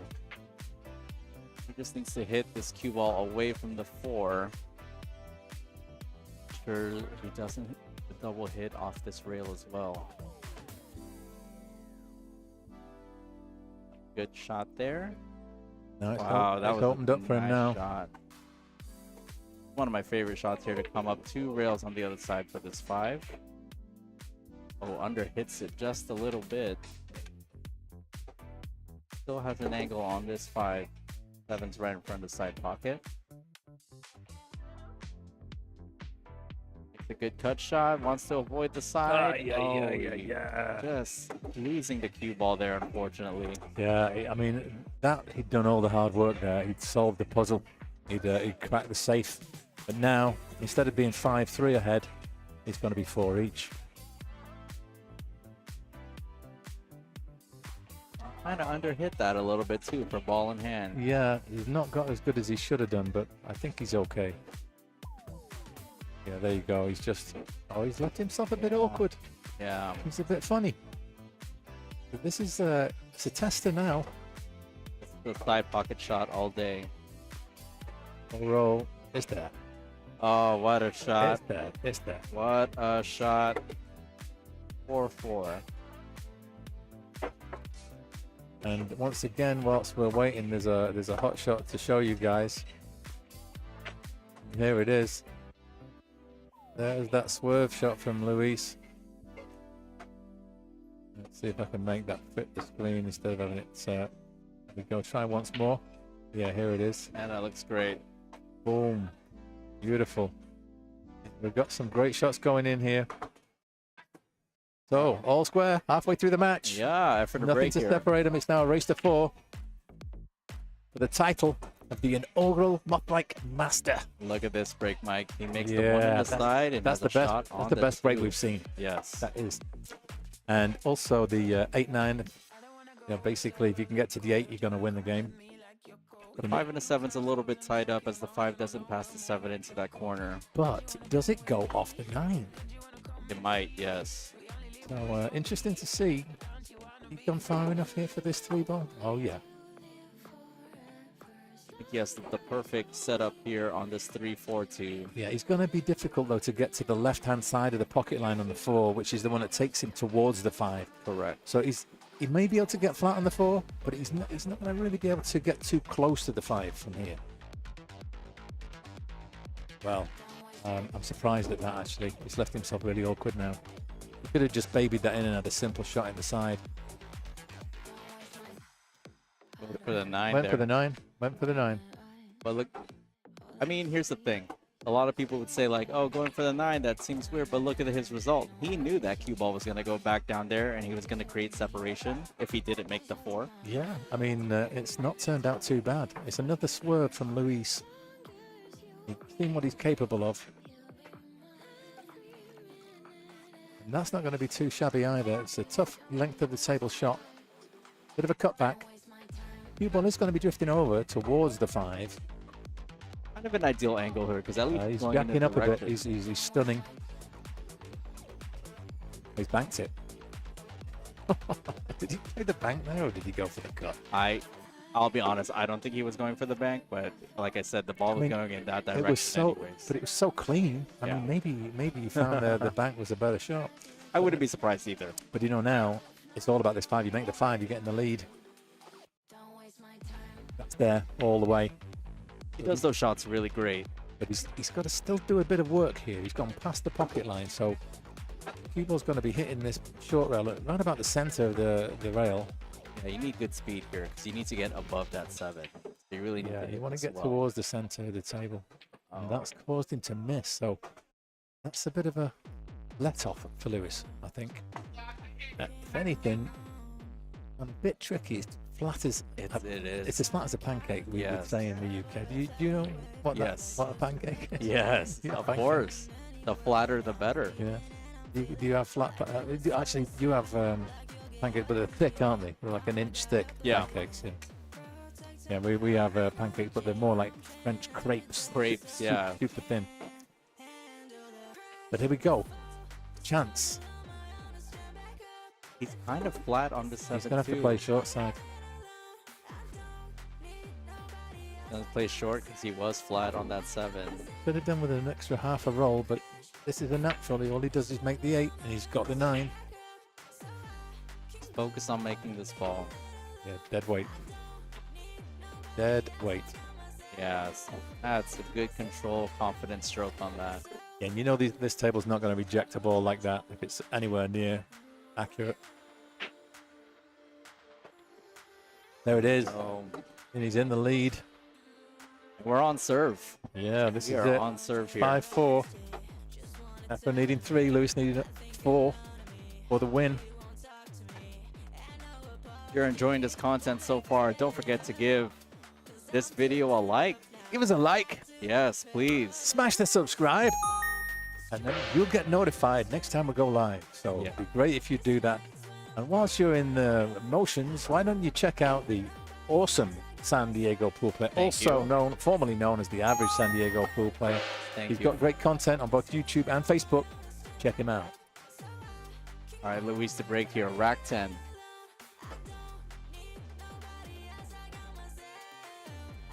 He's got the There he one this time, goes. dialed it in, and he avoids the scratch. The 2's coming around. 2. He's going to drop.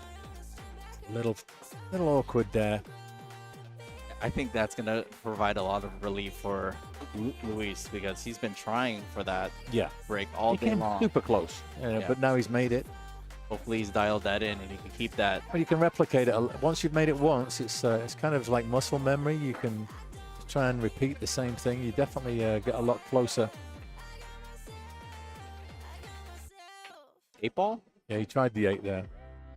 Had a 2-way with the 9 cue ball behind the 9. Yeah, he's got the cover for sure. Short stick's coming out. The little butt piece has been unscrewed. This is the super short stick now. He's so close to this intervening ball. I need to jack up a bit higher. Yeah, that was the thing. With that angle of attack, when you're so close, you've almost got to have the cue vertical. Yeah, pretty vertical from Yeah. there to get a quick jump out of it. And he only caught the little bit of the 9. He almost got over it. Yeah, we got a good angle of Efrain's elbow and kind of how much higher he potentially needed to have that elbow to get that cue up. Yeah, and that's one thing that I would strongly recommend. Anyone who's watching who wants to improve their game, you want to try and record yourself. Get your phone, get a camera, Yeah. set it up, and do your practice routines. Play a game, play a match, play a league, whatever you want to do, and then get back and look at that tape. Because that's the way you can see precisely what it is that you're doing. And I'll be honest, the reason I started all of this matches was purely from a practice point of view. I Yes. just wanted to see, was I doing technical errors? And so at first, I was just recording my own solo practice. I started recording games, and then I found it extremely beneficial. Because, I mean, you can hire yourself a coach. It's going to cost you, hundreds of dollars. Oh, yes. And they'll tell you what you're doing, but it's nothing quite like seeing it for yourself with your own eyes. Very much an out-of-body experience because you kind of can focus on just your game. Yeah, but sometimes you don't really know. You might have an idea why you missed a shot. Or let's say on that jump shot, does Efrain know that he needs to get his angle of attack slightly higher? Maybe not. But when you get the chance to look back at that shot, you think, oh, okay, so if I'd have just had that 10 degrees higher up, I'd have been over that 9 and possibly running out the rack. Yeah, with pool in general, obviously when you're down over the table, you only see what's in front of you. Slightly under hit there, bit of a decel from Luis. One of the more Should be common. fine. It could be. With the 8's right over the hole, you just got to make sure of this. Gonna go around the table here. Low left. Oh. Oh, hit that with a lot of touch. That was great. Just take it easy. Do all you have to do and nothing more. Rate to 5, Bill and Brian on table 6. So, guys, you're watching. Who do you want to win this? Who is your favorite player here? You have a. Is it Luis you want to take the prize now? Or is it Efrain? I don't know. Stick a message there in the chat. Put your money in now because it is now. It is now There we 5-5. go. That's it. I didn't want to jump the gun there. Yeah, the commentator's curse is a real thing. I've learned that very well in Indeed. doing that here. But essentially, it is now race to 3, Mike. I don't think you could ask for anything better in this finals match, Totally. especially what we've had on offer so far. Yeah, I'm actually hoping and praying it goes down to the wire. We get a hill finish because then we'll see the nerves. Then we'll see the jangly business. We've been seeing the nerves all tournament long. So Oh, yeah.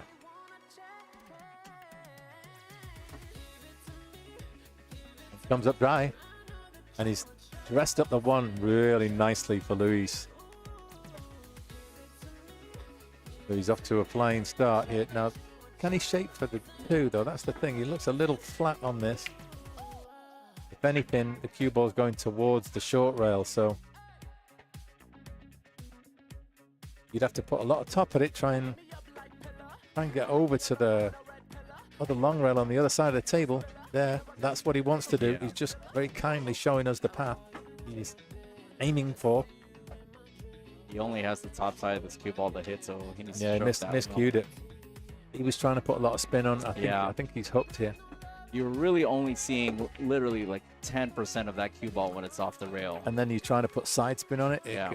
You're really asking a lot. The target on that cue ball is so much smaller, so Wow. Keeps makes it going. the combo. Keeps Does it he get a going. window? Don't think so. I think Nope. he's gonna have to show us something special. Yeah, he has this off the long rail here. He's measuring to get this Rail two ball for in. It's a slight swerve. Lots of right English. There we go. Very close. Very close. Just That was cut a good try. Yeah, cut a little bit too thick. But that's one of his specialities, that shot, because he plays it so often. He very rarely gets that jump stick out. He's a master kicker. It's also great with a mass ace shot. Yeah. That was a great safety by Efrain. Not sure if Luis can see the left side of that too. Oh, he was. But he's going to dress it up. So, Oh, does... has he got the cover? he got it. Efrain gave him the tap. Well, he can swerve this. He doesn't need to bend it much. You know what I see, Mike, from here? 3-9. That's all. You see the 3-9. And this is another attempt at early 9. Oh, my Booyaka. gosh. We're going to give him that golden wow. button. Wow. That's the wow. golden shot button now. Wow. So let's give Efrain his 1 there. Efrain now 2 away from the prize. 2 away from being crowned champion. If I'm counting correctly, I think that's his 4th comboed 9 Yeah, could. in today. Yeah, let me just. I need to just do my thing where I go and get a little screen grab of that because that was something special. We're getting applause from the bar. They just saw the golden break on the screen. So it's a very lively crowd here at On Cue. We definitely want to thank On Cue and its staff for having Mothlike TV and the tournament here with us today. Yeah, and thanks so much for putting it on the big screen as well. We love that. All right. Luis to break now. Rack 12. We're on serve here in this set. Can he get this one to level it up? The one ball hitting a little high on that side pocket. So we needed a little bit more cut there.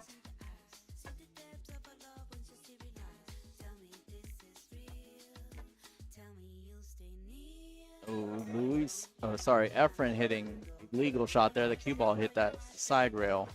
Getting a good safety on Luis. Oh, nice Mesa. Oh, almost pockets that one ball in the corner from there.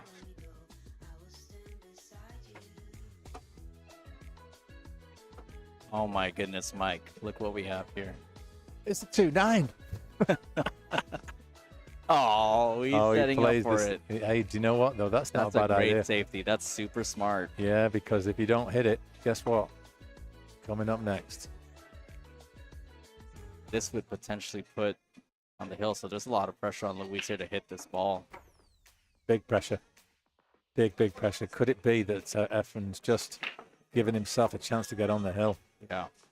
If you're liking this content, which I'm loving, you go ahead and press the like button on this video. You've got to smash that like. You've got to smash that subscribe. Come on, guys. We're serving it to you here. Yeah, we're here in the finals. And oh, my what's the kick? And he's made the 2.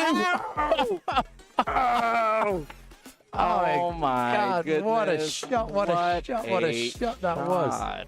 Oh my Holy gosh. moly. Just looking at the reaction. Wait for the reaction bar, over there. You're going to get it now. Let's see.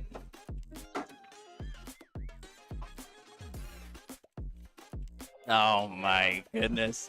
You know, if the people in here could like this stream, they would. I'm telling you, there's action going on at the bar. For sure. 9 ball?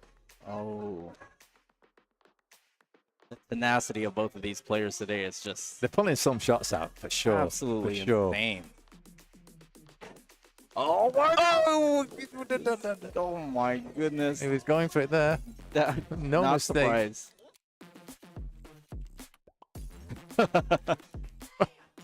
It's hot stuff, this. I am literally sitting here just amazed. Amazing stuff. Really is. Oh, what a great shot there. The cue ball going. Ball's just a bit below.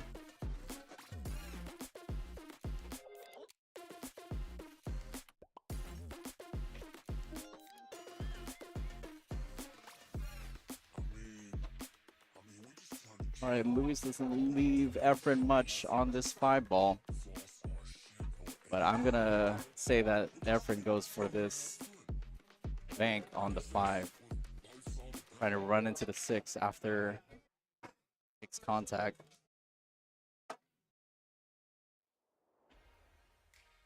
This is that bank a little far. Anytime the 5 or the object ball is married next to that 9, expected to go flying. Telling you. It's there. Oh, Luis making that cue ball dance.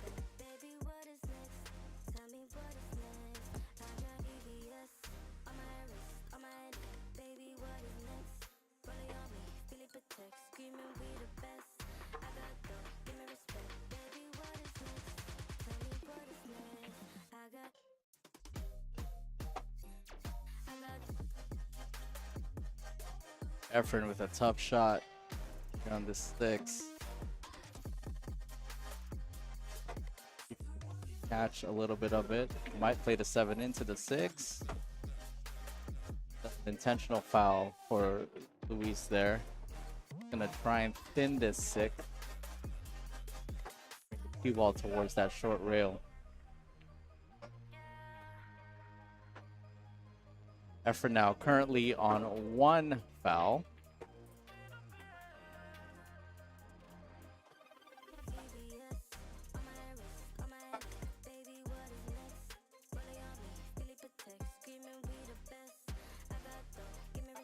You want me to watch it?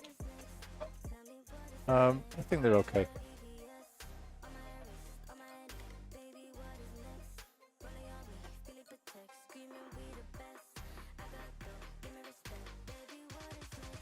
I think he's saying it's a good hit. Pretty close, you know. I think he conceded the ball in hand on that one. Oh, he did? And yeah, now he's on 2 fouls. Oh, right, okay. But it looks like the 6 is frozen onto that rail.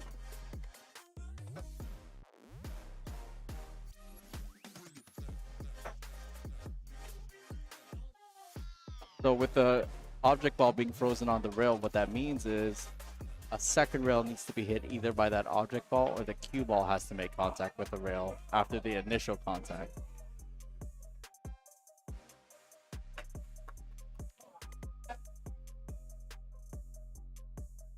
So that's a legal hit from there, but Luis leaving a shot on the 6.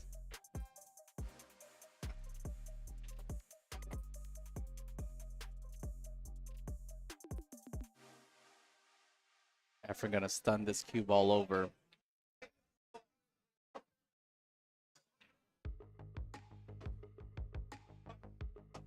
Back towards the center of the table. Nice, good hit here. Oh, and he just hits that 6 right into the rail. Well, that was a big shot. Luis now with an opportunity to close out this rack. Tie up the set.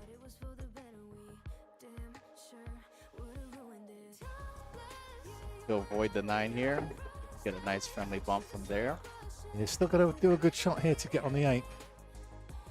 Not easy from here. You can see he's almost flat. You can't really easily get above that 8 for the right corner as you're looking at that screen. So you may have to play the short side and take it up. And you never like playing those past the middle pocket. The funny things can happen. Yeah, he wants to play an aggressive draw shot here, but the thing is that side pocket is really in line where the draw is going to end up. So it's has to really be mindful of that. Stunning with side. He's trying to get above it so he can play the 8. That's a great shot. That's a beautiful shot. Wow. The position on that is real control. And now you can just stroke this 8 ball in and you will have the 9 in the corner. Sweaty palms all over. Yeah, I mean, this is the make or break shot here. And this is giving us what we deserve here, getting a match all square at 6 each. Yeah, I like that. What a I shot like that drawing was. it back for the 9 to the side. Power. Letting your stroke out. Yeah. There you There we go. go. He gets it. He gets it. Great stuff. We are 6-6 here in the race to 8. Telling you. Or 6-6, race to 8 here on the finals of the Mothlike TV inaugural Masters tournament. Super excited to have you guys watching with us today. Last match of the day. We've had tremendous semifinals leading up to this. This is it. This is for the big prize. The $1,000 being divided between these 2 players. Winner gets 600. The runner up 4. Efrain drawing the break.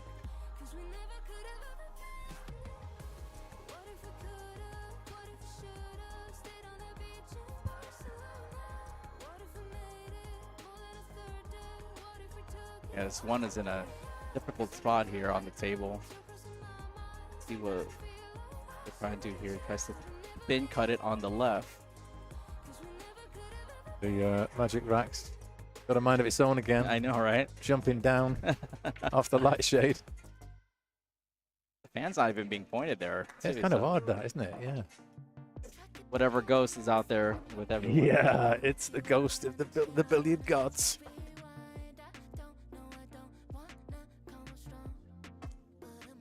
So now this becomes a race to 2. That's a great shot from Efrain. And he got unfortunate luck with the cue ball marrying itself right next to that 8. I think that might be another one from a hot shot reel.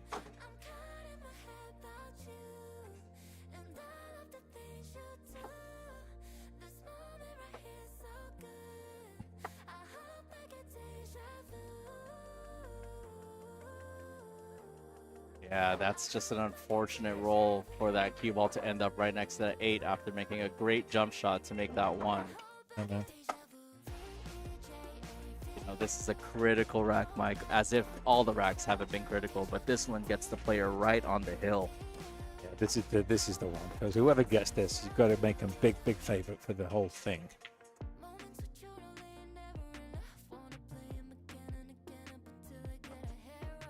Going for the 9. He definitely had the eyes on the prize right there.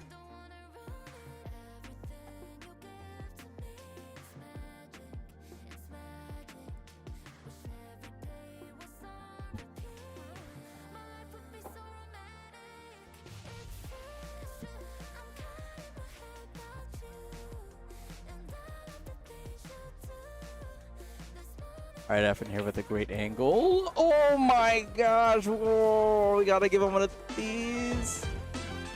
Oh my gosh. That puts Efrain on the hill. Unbelievable. That puts him on the hill, folks. He banks this into the 9. Almost scratches in the side pocket. And Efrain is the first on the hill here. About to be crowned. Yeah, maybe he's not to be denied. He's just seizing the opportunity to any chance to try and get the win. And you've got to give him massive props going for a shot like that. Of course, of course. Massive props. And again, this is not quote-unquote luck. They've been doing this since rack 1. No, he's going for it. So he's playing to win. So it's absolutely amazing. Let's see if Luis can... Well, if you're a shot maker, this is the game to be playing. Let's see if Luis can set it back to even here.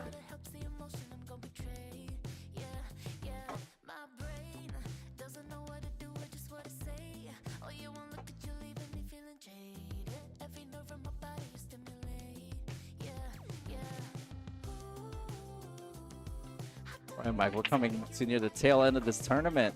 Yeah, it's all happening. Coming to a real climax. All the great shots are coming out. And I will say from my own testimony here on record that I think this has been a fabulous tournament. I think it's been run very well, very fair. And I think the content and the entertainment that's being provided is top notch. So, yeah, we've got a hats off to these guys for bringing it here. What an amazing match they've served for us. It's not over yet. No, not at all. Efrain has a piece of this 1, but he can potentially spin this with a lot of right-hand English as he's looking at this cue ball and potentially cut this one into this corner. He's electing to push. Kind of tempting Luis there to go for this cut shot on the 1. Luis knows how aggressive Efrain can be, so he needs to really think about what he wants to do here. He's definitely going to play it. It's just a matter of what he wants to do with this 1 ball. He gives it back to Efrain. That's a very bold move considering Efrain's on the hill. I'm surprised at that. I really am. And Efrain can't wait to get there. No, he's not played a good one, though. He's left that 1. Yeah, that was a bit loose on his end. Yeah, you've got to say that. That was a very prudent decision from Luis, putting him back in like that. Luis makes contact with the 1, but unfortunately scratches in that upper left corner there, hitting it a bit too thin. Efrain with probably his most genuine opportunity to close out this match. It's still a messy rack, but what a way to put an exclamation point on this match. That's a great shot. He's going to get good shape. That's perfect. He's got the good shape he wanted. You know, he wants to just kind of stop this cue ball right here and maintain that angle on the 4.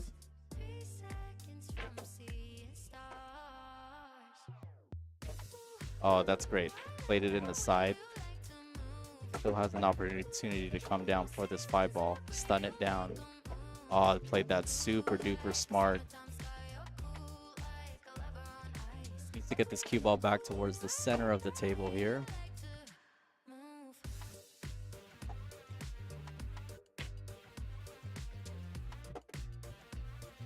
He'll have a little bit of angle, but he'll be fine with that.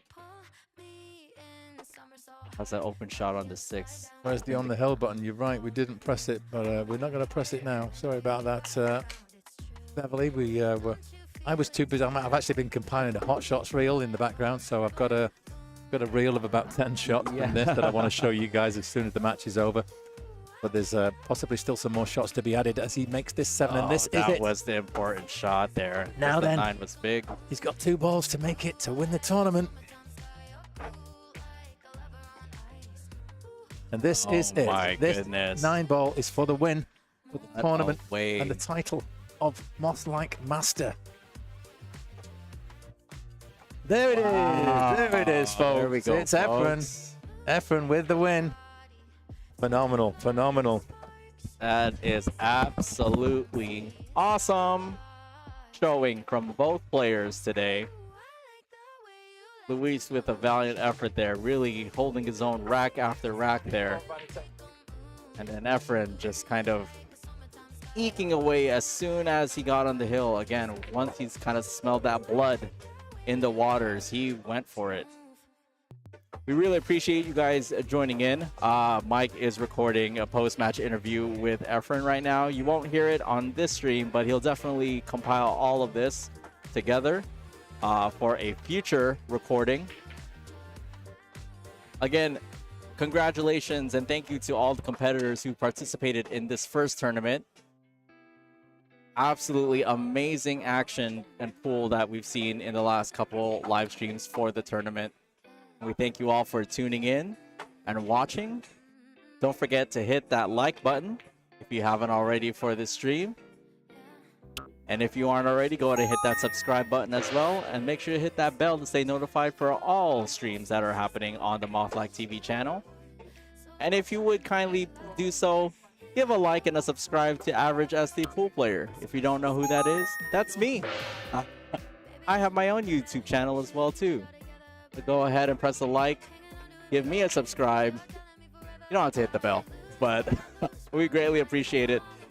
Again, if you're still tuning in, thank you very much for continuing to join us on this finals day for the Mothlike TV inaugural Masters tournament. I'm signing off for today. I'm going to let Mike close out the stream, and we'll be back.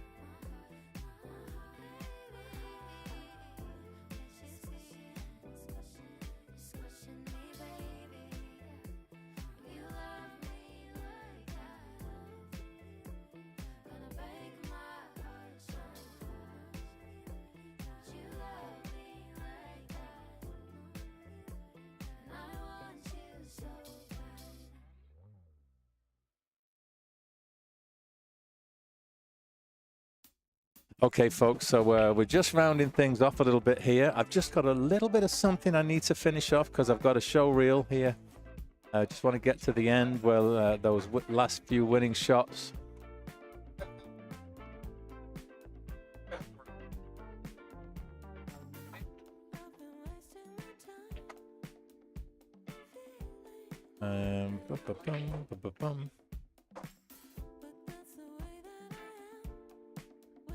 Okay, we're just going to take it from here, I think.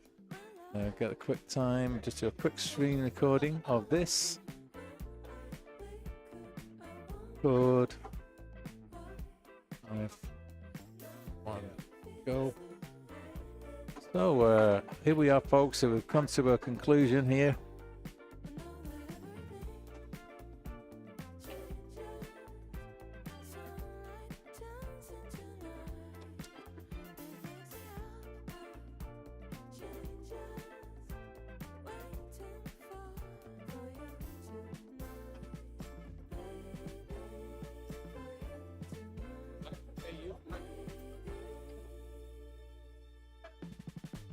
They say it's so hard to find someone special.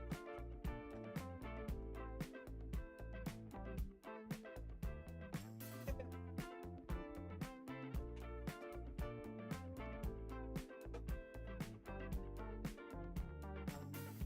wake up, I wonder why nothing feels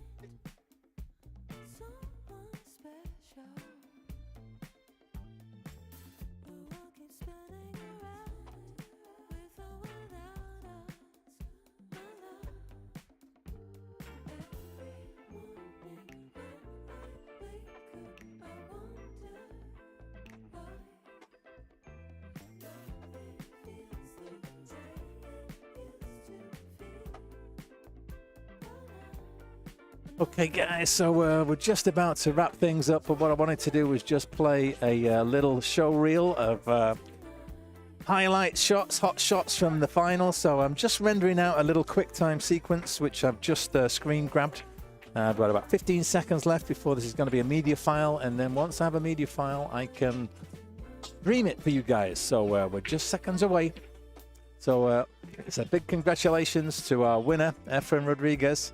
Second place, Lewis, and myself and Tad coming up in third and fourth, respectively. So let's just get on to my OBS, and we're going to add a media source. And this is all shots from the final. And where is it now? It's this one. Okay, so what we're going to do is we're just going to... Here we say okay. And then we're just going to pause that 1 second. Okay, here we go. This is going to be the hot shots from the final. So this was a bank. Not to be denied. Efrain, he was the supreme shot maker. This was Lewis with the swerve shot onto the one, making the three in the corner. Brilliant shot that was. Now he's in all sorts of trouble. If he doesn't hit this two, Efrain's going to have a simple 2-9 combo. So he kicks 3 rails, hits the 2, and makes it in the corner. I was surprised that he was probably going for the 9 there. There's an amazing jump shot from Efrain. And the next hot shot coming up. This was an early 9, another early 9. This one from Efrain earlier on in the match. And another combination from this one from Lewis, an amazing early 9. What about this one? This has got to be the best combo. Look at that length of the table. I mean, he was really bringing the shots there. And look at this one. This is even better.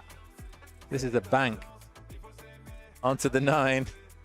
Boyaka, boyaka, boyaka. Unbelievable. And I think you have to say, you know, ultimately he brought it at the very end. And this was his winning finish. Just these last 3 balls. He got himself on the hill with that bank 9. And, you know, you said it, the importance, Mike, of getting on the hill first. And he certainly made it count. So this is it. This was how our champion finished off the tournament in style. So I want to say thanks also very much for tuning in to Mothlike and for following us throughout this tournament. We really appreciate it. And we will be back soon. So don't forget to give us a like, smash that subscribe, and we will see you all again very soon. Oh, that's the average San Diego pool player, my compadre here in the box. Let's get it. Oh, look, it's that one actually. There you go. There he is. So all that remains is for me to say check out the stream, and we'll be back here again real soon. And the further details of the next event is going to be on the Mothlike Facebook page. So please check out that Mothlike on Facebook.